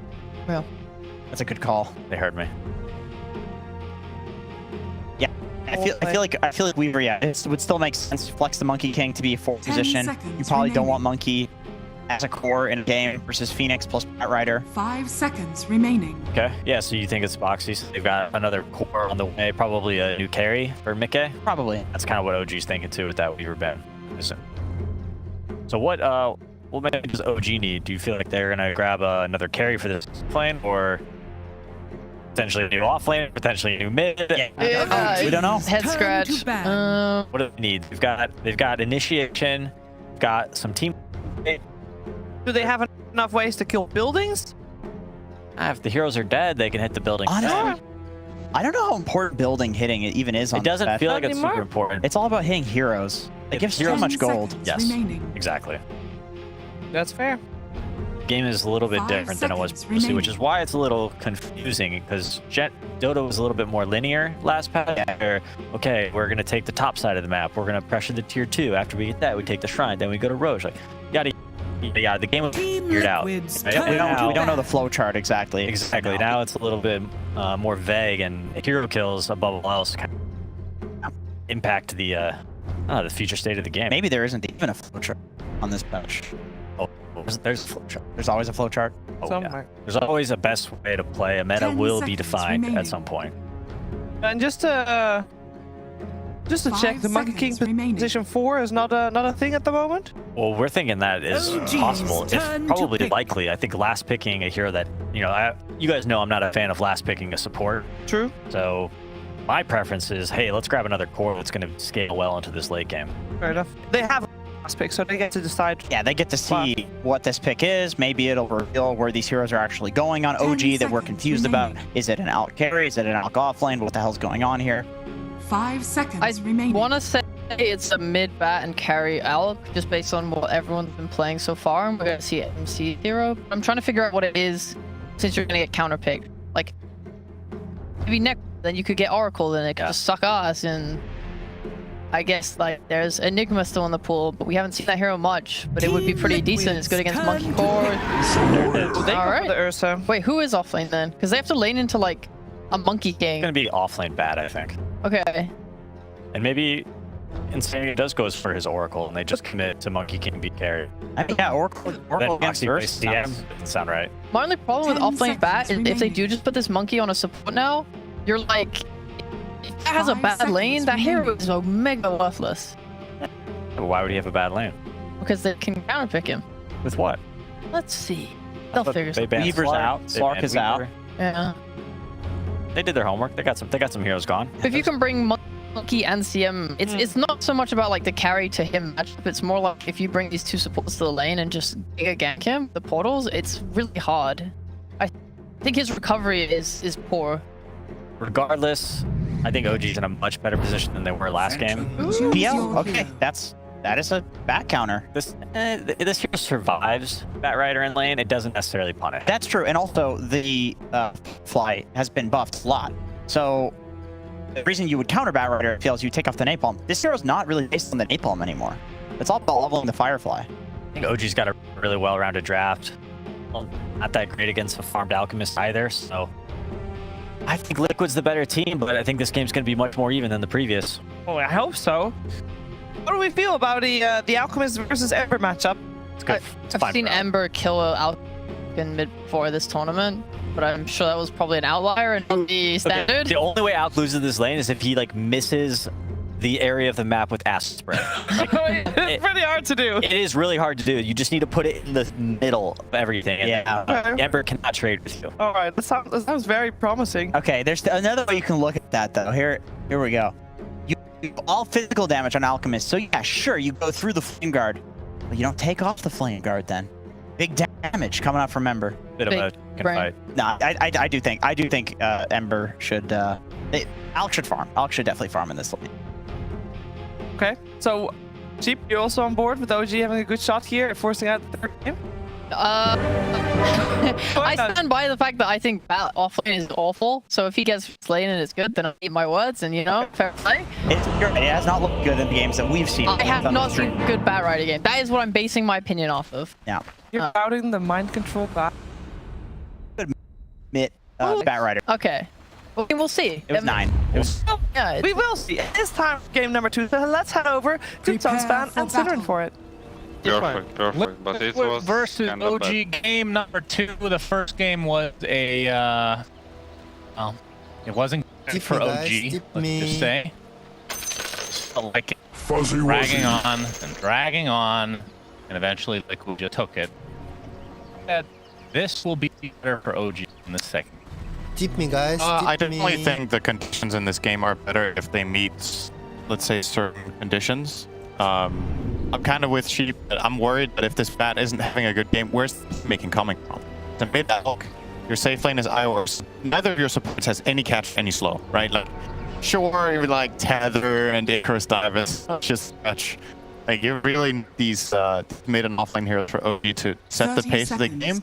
Or as you look over Liquid, you've got Ember Maiden, Monkey King, Crystal Maiden, all these heroes having slow stance catches. For OG, I don't really think there's a reason PL was the lack of this game, right? Like, the mid Alchemist is a rough matchup, but aside from that, I think PL thrives in this kind of game. Very good against the bat, very good against the supports. So if it gets farmed enough, I think it's going to be a concern. So for me, look for OG's get something done. Don't just on. I think action is necessary. Okay. What about PL versus Ursa? It's on PL for me. Even Ursa's very farmed, have battlefield and everything. It just gets. He has to go battlefield. The thing of the matchup is the way beats carries generally that he doesn't need to cut his hero, right? And the way Ursa works, he's an assassin. He fights you one-on-one and he beats you quickly. But late game PL can just keep sending stuff at you, forcing you to use Enrage, forcing you to run out of mana, and you lose your combat ability. It's very explosive. Ursa can kill PL if his team can. Again, we're back to square one. Who's gonna do that? It's Matt. Eyes of mind control in this game, sure. So Ursa not really an assassin, more of a warrior. Yeah. Once put in Dota 1 was Ursa warrior. So. That's true. Right. Curious to see how the game plays out as well, by the way. We didn't really... Like, Ursa against Doom is really a very Ursa... But I thought he can a little bit of an X factor here. Courier. Full tap. Tango pack. How many tangos do they have now? 2 Liga and 2 Nuragi. They're gonna still stay for a while up here. Yeah. Look at it's bullying. Yeah, this Crystal Maiden as a hero, big up pick rate in patch, no doubt about it. He's gonna lose 5 moves. Beat something. Yeah, of course. She does. Is she the slowest hero in the game right now? Didn't treat it like a significant speed. I think the second slowest. Come on. Well, doesn't need I think Medusa needs a move speed buff. Medusa is basically just an structure. She needs him. Medusa's lower than me. I mean, he's got that huge change. I want a lot of it. So yeah, Ember versus Alchemist. Heroes are just gonna farm this for the most part. I think this lane is mostly just a watch. Like, truly really threat each other. Just along with the acid spray, the Ember's not a flame guard, and the shield. That's it. So I think. And then this is without wall runes. I think Alk hit lane. I think it makes a very big difference for Ember, because otherwise Alk could bully you out on resources. But yeah, Ember's just gonna rune every 2 minutes. That Alex has this thing. It's great. It means that you can actually put points into your which obviously combos with that spread because of the minus armor. Ember can dodge. That is true. And but it's kind of well, not that many. Right now, early on, 15-2 for BZ. Nisha, not too far behind with. No. Pretty much wash. If I mean, you talked about ganking potential, the lack of stuns from supports of OG, and gank mid without another core coming. It feels like a waste.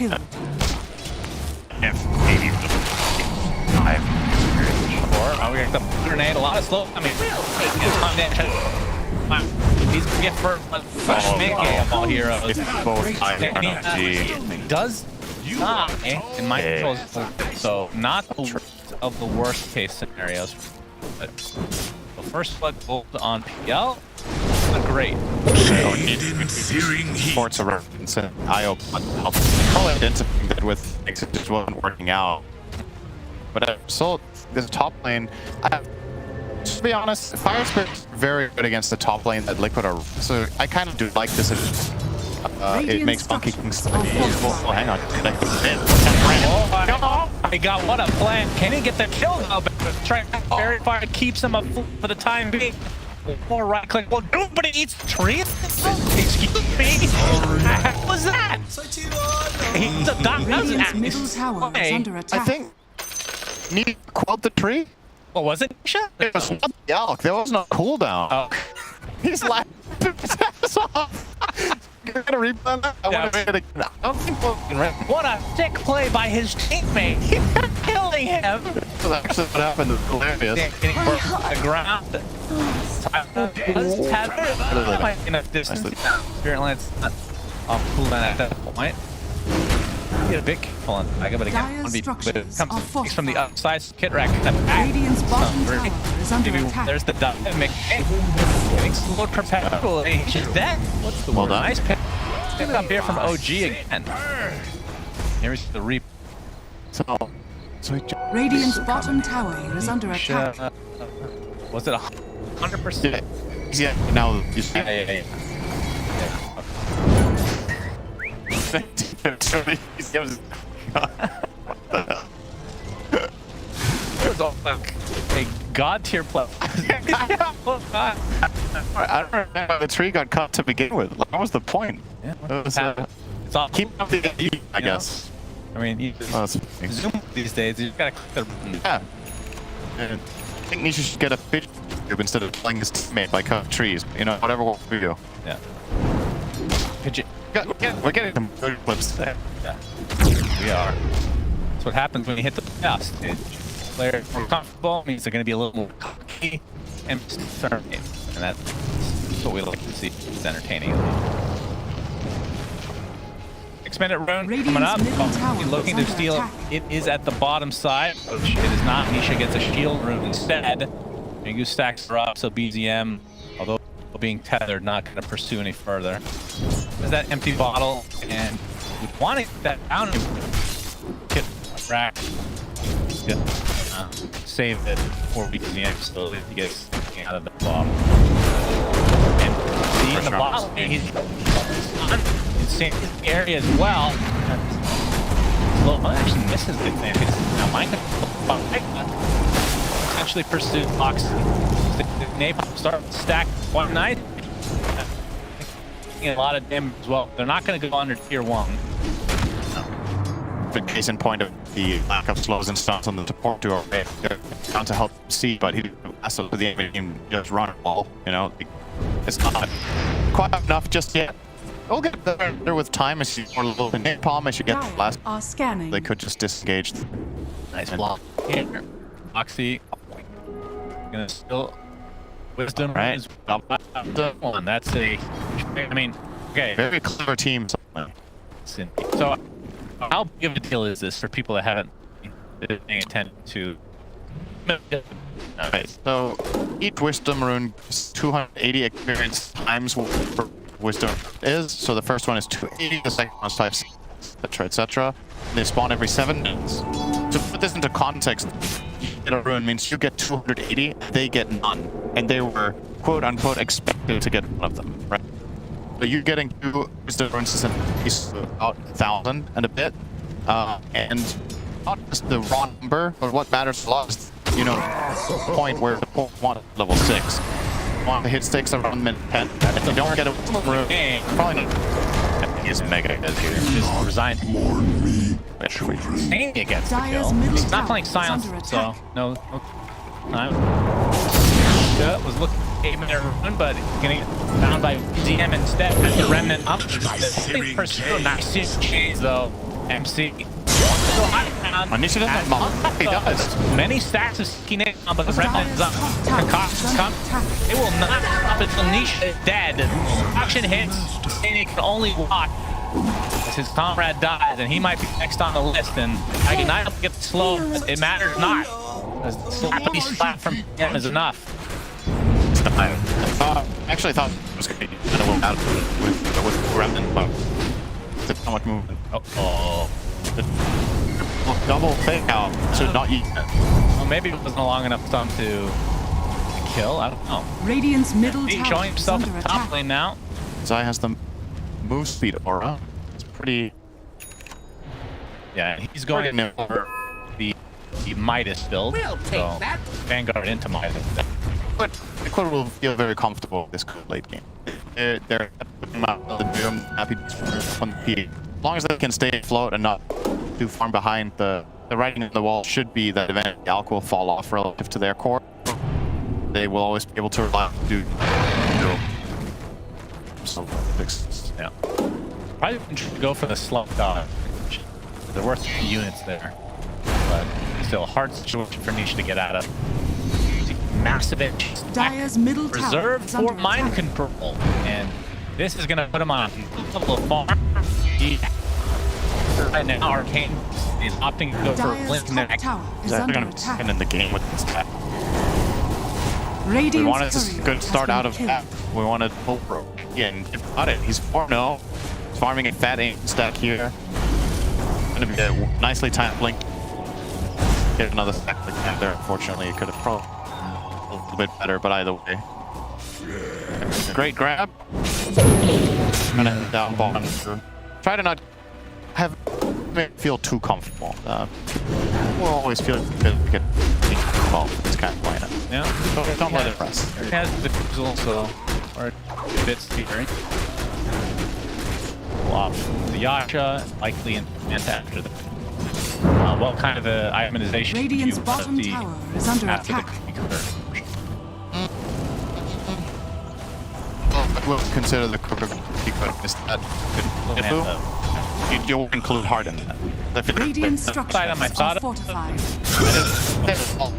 So, okay. The question for me is after those Radiant's three, bottom tower probably is under Abyss. attack. I think sounds pretty like allows him to be a true threat. If he gets on top of any of the support, he can kill them solo. Force out. He gives them a piercing disable. Has been killed. Yeah, I think it's really good. See, make a case for Scotty too. There's a lot. Like, there's Phoenix. Actually, on second, Scotty might even be better than Hart this game. So, yeah, I'd like to see what to do for Scotty. I think that's your advice. Stay back before. Yeah, this is a big timing for OG. They're very, very strong in this. Having Radiance very soon. Was in an auction core. It's OG time very good. Yeah, Courier did die with Sacred Relic on it, but he's not done with Talisman yet, so and not be that big of a play. Jump back in. Doom the Bat Rider. What Nisha has I got heavy. He's gonna be first to fall, but MC just shrugging off Doom for the most part. Radiant's middle tower is under attack. Yeah, on the other side of the tree, but OG will not go any Radiant's further. bottom tower is under attack. Look, we've got both Wisdom runes. I'm very surprised to see the support levels. That fight started with a level 2 Maiden and a level 4 Monkey King. On the other side, it's level 6 Wisp and 7 Phoenix. Yeah, OG just space support to find those levels. Kitrick might have here. he is. How behind And he's in trouble. They do. Once they get stacks first, they're just enough right now. Get Rax in the air with the egg. And then he too. He's getting it out. Oh my god. That was a millisecond away. He recognized the remnant was. He died. Because there was a possibility for Kit to reposition, have Nova that also hit over. That is, but I don't know if they were aware. Like, it can be hard to keep track of times, and nice engage for him. So Liquid, right? They're playing a timing game. You just need to stall things out. It's just try to avoid bleeding too much. Which Foxy will very lead to a pulp here. No mana to speak. What the first warrior tends to do. With the refusal into Battlefield. Zai's gonna run him down a little bit, but not really gonna lead to anything here. Pulling him away, showing him who's boss. Careful what you ask for. That's true. Well, in break and see not it, but also. That was actually really clutch. The lasso 4 second flip. He took apart Vanguard and now has operating boots. It's a very popular build on a lot of those now. I wonder if no one's getting that. Seems really strong to see an Octarine sub 15. I could foresee a change where some Vanguard. Definitely see that too. Wukong's command. Oh, it is. No way, I think I tried to kill that. Indeed. So the Kinkata into the Latham onto the Ember Spirit. Trump gets up on him, but dies shortly after. They lost the Doom as well, so for one advantage, OG, Boxy, kind of attempt is fine. Absolutely obliterated by the Ursa. Danny is just going to get run down as well. The acid spray, double kill for BZM. And OG. Oh, doesn't take a little bit of control of this. No. It could really start ramping up. They're not going to take their foot off the gas pedal here. Just keep going. MC, more speed for the jungle. Middle tower has fallen. Box. Maybe not. Maybe that's a little bit too crazy. No, chill. Yeah. You with a good ramp up here. Zai. To second guess his choices for now. It's like, okay, get destroyed by Ursa that fast. Might have to be a little more careful how he approaches. But has the Crimson Guard. He had it there. I think he only had the Vanguard. Crimson Guard major difference against the Earth as well. He just finished it. Yeah, so that will definitely change his ability to go onto the tree line. Oh, that's good. Do they have vision to finish him off? Indeed. Well done. Foxy. Play your raw game. So one thing I didn't want to mention is Zai. I know that Boots of Travel have been very popular in patch, but Midas and Boots of Travel, that's very greedy, it feels like. It is, for sure. It might be too greedy as well. You could have... There's different ways of doing this as Doom, right? Some people can get by with just Brown Boots Windlace. Or maybe you can get Phase Boots. I think Phase Boots in this game would have also been nice, right? You're against Alk. There's a lot of value in getting the Phase component and getting the armor. But yeah, it's an expensive build-up, so there's quite a ways to go for him. And man, Nisha, this is one of the roughest spots we've seen him in this tournament. Yeah. 6th on net worth, not a familiar sight. Yeah, last place from all the cores. Yeah, by a long shot as well. He's 1,000 behind Bat. So. This is an Alchemist and a Doom game. Yeah, both teams have gold batteries, essentially. Gold batteries? Yes. Wow. Is that better than alkaline? Yeah. They never corrode. Battle Fury now online for the Earth. Oh, okay. Yeah, I just stopped listening to you. That's the weirdest reaction you could possibly have. Oh, okay. Yeah, okay. Oh, BCN. He's going to get gone on. There's the Doom, there's the Lockdown, and there's the Death. Oh, and Mickey gets the kill bounty. Really good for Liquid there. It's 1,000 gold kill, of which Mickey gets half. You really want this PL to continue. Oh, didn't even notice that Yuragi was doing Roche during this time. That looks to be... It's a goner. A freebie. The Liquid are somewhat close. They won't get there in time. Put the Aegis on the Ursa. I don't know if you can make a case for putting it on Bat. Probably not. Manta now online. Okay. See if he goes for the Scotty that you we're hoping for if he goes for the more traditional. Keeping an eye on his quick buy. He is eyeing up hard for now. It's got to be close between the two. Like, there's just so many upsides to Scotty here. This could be a good butterfly game theoretically down the road as Nisha. Yeah, for sure. It's definitely an item you want to buy. Ursa, Alchemist, not exactly here as you actually want to buy it on. Mickey getting gone on. Gets that doppelganger off though. Looks like he's going to be fine. Interact, maybe not. Okay, gets off his dive in the meantime. Museum comes back in with the concoction. And yeah, the relocate with Yuragi. That's a scary looking bear. Here comes the cavalry. Always got to second guess yourself when you're against Io about whether you can go for moves like that, and Boxy just gets punished instantly. Trying to go on the Phoenix, who had dive ready. It's a nice little pick. Oh, this is going to be a big kill though, and there is no way out. Lasso onto Zai, and the saddest thing about it, his Midas is off cooldown. Wait, can he use? He does! Great usage, great efficiency from Zai, who dies a second later, but now he doesn't have to be in the fountain dreading his decision. Speaking of fountain, hello. Oh my. I think this is one of the things that the pro players will improve the most on. Yeah, they've not been using it very. I think the Lotus fountains are... They're definitely better at using the gates than they are at picking up flowers. Yeah, that's fair. Concoction initiation from BZM. It's gonna be okay. No lasso though. Nisha, Remnant TP. He is spotted, but no more lockdown. Well, Mika's courier died, and it has the vid booster, so he's already committed. He's choosing the heart for sure now. Hi guys, gonna take the Wukong's command from Boxy. Not really doing that much damage. Pops the overcharge. Trying to link up to Ursa, and he does successfully. The PL gets demolished. Mickey just bursted from 100 to 0. And Insania looks to be next. No. And OG just getting everything that they want. Blink Dagger online for the Ursa now. Boxy very difficult to find in the tree line. Radiant's top tower is under attack. Oh no. They do find him. Oh no. Oh, he had attempt to TP. No mana for lasso. Yeah. See that every day. He has Dire's Octarine. middle tower is under attack.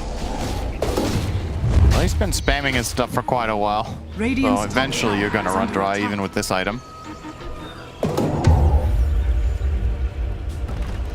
Well, Aegis is gone now. Radiant's top tower has fallen. And the Alchemist, let's see. So obviously he's had the Radiance and Blink for a while. He's had the casual Yasha. Will be going for the Manta. No big surprise. Actually trying to... I think he's opting for Linken's for the Doom. And Boxy getting gone on in the meantime right next to the Tormentor. Which they can probably just do. Yeah, Ursa great at stealing this. They have good control in the area. They've bet their... I mean, their resources are pretty damn low if you look at the mana bars. Yeah, they don't have not the much same to vision give, as us, but don't they're need gonna more go for it than this. anyway. And Io will get the shard. How do you rate this one? Not particularly good this Radiant's game. top tower is under it's kind of nice for Bat, I suppose. Radiant structures Get some spell are amp, but fortified. yeah. I mean, you certainly would have rather have it on Phoenix, because Phoenix shard is really good. Yes. I'd agree with.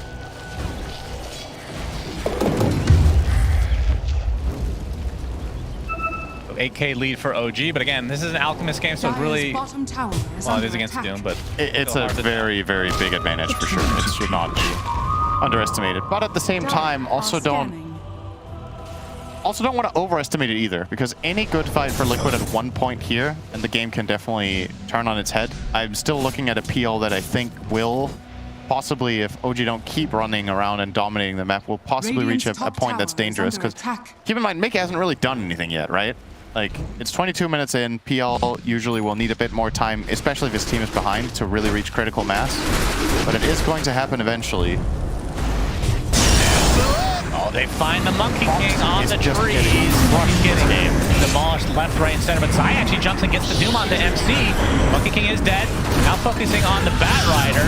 They kill the Egg as well. And down with Bat Rider despite being linked up. And Zai, great initiation from him. BZM getting pretty low. That Spirit Festival. Yuragi now starting to work onto Nisha. Well, he might get that kill, but BZM getting chased by Mickey in the meantime. Has absolutely no mana. See, he has a dagger though. Nisha actually staying alive from afar. Has to be careful. The one Earthstrike might do it. He dodges it though, and Mickey was there to help finish the job. So the Alchemist lives for OG, but they lose 3. This is huge. And Mickey is the one to get the killing blow on the mega kill Ursa. So Heart is almost completed now. Yeah. And you saw in that fight, as soon as the fight opens up and the supports from OG die, the other heroes become extremely kiteable for the PL and the Ember. Like they just, without the lasso as well, it's just too easy for them to reset the fight, keep poking and prodding. You get Alchemist out of mana, the hero doesn't exist. So OG has to be really wary about this. Kicking ult, okay. Yep, just defensive zoning. That's a... It made me think of, you know, one of these guessing shows that they have on YouTube where it's like they show clips from Dota and you need to guess which bracket it is. I just saw that clip. Oh, yeah. That one would be hard to guess. There's an Alchemist running up, Concoction's an illusion, and a Monkey King hold on absolutely nothing, and everybody runs away. That is the pro tier. That is the best team in the world right there. Circled by MC. Down he goes. But I think the important thing for Liquid is that fight looked like it stabilized the game to some degree, which is important when, especially when Doom is going for such a greedy build. Now they know that Lasso is down. Nisha's not too afraid of MC. Oh, surely the jump in here. by the bear. Back. This is going to be a completed Heart in 30 seconds now. Or Mickey just needs to get to the triangle unless they're not going to find. Yeah, Lasso is coming back up in 22 seconds, so they don't have that pure lockdown. Instead, Yuragi. He's all alone for the time being, but his team is on the way. Link up. There's the Heart now online for the PL. BZM trying to focus down onto Zai. They're going to be able to kill him relatively fast, along with Boxy. So Nisha left to his own devices, but relocate, baby.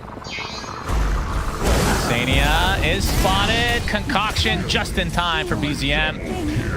Looked like it was going to be a good numbers fight for Liquid there. I understand why they're tempted to go on the Ursa, but they just get outnumbered in the blink of an eye with the relocate coming in, as well as OG's heroes already in the jungle there, just crossing down into smoke.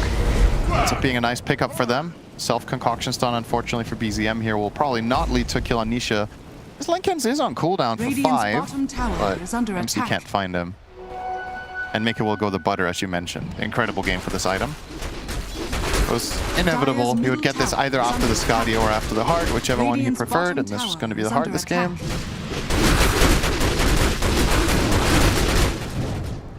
Now the question is, what do you do as OG until Roche? Like, are you... Because I think that's a requirement for you to win this game, is that you keep getting Aegis and cheese here.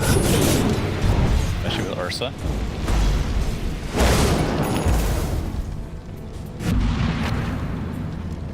Salkirus now online. So even more minus armor to work with on the OG side. Yeah, when they isolate targets, they're going to kill them really fast. The challenge is catching.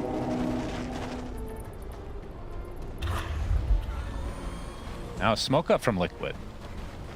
Again, Liquid with a 1-0 advantage to start this best of 3 in the upper bracket. They're playing with house money, so to speak. OG need to win this to extend. Iraq gonna be found. They're gonna jump up. Not gonna be able to take it out before he can even get off the egg, but the instant doom. Zai's gonna die though. And you can see the Ursa trying to shrug it up to Taiga getting just gone on by Mickey. That's an easy kill. Yuragi forced to pop his ult. Careful, he's going to run out of mana here pretty shortly. Nisha, 30.5 HP is insane. He's getting gone on by BZM instead, so it's a 2-for-2 to start this fight. Yuragi getting focused by Mickey. Boundless strike onto 3 heroes. Beautifully done. Nisha with the sleight of fist, but now he's just going to get bursted. Mickey still doing work. Triple kill for him. That's the one here that can't really deal with. BZM running out of mana along with MC. Another TP coming in. Remember, the egg has yet to be used, and Mickey will try to TP out. Yeah, he burned them both to 0, so he can just like, okay, they don't have mana to stun me. So yeah. I guess I can get out. Nice fight from OG, honestly. I thought that was going to go a lot worse after they got the Doom out on the Ursa. But they managed to stabilize the fight. They kill Zai pretty quickly once again with the Ursa despite being doomed. And concoction after concoction really made that fight happen for them.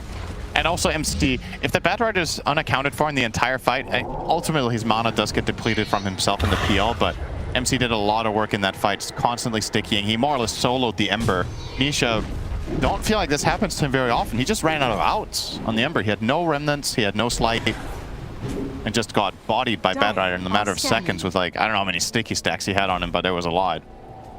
Yeah, I figured this would be a game where Nisha would go for around now, like a mid-game Aghanim Scepter, because it feels like you want to go in and out, try to, because PL is so hard to kill anyway. You need to be evasive yourself. It does make sense to go for Shivas though for multiple reasons, right? It gives you protection against Ursa and Alk bursting you, and it gives you the anti-healing against Wisp, Elk, and Phoenix. So I feel like Shiva is probably overall the better choice, but it does mean that if you don't go for the Axe, you need to adjust your playstyle accordingly, right? You can't, against this lineup, you can't run out of remnants. They're going to turn on you and kill you in the blink of an eye if they recognize you don't have outs.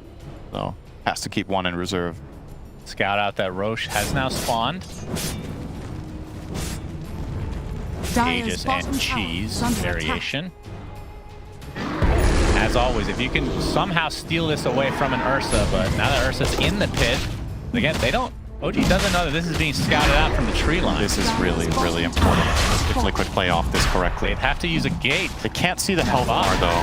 They know it's happening, but they don't know how to Rogi just go a little bit below. Okay, he shows himself. Foxy! Alright, he sacrifices his body for the betterment of society. I don't even know where I'm going with that. Maybe he was close to stealing that last patch.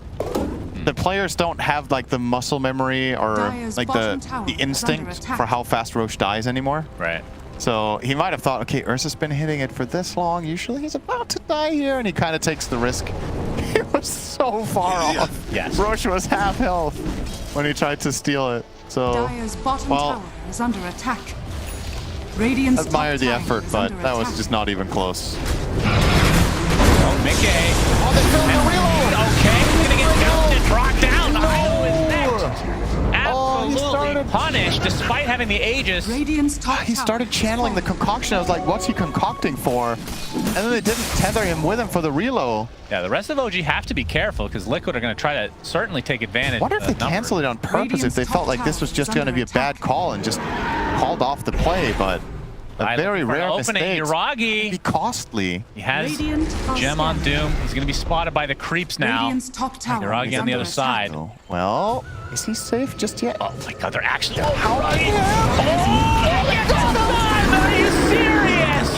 He has Aegis, of course, but he's going to have to survive for a long time. Io's up in 5 seconds, so he's dead. He's already used the Enrage. Kid Wreck has the egg available as well. Might have to try to expend it to save his banner, but no, he's dead. Liquid punishing the crap out of OG. I have no idea how they found him in the tree line. Oh, that's insane. Big oof, though. OG were looking so good after claiming that Aegis cheese, and now they just drop all of it on the fly. I mean, they still have the cheese, so technically they have a bit of an advantage there, but so much more what could have been if they didn't get caught off like this. Liquid with this are going to get themselves an Aghanims on Doom. PL has the butter and he's closing in on an Orchid.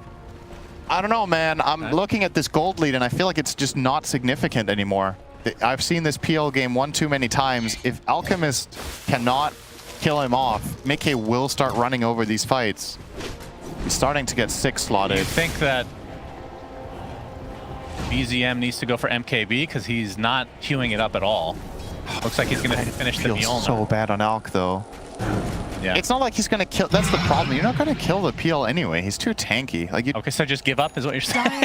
No, I think you need to set up your Ursa to kill him. But Ursa isn't buying MKB either. Yeah. I think this Butterfly is just insane right now. They don't have tools to deal with PL. Yeah, Meike is confident. He's buying the Orchid. All right, sorry, Mage Slayer. He changed his mind. He's going to go the Mage Slayer first. So now with that in tow, he has how much magic resist? 55% magic resist, 3.4k health, and the evasion. Yeah, that's insane. He is... And high armor gain as an Agi hero anyway. I think any combination of 3 heroes can't even kill him before he gets to Doppelganger. I think Ursa, Alk, Bad can't do it. They killed this guy, though. Indeed. That works. That's one hero that can kill him. And the AoE Doom on the BZM. You can see Ursa actually jumps in, but that means he's doomed as well. My goodness. Yuragi pops the BKB. Trying to focus down Nisha. The Lincoln is already procced. A nice egg with the Sunray coming through as well. Boundless strike on several heroes though. Trying to focus down this Alchemist with that Mjolnir. He's running out of mana quickly. BZM trying to go on top of Mickey now. Pops that doppelganger. Taiga getting pretty damn low as Mickey trying to take him out first, but it looks like they will finally get the PL. A 3-for-1, and all they lost was Io, surprisingly. Make it 4. Nisha, the lone survivor. CM has already respawned of her own accord. Game-changing Mjolnir. That did so much more than I thought it would. He gets it at for the perfect moment in this fight. Just without that Mjolnir, they're going to lose that fight. It changes everything. He's killing off all the Peel illusions. As a result, he stays alive. Peel kills himself effectively. If you can't kill him, just let him do the work for you. And OG will get minimum 1 lane of racks from them. Oh, they get the last one! This will be a huge kill! You can see the Ember dropping. Nisha dead, no buyback. Whoa, is this game just over? It might be. If they could see the buyback status, they might just end it. But they don't know for a fact that there's no buybacks here. There's still a tier 2 in the mid lane, so if they want to play conservative, they have to go top. All right, they will. Which they will. Oh boy. This is going to be 2 sets of racks in all likelihood. Just when I thought Liquid were going to handle this with the PL, that Mjolnir and that bottom fight. It also looked good when Zai went in with the AoE Doom, just didn't get too much bang for his buck out of it. Now 20,000 gold. OG, you blink and you miss it.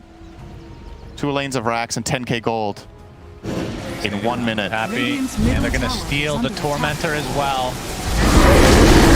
Yeah, I think Insania probably a bit personally frustrated. This hasn't been his best game. We talked about the low-level supports early on in the game. He's been just getting caught and dying a lot. He's got 10 deaths to his name. Yeah, I think if I were to guess, more personal frustration than feeling like the team are messing up, because it was a close fight. It didn't take much. A couple things differently here or there. Maybe stuff he could have an influence on, better Glimmer usage, or maybe getting nulled off. Well, now the scary thing is that shard went to the Alchemist. That means Berserk Potion can be used on Ursa if they want. Yep. Pretty damn good. Let's get an extra spell for the Slight Chains. Frostbite. And OG want to end it now. They're going to smoke again. They have Lasso ready once again. The cooldown's so short. 40-second cooldown. Tanisha will Remnant away. That's not going to stop NC. He's got to keep going. He's fine. Zai instead. That's a juicy target as well. Buyback. And yeah, 1 full minute. No Zai back. Insania. Okay. Still 5v4. OG with the number advantage. With the massive gold advantage now. And with already 2 sets of barracks. We'll be going for the megas and potentially the game 2 victory. What do you do here? Keep sending in Peel Illusions, try to monitor in the ult, I suppose. Yuragi actually already popped his ult, surprisingly. No, that was just the shard, right? Oh yeah, you're right. I didn't realize he had purchased it himself. Good to see. Do you feel like they should have different sound effects? And it's literally in enrage, so no, I think that's part of the charm, that you don't know exactly sometimes. You pop it just as you Earth Shot. Ember Spear, but a nice Boundless Strike to keep him in place. He had the shield and it looks like Nisha at half HP, but will get away. Making it a bigger kill. 80 seconds, and that might just do it. I mean, nice little crispy cat from the Phoenix. But he melted super fast. Mega creeps now for OG. And caution from BZM. Pops that Manta to get out of those searing chains and now can focus on the tier 4 towers. Nice attack speed, bro. Yeah, pretty good. Slapping and chopping. The Chef Alchemist. Yuragi, he's going to pop his BKB, but the AoE Doom comes through. He'll trade that any day. Will OG. Alchemist taking pretty heavy damage, but he's going to get healed thanks to the Sunray. Now they can just focus on the buildings if they want. Zai jumps back in with that Doom, but it's going to be too little, too late for Liquid. Trying to delay this before their PL, but it's 35 seconds away, so certainly OG, despite this Crimson Guard being applied to the buildings, can just focus it down. Nisha popped back by the Flame Break. Boundless Strike coming out from Liquid, but again, this game is over. And GG's are finally called. So OG take game 2, which means we're getting extended to a full 3-game series between these two teams. Poor Sheep. She's going to have to eat all of her words with that offlane performance from mind-controlled Batright.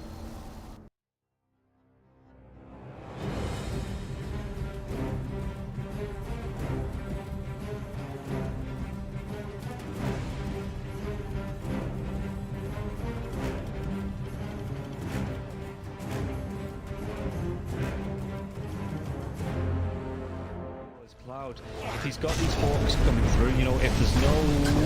We'll come back to this as they get the dive on, and everything I was saying is now inconsequential because Cloud has gone down, so Kami has to move away from these multiple kisses. There is still that buyback to the Beastmaster though. Let's see. He wants to get himself back into this, the dive onto the back lines, he's in the vortex as well. There's going to be a real nice dismember. The hooks come. Nice save. Though. He saves it, Cloud gets himself back into this now, and Kami is losing so much time. Kami's going to go down. They do get the kill onto Leffington there as well. So Mira with that freezing field, Mira will go down.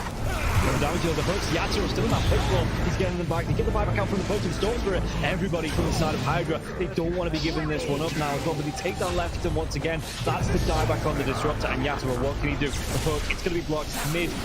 Hook. This is the dieback on the Cloud. Cloud, can he get himself away from this one? He's still being harassed up by Collapse. One more right click, he goes down. That is going to be the Beastmaster dead for 115 seconds, and now the chase is on for the rest of the side of Hydra. This Aghanims on the Morphling is just making him impossible to deal with. First of all, they use the little shredder on the Pudge to get rid of his armor. He has solid amounts of it, but it is just not enough. And then Yatoro just destroys it, and he knows that he can stand his ground because he cannot be stunned. He literally cannot be stunned. How do you stun water? Well, a lot of their damage, if not most of it, is on the Morphling. Oh, the glimpse comes back though. Inside the Static Storm Mirror, he has that Lotus going, and now if Zerber actually dives a little bit further, the Thunder comes out with Podking. He's dove in, yeah. They're going to be able to get the kill onto the Storm Spirit. Can they take down the push? They're going to be able to catch him and cancel off the TP.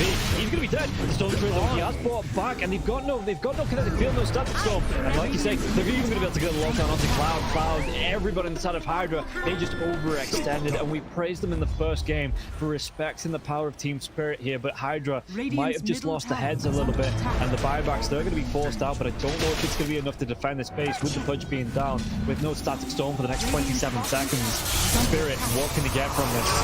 Diving Warwick though, they're going to be able to get it. They get two, they do! They take them down, the cookie comes out, the Yatoro, freezing field, they might lose Happy. Is this the dieback? They do the break the Lincoln Sphere though. Morphlin. Law wants to come right back into this fight because you have the boots of travel to do it. It might take him a little bit longer now. No boots of travel though, so he's going to have to use the blinks, you know, just do it by foot, it seems. Level 25 Storm with a beast. That's just so much damage. They're going in for the Morphling. He doesn't have a buyback. No, they get.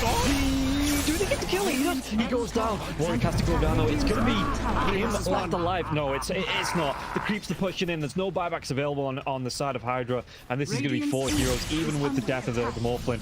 No way Warwick defends this. It's pretty much over. They don't have the glyph. The game is over. They gave it their best. Hydra, they made Team Spirit work for it. The team that is most likely going to be at the top of Eastern Europe DPC Division 1.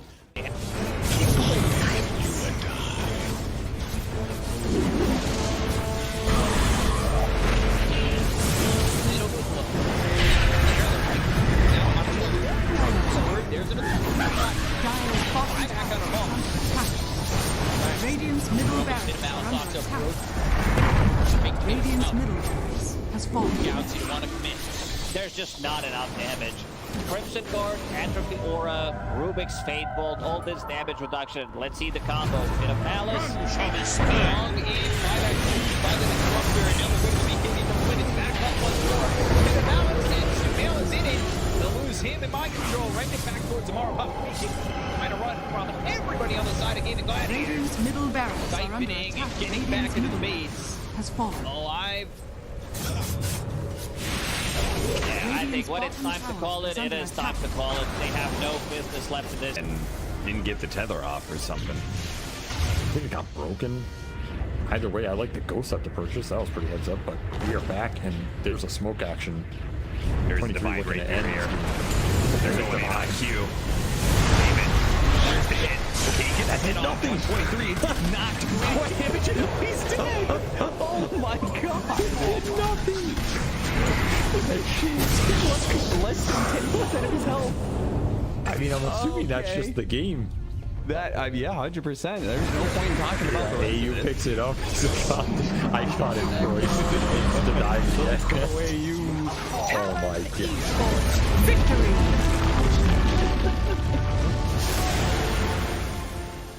We finally get to see them have a little bit of lead, but they need to have good vision, good execution to engage. We're down up on high ground there. Bulbica, Red Panda, this would be huge if we can find it. Setting Storm before the Tombstone. Not bad. Stun for Lulu. He's thrown now. There. Starting to drop down. I love TK control for the moment. He does manage to get that one away. And the Supernova down. TK barely surviving. And it's just going to be one down as White Album, the dodge, to hide away, the heal's coming in. They hoping for a save, but the PKB is out, and they're going to jump onto him. He has to back away. We have lost White Album again, and now Tango in trouble. Who is going to drop? Aster, these fight so well, and they couldn't take down that Undying before the Tanaka. And remember, it's ages, so they didn't really care about giving away. That's the ball. Big finish, rockets.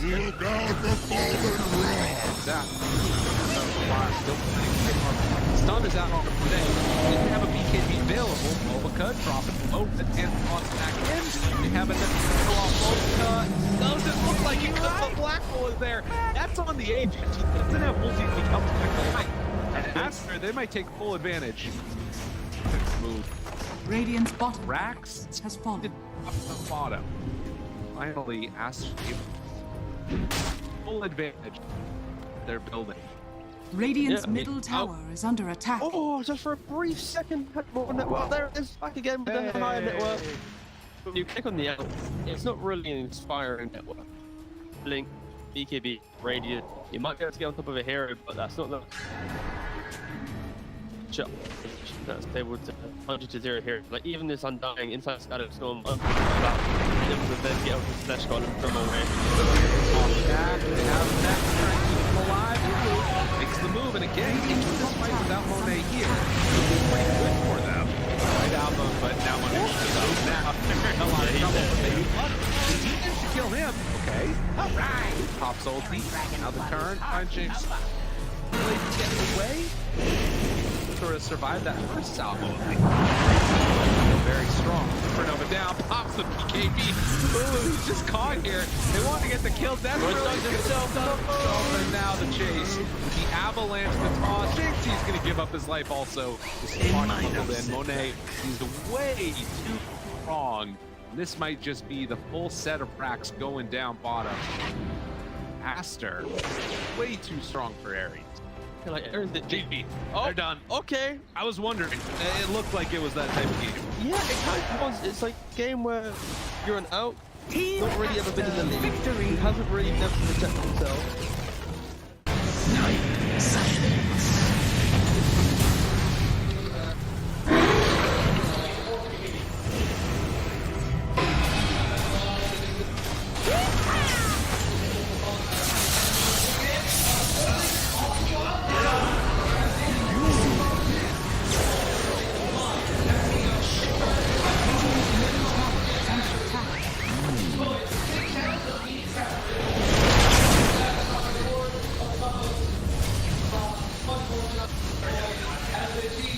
Radiant structures are fortified. Radiant's middle tower is under attack. Radiant's middle tower has fallen.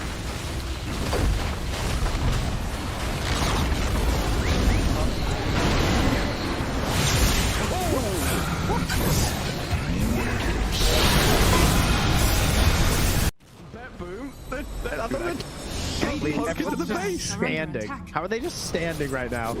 I can't help but fidget with my hero half the game. I'll be running around in circles. Yeah. Pirouetting on the spot, the song. Blinking from Pure. They see Yatoro, 3 lined up. Potentialized path play. They're trying to go in.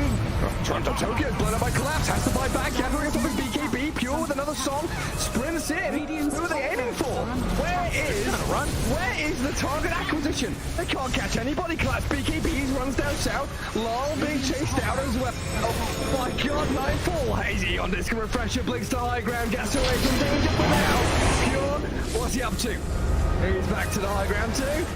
Mirror image out, Aegis claimed, Lull in the fire, still surviving and blowing up GPK.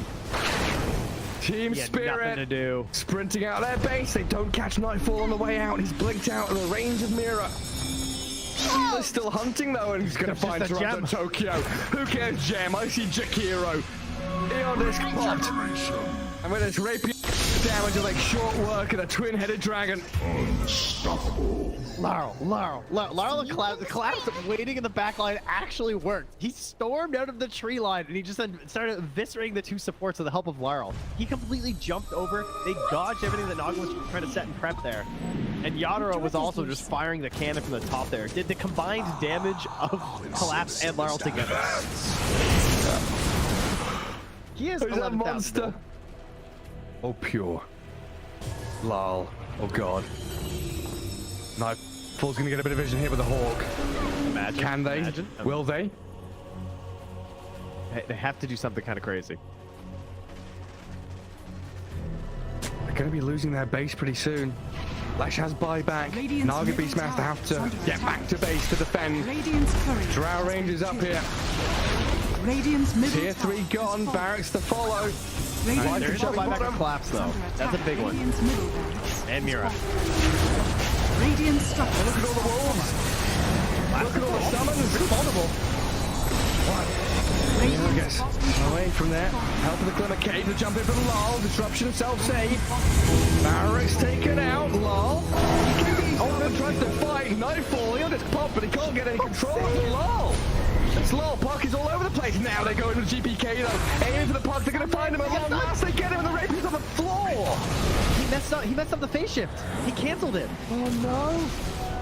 Oh, you see that? I'm not crazy, right? I don't know. Yeah, he phase shift and accidentally ended it. There's an Axe Blessing recipe. There's a rapier. There's all sorts of stuff everywhere. An Axe Blessing recipe. What's that there? Okay. Not sure what the story on that one is. Meanwhile, Save, I think he had a refresher shard, right? Because Laurel dove him, he disrupts himself, and he tries to kill him again after it. Save just refreshes, and then uses it again. How have they not got the breaker? Now there's another DD. I don't think they care. You know what, Toronto Tokyo is going to take it, is he? Oh yes, the Jakiro with a rapier.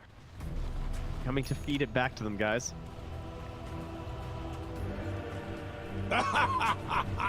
My goodness. There's Mega Creeps on one side. Top lane Barracks still standing on Team Spirits. Are we waiting for next Roshan, Trent? I don't know. I don't know. I feel like BetBoom have such a good chance of winning these fights right now. They can't get, like, swarmed in the back line. They missed the stun on BK. He's trying to hold his ground, but look at the dodge! Oh my god, Yaturo shreds. Where'd he go? Daedalus hits, refreshes, blinks forward, kills off Save as well. SD's gone, TP home. Get the hell out of here, BetBoom now. He's lucky he didn't get coiled. Dude. Leshrac vanished. He looked okay until he didn't. Until he got hit for 1,350 damage from a single right click? Yeah. Oof. Yeah. Right until that. Ow. Luckily, Toronto Tokyo was not there to feed the rapier back, so that's good. And now Team Spirit running down lanes, coming for the Radiant base. Balls are still there to hold on to. Oh, this has got to be mentally debilitating for BetBoom. 71 minutes. Team Spirit is wearing them down. The admins have been on, they told them, nope, these guys. The longer this game goes, the harder things are. Well, it's like Moomiander was saying in that Seb documentary. This isn't Dota you're playing. This is a slogfest. You're going to wait it out and play 60-minute games. Long ass ones with a long line. get very far forward. He unders from Mira, but the Undying will fall inside the Radiant base. He'll as Mira gets off one last finger of death, and the turns will get through. They kill GPK. It's a dialect on the ledge. Naga now in trouble. Song of the Siren trying to buy a bit of time, but Yatro moves forward, gets the damage in. Will is dead. Oh god! It all comes crumbling apart for that boom now. Wait, back. They're on to Mira. They kill off Nightfall, save though, and lol. He opens up on them. The howitzer is here. Massive 40 mil cannon just shattering into that boom. Drow saved by the rip. The soul is everyone dying. There's two. And she's called it over. Team Spirit. Look at him. Look at it. Look at Mira. The shard to anybody who would listen at the Lima Major, which was nope. Which, yeah, nobody's taken him up on it yet. But if you see a shard being picked up by any team that was at the Lima Major that speaks English, then you could probably sort of it's good. I'm like, this shard is actually good. I don't know when, and I don't know how you get there. That's all.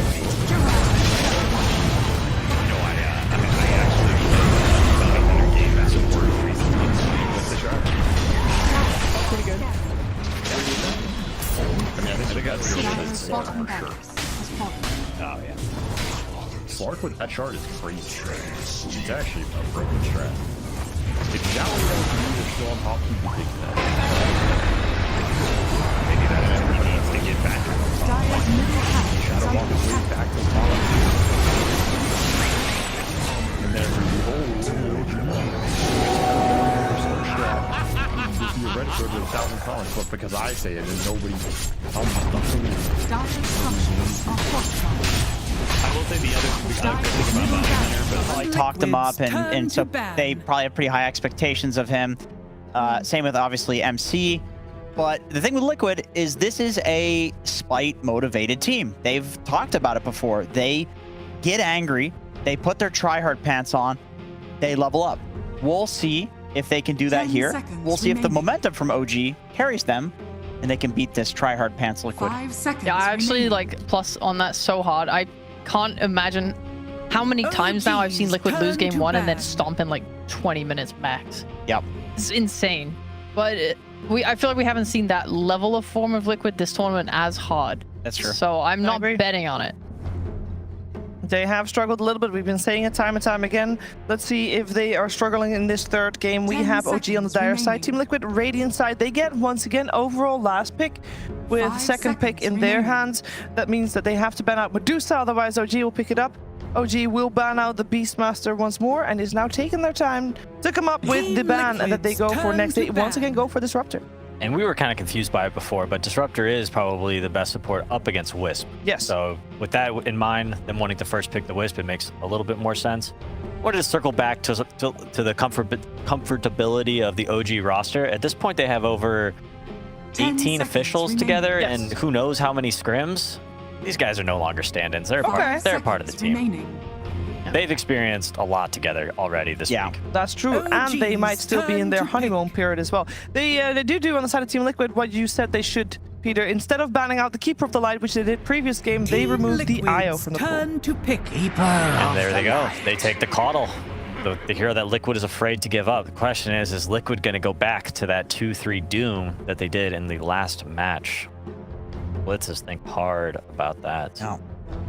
Yeah, I don't think the Caudle comes as a surprise. I don't think the Caudle is as much of a counter to the Doom as the IO is. In fact, I don't know. I don't think. I mean, it's a healer, so you can definitely like, heal through the Doom to a degree. But Liquid's turn to pick. Oh, they go for the AWP.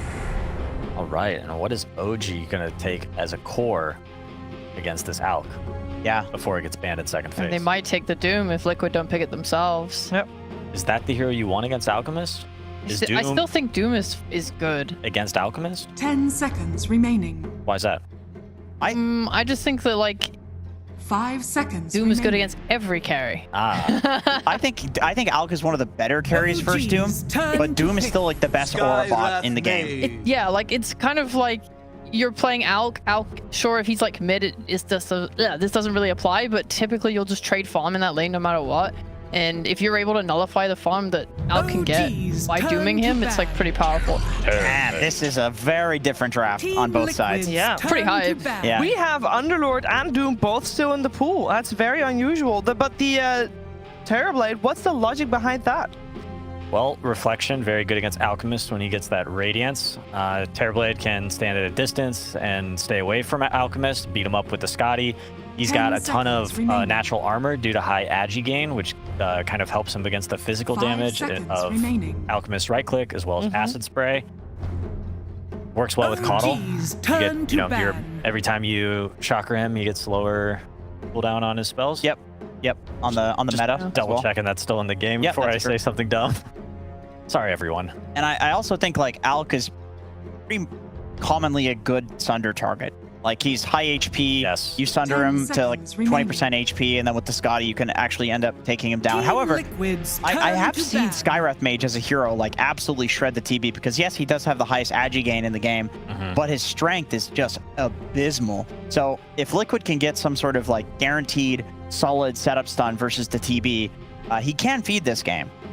This is what I was like thinking when obviously they had lots of options available on Liquid versus the Coddle opening, but we've seen like Pugna and Pugna and Storm Spirit, go pretty ignored in the last few series I've watched at least, which is surprising to me. I thought it would be very good this game at least against these two heroes. Yeah. I want to see the ability to backline pick off this Coddle and not let him have free reign to do what he wants. I like that a lot too because I also think Storm plus Sky is a very underrated combo. Somebody is showing anywhere on the map, Sky sitting in the tree, Storm zips in, grips. It's enough to get the Sky ult off. And yeah, killing the Coddle on the back line, like Storm is arguably the best hero at doing that. Maybe barring like a Spectre, but that's just not really a hero right now. Yeah, I could see Storm plus maybe CM or Pugna as the other support. I like Liquid. I like the CM better just because I feel like more of a comfort hero. It's more comfort, and also it's another thing that can pair with the Sky and go and get kills. It's a stun, a root. It's a slow, disable, root, something. Yeah, bunch of things.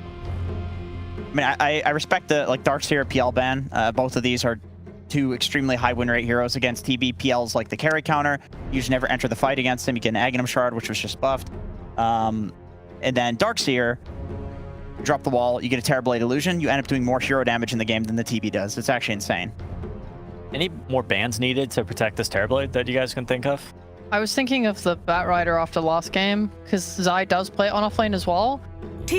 Last time it didn't quite work out really well for them though.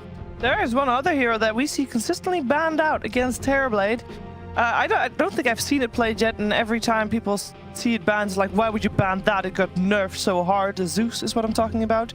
It was it used to be a classic counter, but the static field being removed. That hero's garbage. Yeah, that's like I said, that's what I hear every single time. Yeah, it's unplayable. Not sure we'll see. I think the stakes at this point in the tournament are too high to be experimenting with new heroes. Yeah, all the people that thought Zeus was good last week don't think it's good this week, and the people that think it's still good haven't played it. One thing I am seeing with these bans from OG is that Slark ban. Slark is a hero that's pretty good against Terrorblade, but he also is very good against melee offlaners. So OG probably thinking they want to pick something up here right now. Holy shit, the Underlord actually made it through the second ban phase. Even the Doom did, which you guys said is not that good against Alchemist, but it's still in there. Yeah, I mean, I think the Underlord over the Doom makes sense against the Terrorblade. He builds into a bunch of raw stats, and you have the percentage damage on the Underlord, and then also you can clear through all the illusions with that percentage damage throughout the game. You reduce the damage that the TB does with Atrophy Aura as well. So like an overlooked part of Underlord as well is just like the damage reduction when you come through the portal. Yeah, it's so crazy. If you can like if you are at the beginning of the fight and you portal in like your other cores and they come into this fight taking like no damage, that's huge. They're gonna steal the CM? They could. Still in there. Yeah, it looks great for them. Do you guys need a specific partner with the Coddle for the Coddle to be good? Honestly, I think CM plus Coddle is a good combo. Just regardless of which cores you put with it? Yeah, double Frostbite, double Nova, but you know, in terms of cores, Ember's like the big one people are looking for. Pango as well, banned out. Sand King? OG has actually picked that for MC. Hopefully not this game. Maybe not. I don't think this is the game to risk a sanking on. That hero is You're a incredibly sanking hater. volatile. I'm not a sanking hater. I'm a sanking lover, which is why I'm so upset by the state of this hero. I think they just want to get a hero that's going to buy a pipe at some point. Turn to pick. That's a dying hero that buys a pipe, by the way. That you guys, I think previous game you said it was good, but they banned out themselves. Never mind, the Darkseer, of course, came to mind. I think it's hard to rely on your supports to pick up team fight items like that. Expensive. Bad build-up as well on the pipe now for... In this game, they really just want to protect the Terrorblade, make sure that he's able to survive any sort of, Alk stun into Skywrath ult combo. Undying's got a heal. He's also got his new Tombstone that he could throw Terrorblade in temporarily. Oh, yeah, that protects from the Sky combo, actually. Yep. Team Liquid. The grab hero ability. Very solid. Yeah, I'm kind of glad they took the mid hero there. It's just like super generic, gonna do a good job all game, and it means that their offlaner is not gonna get super hard countered. Because I'm looking at things that they could take, like Brewmaster, for example, but then you just get like Morphling and everything sucks. This looks like a flip of the previous game to me, where like the Alk mid looks very solid against Void Spirit. Like, I feel like he'll do fine. He will do fine. I just think OG felt like they needed somebody to kind of start the fights, and I think getting that through your mid lane is pretty important in the current meta. So just finding something that BZM is going to feel comfortable on, making some early game rotations, make space for this Terrorblade, help Undying and Caudle connect on their abilities. Yeah, It works. you just don't want him to get like too far away in these fights, because the way that the first three heroes play out is Terrorblade's going to meta. They don't have really good stuns on the supports, so it's mostly going to be like playing off Soul Rip, playing off this Keeper of the Light, maintaining the mana on like Void Spirit, and wanting to use his Illuminate to like help heal the Terrorblade. You want to play a hard to kill core here, and no one else has the mobility to keep up with Void Spirit. I gotta make a call here. Yep. This Timber Ban is a bait. Okay. They want... Because Liquid's gonna think, if... 10 seconds remaining. Keep going. I think that OG wants Batrider. Right. And so they banned the Timber. So that way it's like, well, why would we ban Timber if we were going to Bat? Right? Okay. So Liquid's not going to ban Bat here, which means OG gets it, and it's good against the 3 cores of Team Liquid. So why would they? They banned the Timber to make it look like they don't want Bat. They're trying to mind game. It's a mind game. Just wait. I mean, I believe it. I don't want to really stand here waiting for the timer to tick down, because they have a lot of bonus time left. What other heroes other than the Bat? Never mind, banned. But Blitz, he knew. He knew. Mind Control. What other heroes has he been playing? They played a Earthshaker previously. That was pretty interesting with the Caudle. I think they could benefit from another stun or disable. I want more control, because right now it's like you're going to be doing a lot of physical damage. Muerta obviously really good against that, so I want them to find ways to stall out her ult until they can kill. That's a stun. That's great. There we go. And that's going to give them a hero that can farm up these early teamfight items to support Terrorblade in these big fights. Yeah. Solid draft from OG, I think. What is Liquid going to respond with? They need another support. Yeah, Wow. unless they did. They can put Alk to support. They could put out the Alk to support. We have seen Insania play Sky as well. We've seen enough Alk support this tournament, I think. Yeah. I'm gonna pass on that one. It's a Boxy or Insania hero right now. Well, probably Insania, right?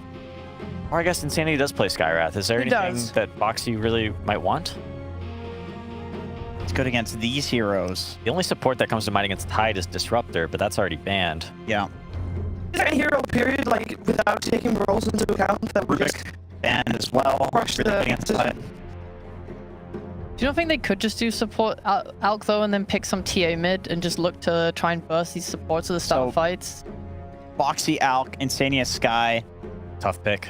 TA mid against the Void Spirit. This is a tough pick because your draft isn't versatile enough. You're already showing everything. Right. You have your carry, you have your offlane, you have your mid, I presume, with the Alchemist. This is not how you're supposed to draft on second pick.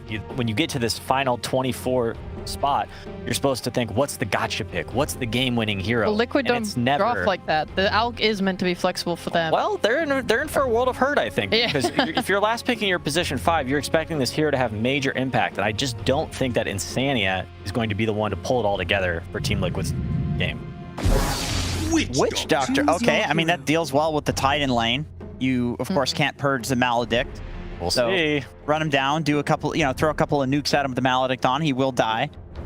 I'm excited to see Witch Doctor in general. I think this hero's good, dude. The uptime on his ult, it's pretty crazy. I think PPD is right though. That Insania has probably had one of his worst tournament performances this event. Probably off the back of like how the Dream League finals went. The Holy Locket in. Yeah, like it can shake a person, and I think that this game is going to be a massive showing of whether he has recovered from that, and if he can do really well off this pick. It's not even if he played a good tournament or not. It's overall last pick. Gotcha! We have a solid position 5. Yeah. And it's normal, you know, you want someone that has massive impact, and normally that is traditionally the position 1, 2, or 3. Occasionally the position 4. So it's that's a bit unfortunate. They can make it work. If they play better as a team, they can win this game. I'm a Witch Doctor believer, Sheever. I'm a believer, Sheever. Yeah. You are? Yes. In Team Liquid for this one. In Witch Doctor. Okay. Just don't buy a Holy Locket and we're good. Yeah. I think as long as Liquid don't get baited into like running as 5 into OG's kind of early-ish timings. I think OG hit a nicer timing earlier than Liquid do. Like Liquid really needs his Moira to get a lot of items, and then she'll be able to just like bang this Terrorblade, and he'll have no game.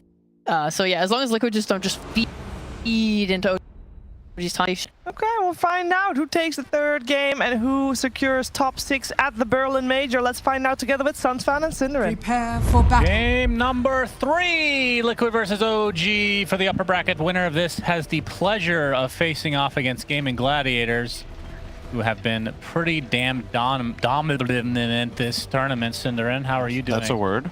Well, just getting my mini strokes out of the way as we get into a very hype game number 3. Yeah. What do you think of the Witch Doctor last pick? I feel like every series we get, there's like 1 or 2 heroes that we've barely seen all. Yeah, I love it. Pretty cool. Yeah, last pick Witch Doctor.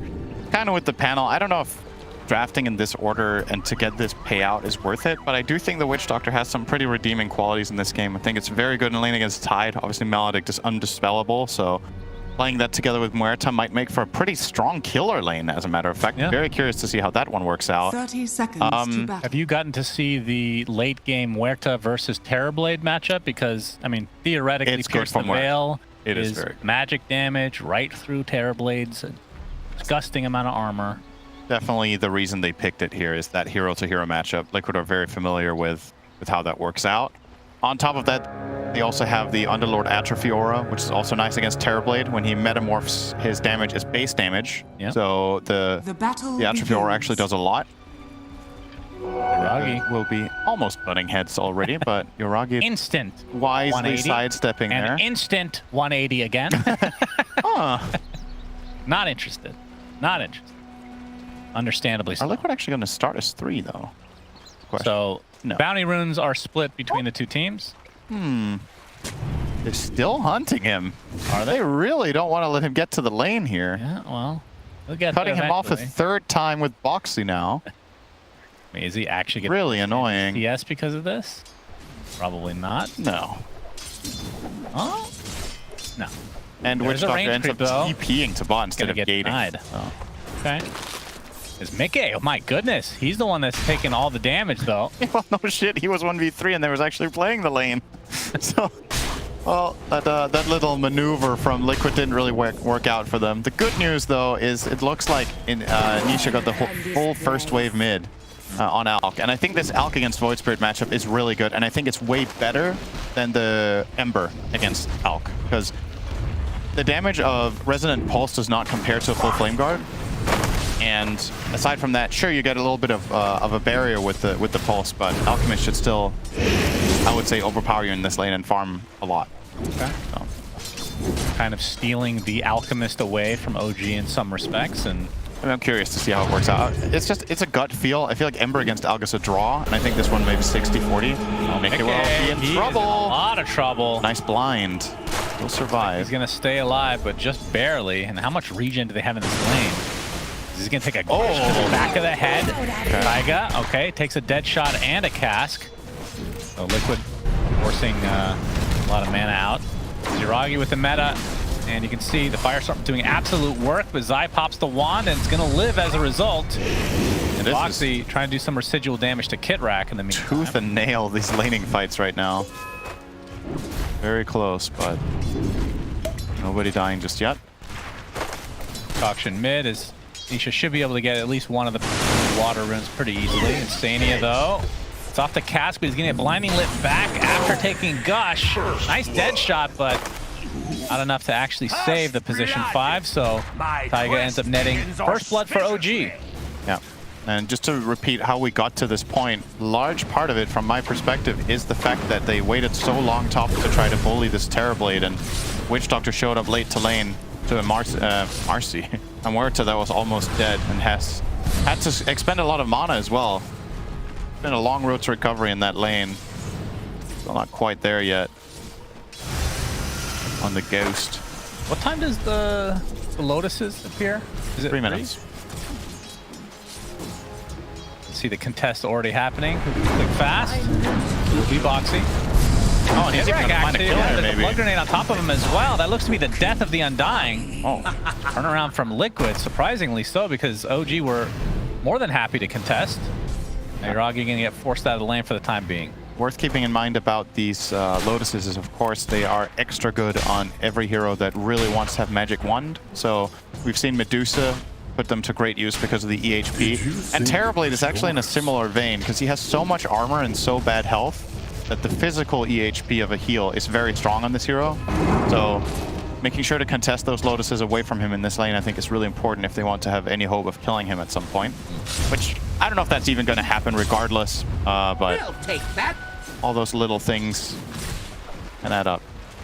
Indeed. Zai working towards the Vanguard, which is one of the big items of the tournament, of course. The fact that you can disassemble into many a thing, but I don't think he's doing that. He's probably just Crimson is the contest for the 4-minute water rune. Nisha will snag it, and now BZM in quite a bit of trouble. Gonna have to get the hell out of there. Still another water rune on the top, but I don't think BZM can get that. So nice contest from Liquid. I think Nisha also got the bounty rune in the OG area as well. So just been dominating. Probably a success? Question mark? No, not quite. Like he's okay for now. Yeah, looks like I'm also a little bit wrong on this mid matchup. At least for now, it's looking good for the Void Spirit against Elk. Thought Elk would be able to put a little bit more pressure, but maybe in the end it kind of plays out like against Ember. It's kind of a tie again, just like last game. So yeah, both players getting a good amount. Still in that meta, but Radiant's a little bit too low HP to truly contest this area. And yeah, BZM 25-7 versus Nisha's 22-6. Like I said, the runes have been controlled by Liquid big time.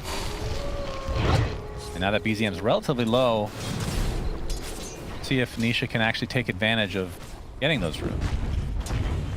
Of course, the first power rune's about to pop in the next 50 seconds as MC taking some Maledict damage. But we'll be able to walk it off. Turn the Kraken, as he should have in this lane. Just needs to block. And it's going to be interesting to see how offlane Tide plays, right? We haven't seen it played this so much this tournament, but this hero obviously doesn't fight anybody. So which way is he going to go here? It's not a good Crimson game regardless. He wants Pipe for sure, because it's going to block a lot of things. Skywrath, it's going to block Firestorm. And the awkward thing about Pipe is you don't have a hood anymore. You just have like these Ring of Health and Cloak in your inventory. So he's going Ring of Health into Phase Boots as it looks for now. And then I'm assuming it's going to be a Pipe after. Wonder why he doesn't want Breach. Be careful. A lot of supports have come and tried to contest this 6-minute power rune. They know how important it is. Instania's here. Oh! Looks like the regen will be bottled by... Or the illusion will be bottled by Nisha. Okay, applying some pressure to Taiga, but deep here. Need a +1 to be able to likely finish that. Still going, actually. Okay. He really hates Taiga. Yeah, okay. I guess so. Has some vendetta against him. Radiant are scanning. Won't be able to get the bounty rune this time, though, as Kitrat takes that. So expecting the cookie cutter Radiance. I'll dig that. Into Manta. Debatable. You're against Terrorblade, so maybe that swings it away from Radiance. You are mid-alk and you're playing with Muerta and Underlord, so the other cores have damage, so maybe you can rethink it a little bit. You can go Phase Boots into what then? Armlet? I mean, how Armlet, much Solar Crest or something? How much? 7-minute Wisdom runes here. Kitrak's going to be spotted. Boxy getting the slow, but there's the Tombstone. 2 seconds. Boxy should be able to get it. He'll also get out, I think. He's getting chased by the zombie. Don't underestimate that bad boy. Kitrak pops The Mango has another decay, but he knows that's not going to be enough. But yeah, with the reflection from Terrorblade, how much do you think of, like, is that the reason you're saying no Radiance? Does that mean you can't go AC either down the road? I mean, you have to get something, right? But I don't know. I'm just curious because it's going to be kind of telling for how he evaluates this matchup. Zai triple teamed right now. Boxing TP's in though. It's off the Ancient Seal on the BZM, and I think that'll be the end of it. I want to see his quick buy. So far, it's Clarity. Yeah, that's very important. Yeah. Oh, they're not done yet, actually. BZM wrapping back around, and the Resonant Pulse is enough. I can go anywhere.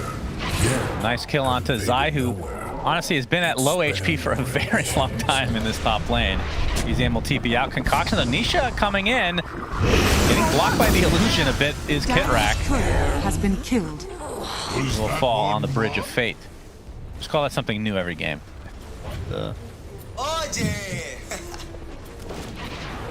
Kitrak with the bound chat wheel to good game, well played. Oh. Just in case there was a misunderstanding here, they're making sure, guys, we didn't actually call GG minute 8 an even game. We're not giving up yet. It's probably happened at some point, I'm sure. Can't underestimate the rage of certain players. Yeah, well, he lost his courier and then his life. That's a tilter for other players. Not everyone can have the mental fortitude of Kitrak and still want to play 8 minutes in. Based on my pub experience recently, there are plenty of players that give up when the game begins. So, yeah, it's already better than par for the course from my recent experience here. A.K.A. getting gone on. He gets off the calling, but no way. Not going to do anything.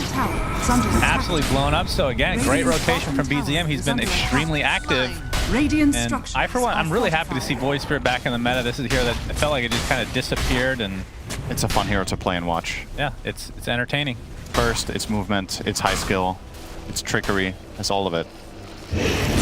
She's gonna run into BZM. Still has that shield rune applied. And okay, this is step onto Boxy. Concoction's coming though. Instania gets off a nice Maledict. Do they have enough damage to actually burn through BZM's HP? Don't have the actual step quite yet, but looks like he's gonna be fine. As now the turnaround as MC has come to play. Gets off the gush on the Boxy. That looks like they'll be able to at the very least get him. Maybe not. Cask actually connects onto both heroes. So nobody, in fact, dies. Nope. Nice Pavis coming in as well from the Caudle there. Oh. Taiga arrived with the Pavis for the Void Spirit, so got the extra barrier. I think he had Shield Rune, and he got barriered, and he has Risen Nisha. He gets stunned for a bit, but you can see the Fiend's Gate from Zai. He wants to fight. Doesn't have Pit of Malice, though, so not very useful yet. Regen. That's nice. Taiga. Pavis. Again. Doesn't do anything right now. It does not against the Maledict. He is still fine though. What level Maledict is that? Level 2? Yeah. Stania only level 4 at 10.5 minutes, by the way, so very underleveled. It's kind of seeing this pattern emerge here. I think Liquid compared to OG, I mean, in this game, the Undying of Kitrak is also level 4, but Taiga almost level 6 on the Caudle. It seems like OG made it a bigger priority in the previous game as well to get those support levels up. Last game, they had level 6 and 7 supports when Liquid had level 5s. So definitely maybe something to look at for Liquid to optimize their game, because yeah, having these level 4 and 5 supports run around minute 11 just doesn't feel good. It's a hero like Skywrath that can take a lot of control in the game and play very aggressively, ends up being a bit of a liability. Speaking of him, he went Pavis on Sky. I feel like that's a first. Not an item we see on this hero very much. I mean, it's obviously good against the Terrorblade. Yeah. A bit odd, because the stats don't really benefit Skywrath that well. The mono region's nice, but health and armor isn't exactly what you're looking for in this hero. Zai, can he survive through this? Has the Vanguard, has a Lotus Flower. He gets taunted out of it. So that will likely lead to his inevitable death. It's gonna take a bit. It does. He's pretty damn tanky. Nice movement from Taiga. Firestorm just to do some damage before he does drop in the end. Stania taking a gush, but here comes Nisha, who's at pretty low HP, and is thus going to get ravaged. But he does get the concoction off in time. That would have been a disaster if he self-stunned. So Liquid should be able to take out MC. Some sort of consolation, I suppose. Yeah, it would have been an interesting disaster. Pandas doesn't block your own concoction. I guess, oh, Pandas only blocks attacks, right? Not physical damage. Radiant's top tower is under attack. Is that true? I would assume so. Foxy, he's level 6 now. Nisha with another concoction. Fiend's Gate coming in as well, threatening Zai's presence. But again, he doesn't have Pit of Malice, so anytime he shows up, they just don't have enough lockdown to do anything. It says Pandas. Oh, hang on. Might be witnessing a kill here. Ancient Seal concoction from Nisha, so this might be a trade of supports. Pandas. As Taiga will die to the Maledict or just the right clicks from Nisha, so expected 1-for-1. So it says on Pavis that it blocks physical damage, but I'm pretty sure Nisha had Pavis on him and took full damage from his own concoction explosion. Well, maybe self-damage is different. Right, is the self-damage also physical? Well, I would imagine so. Yeah, I would too, but I actually don't know this for a fact. I'm very curious. Yeah, go ahead and Google it while we pass the game. Major. Dota 2 Alchemist. Keep up the good work, Cinderin. I'm looking at it. My path leads to riches. Good to see a smoke from Liquid now. And Insania is still not quite level 6. Death Ward certainly help in situations where you're able to get off that Maledict, but they do have the Sky Elf player online. Is MC showing himself? You hear the concoction being primed and ready. We go for MC. When will the Kraken Shell actually activate? Maledict is there. Mystic Flare to follow. Ends up popping. Well, he's actually not taking that much damage. In fact, they're just going to turn this around instead. Mind control. Way tankier than you would assume. And that's because he has a full pipe. Concoction? Yeah. All right. Nisha. Trying to take out the pesky horses. Another Pavis applied. Double damage spawns in the bot. Nisha gonna get grabbed back by the Aether Remnant, so BZM will get it instead. And I mean, that's a really good hero to get double damage on. I assume that works with the Astral Step, shortly. Yep. Astral Step applies your attack damage plus a bonus amount. So, in terms of pace, did you find out what your answer was? You literally alt-tab, stopped participating in this cast for a while. I read quite a bit, and I didn't find a good answer. Yeah, thank you. I'm pretty sure it's physical on yourself, and it just doesn't block self-damage. Yeah, okay. From what I could see, there was no... Thanks. Or we just found a new bug. Possible. This game doesn't have any bug. Rack is smoked up with BZM. And looks like they have their sights set on Zai. Pops the double damage. Zai finally has Pit of Malice, but kind of just ignoring it. TP. Really actually get out. My goodness. Clutch. Very surprising. As they'd already used all their stuns, which was a whopping 1 for BZM. Yep. See, and Yuragi, though, they're going to steal it's not the hugest stack, but... Juice a little snack, though. It is liquid, so... A little afternoon tea. Delicious. Well, not really. Tea is disgusting. Oh, disgusting. Nice coffee. There's very few people in the world that would call tea disgusting. People are just indifferent. No, You're the first person I've ever heard in my life say tea is disgusting. I think I'm speaking for Americans here. I think most Americans actually find tea disgusting. Have you ever watched, what's that show called? Ted Lasso. I haven't. It's a show. Ted Lasso. Oh, Ted Lasso. Yeah, he hates it too. Okay. Good character. Most positive person in the world, but he hates tea. As he should. MC. Maledict is there. There's the Mystic Flare, so wasn't able to get his pipe off in time. Gets off the Ravage and then dies shortly after. Will this? Why did he Ravage? Well, he thought that BZM would be there a little bit quicker to potentially take advantage of it. As Zai taken out of the Fiend's Gate, and we'll just go back. Okay.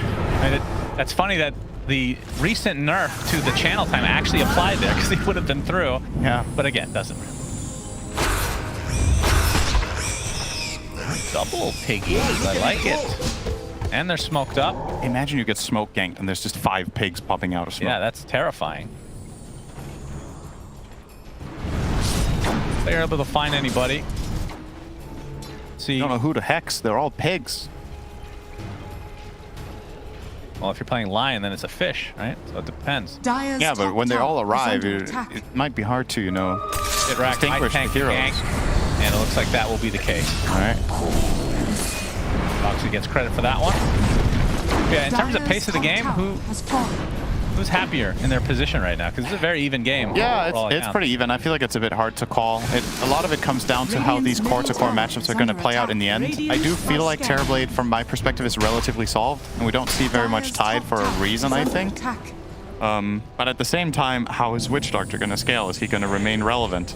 I don't know. I'm leaning slightly Liquid, I suppose, but I think it's still a very, very even game. And Nisha should mention that he did not go for the Radiance build like you mentioned, so... He did go Armlet. Armlet and then Fast Blink. That's why he's been participating so much.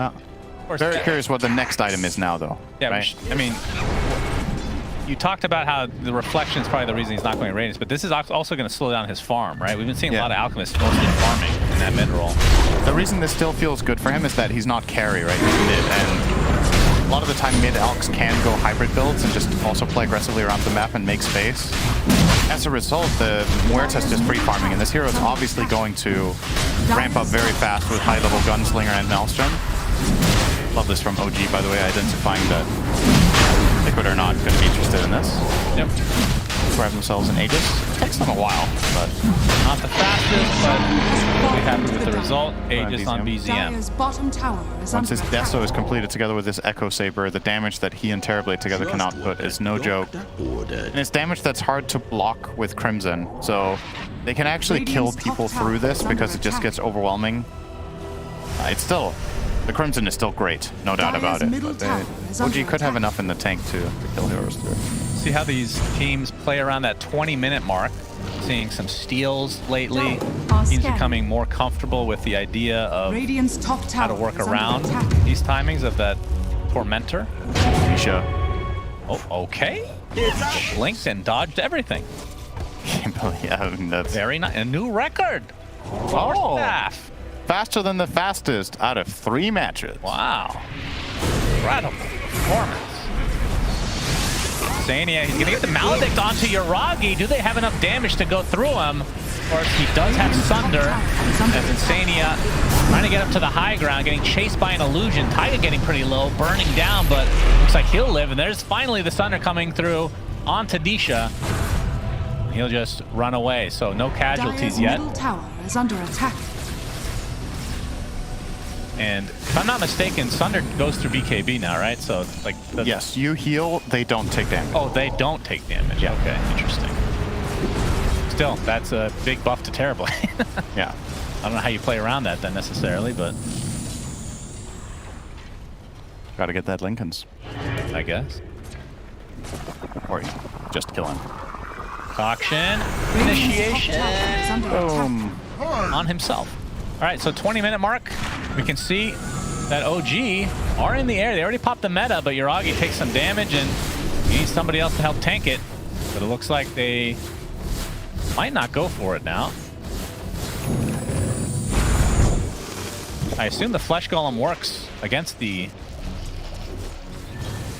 Tormentor, but I don't know actually exactly how. It's a building kinda, so it's hard to tell how it works.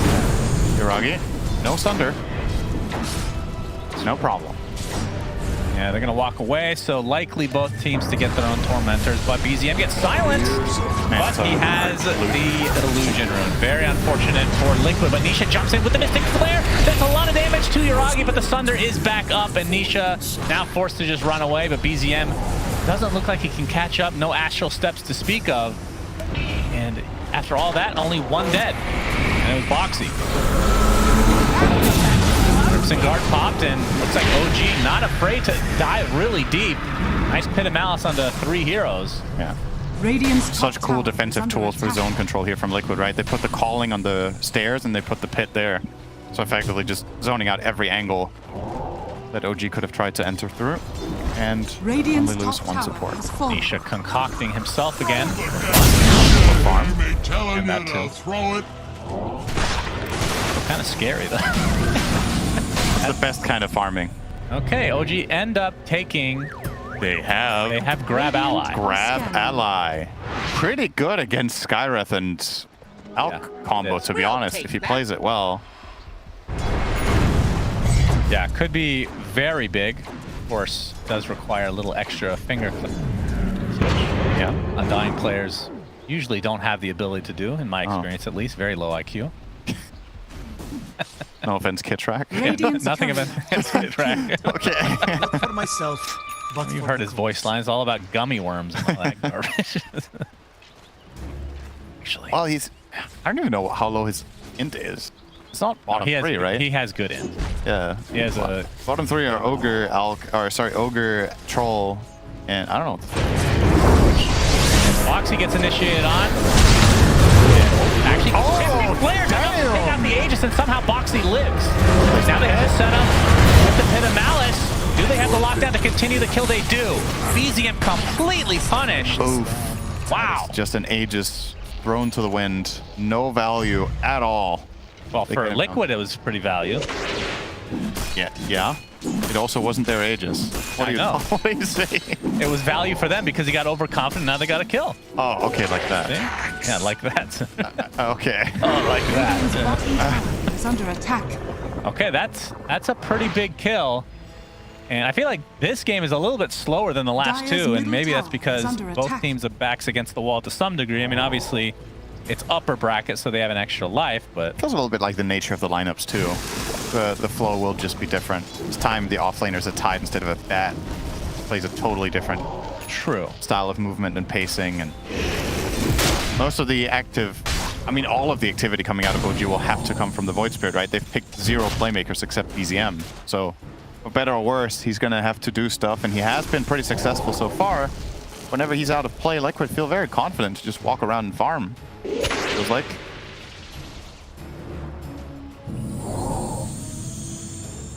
So next Roche we won't know about for quite a while, which means OG can't just wait around. Neither can Liquid. Have the Halberd on Tide.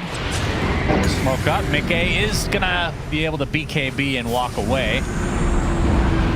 They actually chase them? Potentially. Control. Oh, well. Having a gap close for himself. Mystic Flare onto the Undying, but Kitrack will live thanks to the Force Staff. Boxy with the self-Pavis, but gets dropped shortly after. Insane able to Force Staff to the low ground. Haven't really seen like a big team fight at all. It's been mostly just these small pickoffs here and there. Yeah. And even when the teams are in the same area, we still only see like 1 or 2 heroes die. No full commitment either way. Under attack. It's just hard, right? Liquid can't really commit into them because of Ravage, and OG can't really commit into them because none of their heroes are mobile, except Void Spirit. So you've got 2 lineups that are, for the most part, I mean, kind of static, right? It's the same. Underlord is a static hero. Witch Doctor is a static hero. Skywrath has a little bit of range and can do some things, but yeah, just how this game's going to be for a while, it feels like, until items really start pumping out that cover those weaknesses. Yeah, we should mention some item pickups. Mickey has had the Maelstrom Dragonless BKB with now a Crystallis online. And it looks like it's going to be a casual Crystallis because he's going to be finishing Hurricane Pike next. And I feel like we've been seeing... Has it been more Silver Edge than Daedalus on Muerta, or has it been kind of split? A mix, I think. Silver should be good this game, though. It's Tide. Yeah, the break is pretty important. It gives them a way of killing Tide together with Skywrath, if they coordinate it well. Yeah, that's fair. Nisha, what's his big item coming up? Silver Edge. Silver as well. So maybe Muerta won't go Silver. I don't think it should double Silver. Oh, you don't like 2 breaks? I mean, it's not like it's bad, but Jinx. Yeah, he's eyeing up the Hurricane Pike first, and then I'm assuming it's just gonna be the Daedalus. We'll find out soon enough. Well, the side of OG, Yuragi picked up his Scotty not too long ago, and is already basically halfway to a Daedalus for himself. Yep. And BZM, despite that death, still farming quite well. The Echo Saber, Desolator, and BKB is just getting started now. I'm looking at what do OG do to Muerta ult? They can't kill her, right? They don't have enough magic damage at all. Terribly will do nothing. Void Spirit will do some, but he can't attack. He can get some of the Void Mark damage in his spells. Coddle, do some.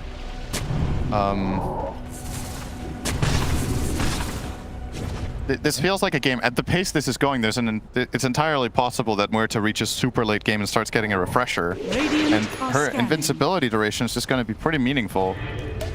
I don't think there's any way you can buy Revenant's Brooch. Right? That's going to work. Flare combo, BZM caught out again. 2 very crucial deaths. Yeah. We'll see if Liquid are able to take advantage, and I don't think getting Roche is up. He's under attack. Well, their lineup kills it pretty well. I mean, Muerta's a good Roche killer. They have acid spray. Nisha with the double damage as well. Kitrak able to TP. Yuragi still hiding in the trees. And the fact that it's nighttime, good news for Liquid since they're up here. Yeah. They do want to fight Roche. He is at home northwest. I mean, how fast can they kill him? Because BZM's up in only 15 seconds. Yeah, they're just not good. It's not like BKBs have been forced or anything like that. No. Chilling. But yeah, that once BZM gets his BKB, I think those deaths likely stop. But the fact that those have happened definitely halted his progress in this game. Yeah. He was off to a very good start. Looks like they're going to go double silver after all on Liquid. Insania getting caught out, but there's the calling coming through. Silencing Tidehunter cannot get off his Ravage at all. They likely would like to. KB popped by Nisha. And Zai, his TP is cancelled, so that will be the kill. Along with Insania, Mickey has to BKB TP himself. So perhaps Liquid staying around too long. OG pseudo punishing that. And that's great news for them because now it's their Roche, right? That's right. Meta popped. Gosh, you have Flesh Golem. Not gonna take too long. And yeah, this catch from BZM really good, right? You find a moment of weakness where Insania is a bit out of position here, and is also on top of that standing next to the Underlord. I didn't see a Ravage the entire time either. Not needed. No. Now the BKBs are getting lower as well. MC's Ravages could have huge impact on the game. Aegis for the T-beat, Cheese on the Void Spirit.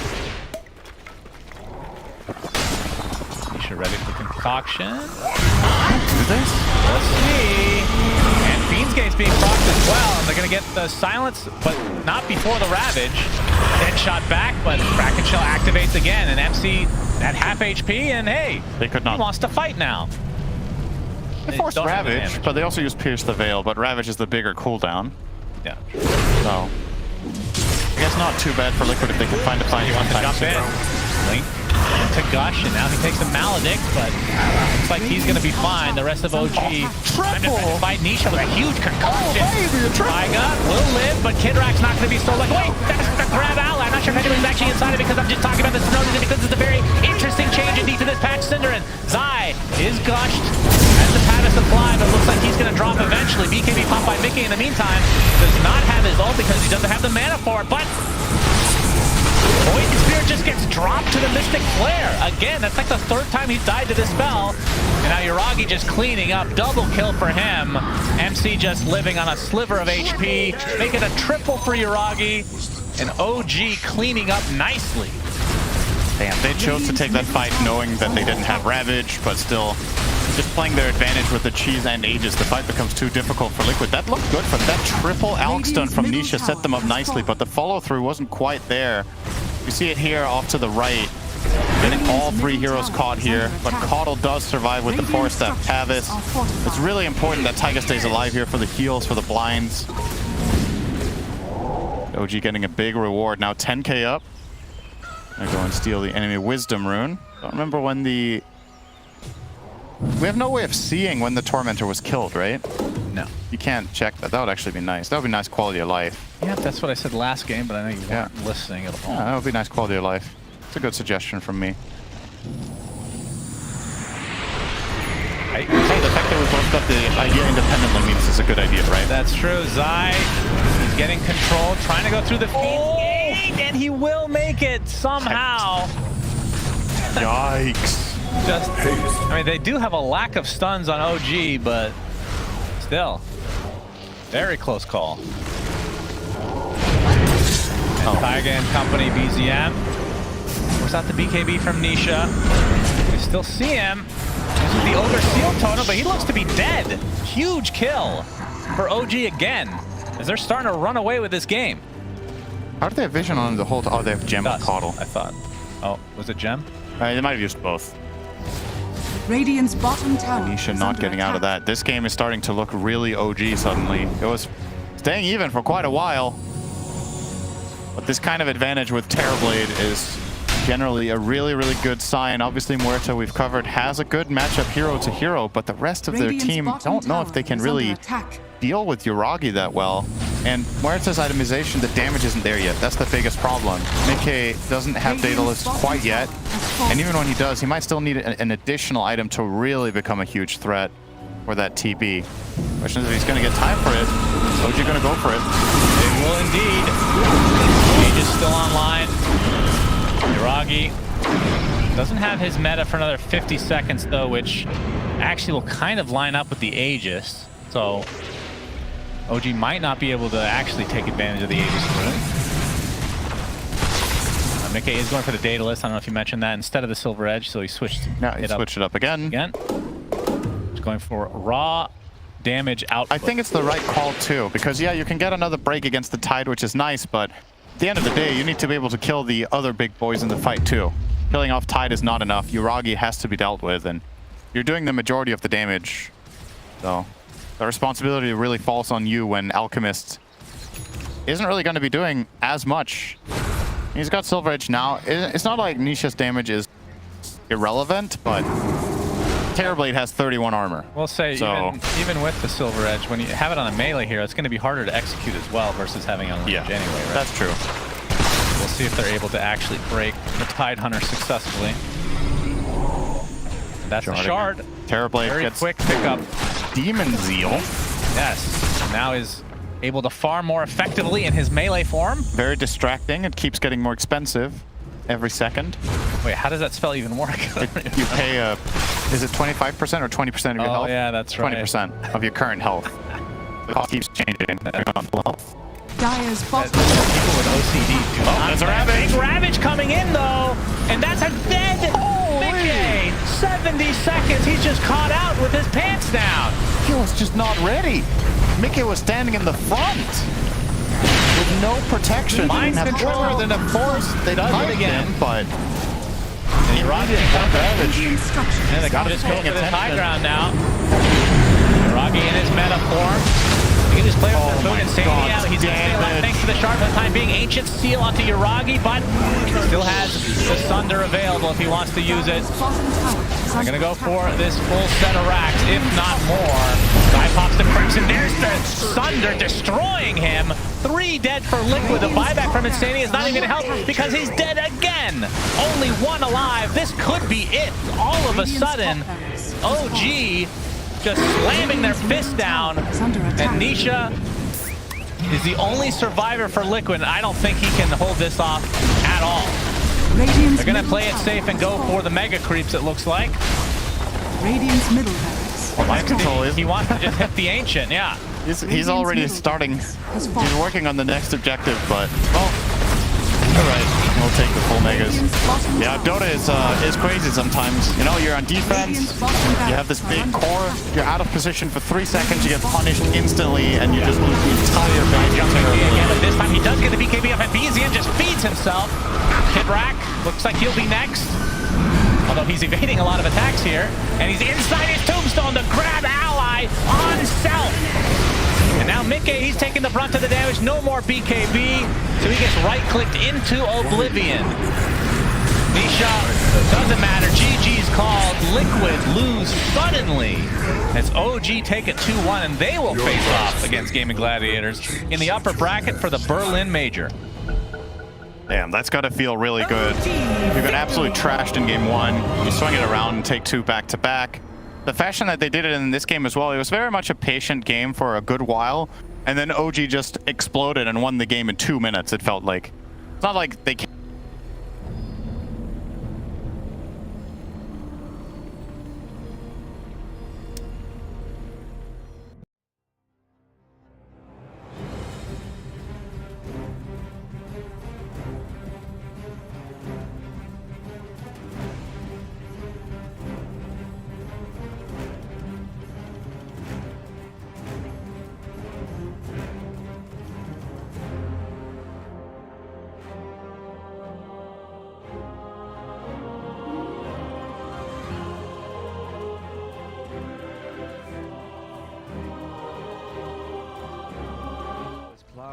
if he's got these hawks coming through, you know, if there's no...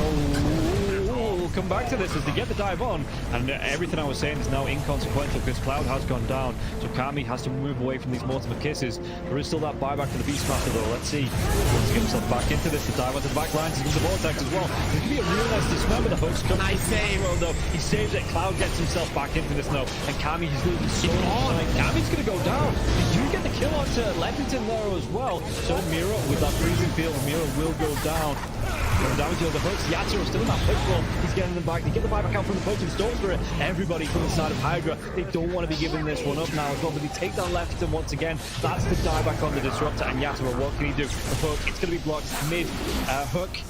This is the dieback on the Cloud. Cloud, can he get himself away from this one? He's still being harassed up by Collapse. One more right click. He goes down. That is going to be the Beastmaster dead for 115 seconds, and now the chase is on for the rest of the side of Hydra. This Aghanims on the Morphling is just making him impossible to deal with. First of all, they use the little shredder on the Pudge to get rid of his armor. He has solid amounts of it, but it is just not enough. And then Yatoro just destroys it, and he knows that he can stand his ground because he cannot be stunned. He literally cannot be stunned. How do you stun water? Well, a lot of their damage, if not most of it, is on the Morphling. Oh, the glimpse comes back though inside the Static Storm Mirror. He has that Lotus going, and now if Zofra actually dives a little bit further, the Thunder comes out. The Pod King, he's dove in. Yeah, they're going to be able to get a counter to the Storms for it. Can they take down the Pudge? They're going to be able to catch up and cancel off the TP. He's going to be dead. The Storm Spirit though, he has brought back, and they've got no kinetic field, no Static Storm. And like you say, they're even going to be able to get a lockdown onto Cloud. Everybody inside of Hydra, they just overextended, and we praised them in the first game for respecting the power of Team Spirit here, but Hydra might have just lost the heads a little bit, and the buybacks, they're going to be forced out, but I don't know if it's going to be enough to defend this base with the Pudge being down, with no Static Storm for the next 27 seconds. Spirit, what can they get from this? I've been worried though, they're going to be able to get it. They get two, they do! They take them down, the cookie comes out, the Yatoro, freezing field, they might lose Happy. Is this the dieback? They do, break the Lincoln Sphere though. Morphling. Bilal wants to come right back into this fight because you have the Boots of Travel to do it. It might take him a little bit longer now. No Boots of Travel though, so he's going to have to use the Blinks, you know, just do it by foot, it seems. Level 25 Storm with a Beast. That's just so much damage. They're going in for the Morphling. He doesn't have a buyback. No, he gets. Do they get the kill? He goes down. Warwick has to go down though. It's going to be him left alive. No, it's not. The creeps are pushing in. There's no buybacks available on the side of Hydra, and this is going to be 4 heroes, even with the death of the Morphling. No way Warwick defends this. It's pretty much over. They don't have the glyph. The game is over. They gave it their best. Hydra, they made Team Spirit work for it. The team that is most likely going to be at the top of Eastern Europe DPC Division 1.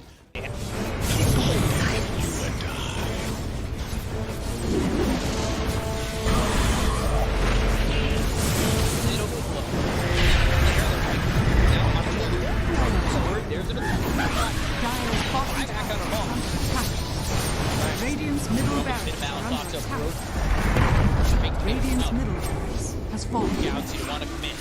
There's just not enough damage. Crimson Guard, Atrophy Aura, Rubik's Fate Bolt, all this damage reduction. Let's see the combo. Bit of Malice. Shall be strong in by the Disruptor, and now we're going to be hitting the win. It's back up once more. Bit of Malice, and Malice in it. They'll lose him in mind control. Right back towards tomorrow. Trying to run from everybody on the side of Gaimin Gladiators. Radiant's middle barracks are under Siphoning attack. and getting back into the base. Has fallen. Alive. Yeah, I think when it's time to call it, it is time to call it. They have no business left in this. And didn't get the tether off or something. I think it got broken. Either way, I like the Ghost up to purchase. That was pretty heads up, but we are back, and there's a smoke action. There's the Divine right there. They're going in on Q. Where's the hit? Okay, get that hit off. 123. Knocked great damage, and he's dead. Oh my god. Nothing. He less than 10% of his health. I mean, I'm assuming that's just the game. That, yeah, 100%. There's no point in talking about the AU picks it up. I got it, boys. It's the dive yet. Go away, you. Oh my god. Victory.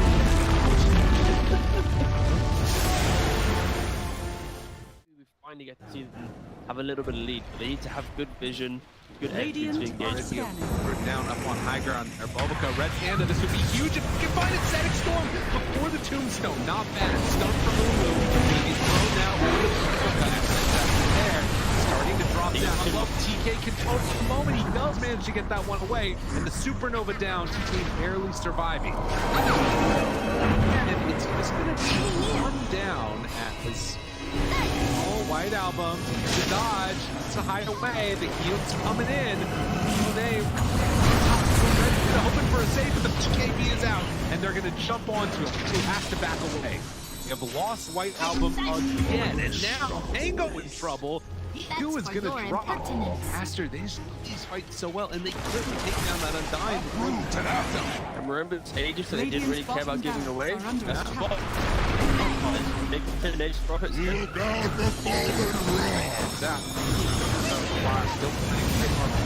is out on the play. Didn't have a BKB available. Bulbaca dropping low and toss back in. They have a Bulbaca. Doesn't look like he could. The Black Hole is there. That's on the edge. He doesn't have multi become back. And after, they might take full advantage. Move. Radiant's bottom Rax has fallen. Up the bottom. Finally, Astro full advantage. They're building. Radiant's middle tower is under attack. Oh, just for a brief second, had more network. There it is, back again with the higher network. When you click on the L, it's not really an inspiring network. Blink, BKB, Radiant. You might be able to get on top of a hero, but that's not the that's able to 100-0 here. Like even this Undying inside Static Storm, able to then get over the Slash Golem from away. They have that to try and keep him alive. Makes the move, and again, into this fight without Monet here. It's pretty good for them. Right album, but now Monet is out. Now they're in a lot of trouble. Maybe the team should kill him. Okay. Alright. Pops ulti. Now the turn. Punching. Getting away. Sort of survived that first salvo. Very strong. Supernova down, pops the PKB. Ooh, he's just caught here. They want to get the kill. That's really himself up. And now the chase. The avalanche, the toss. Thinks he's going to give up his life also. Then Monet is way too strong. This might just be the full set of racks going down bottom. Aster, way too strong for Ares. Like Ares did GP. Oh, they're done. Okay. I was wondering. It looked like it was that type of game. Yeah, it kind of was. It's like a game where you're an out. Not really ever been in the league. Victory. He hasn't really never protected himself.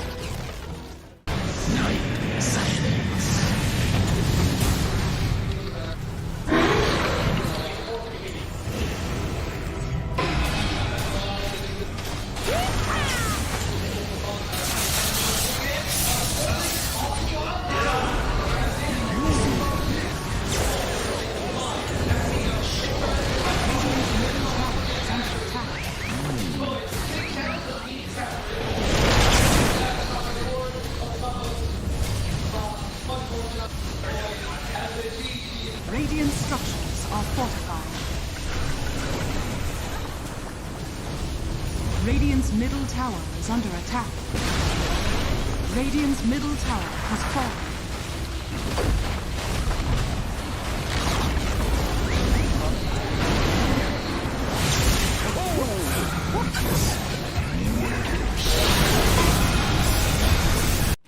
Boom.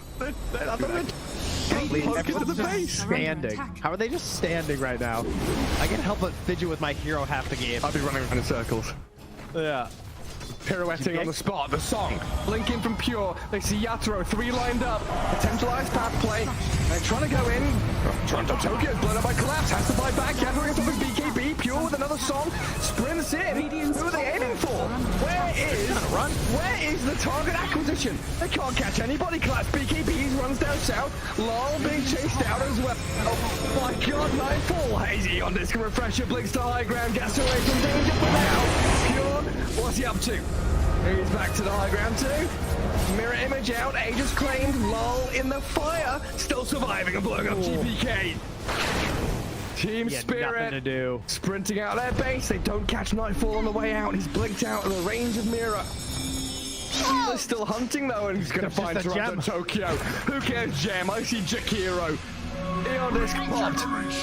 And with his rapier damage of like short work and a twin-headed dragon. Unstoppable. Laurel, the collapse waiting in the back line actually worked. He stormed out of the tree line and he just then started eviscerating the two supports with the help of Laurel. He completely jumped over. They dodged everything that Naga was trying to set and prep there. And Yadoro was also just firing the cannon from the top there. Did the combined damage of Collapse and Laurel together. He is a monster. Oh, pure. Lol. Oh, God. Nightfall's going to get a bit of vision here with the Hawk. Imagine. Can they? Imagine. Will they? They have to do something kind of crazy. They're going to be losing their base pretty soon. Lash has buyback. Naga Beastmaster have to get back to base to defend. Drow Rangers up here. Tier 3 gone. Barracks to follow. There's no buyback or collapse though. That's a big one. And Mira. Radiant structure. Look at all the wolves.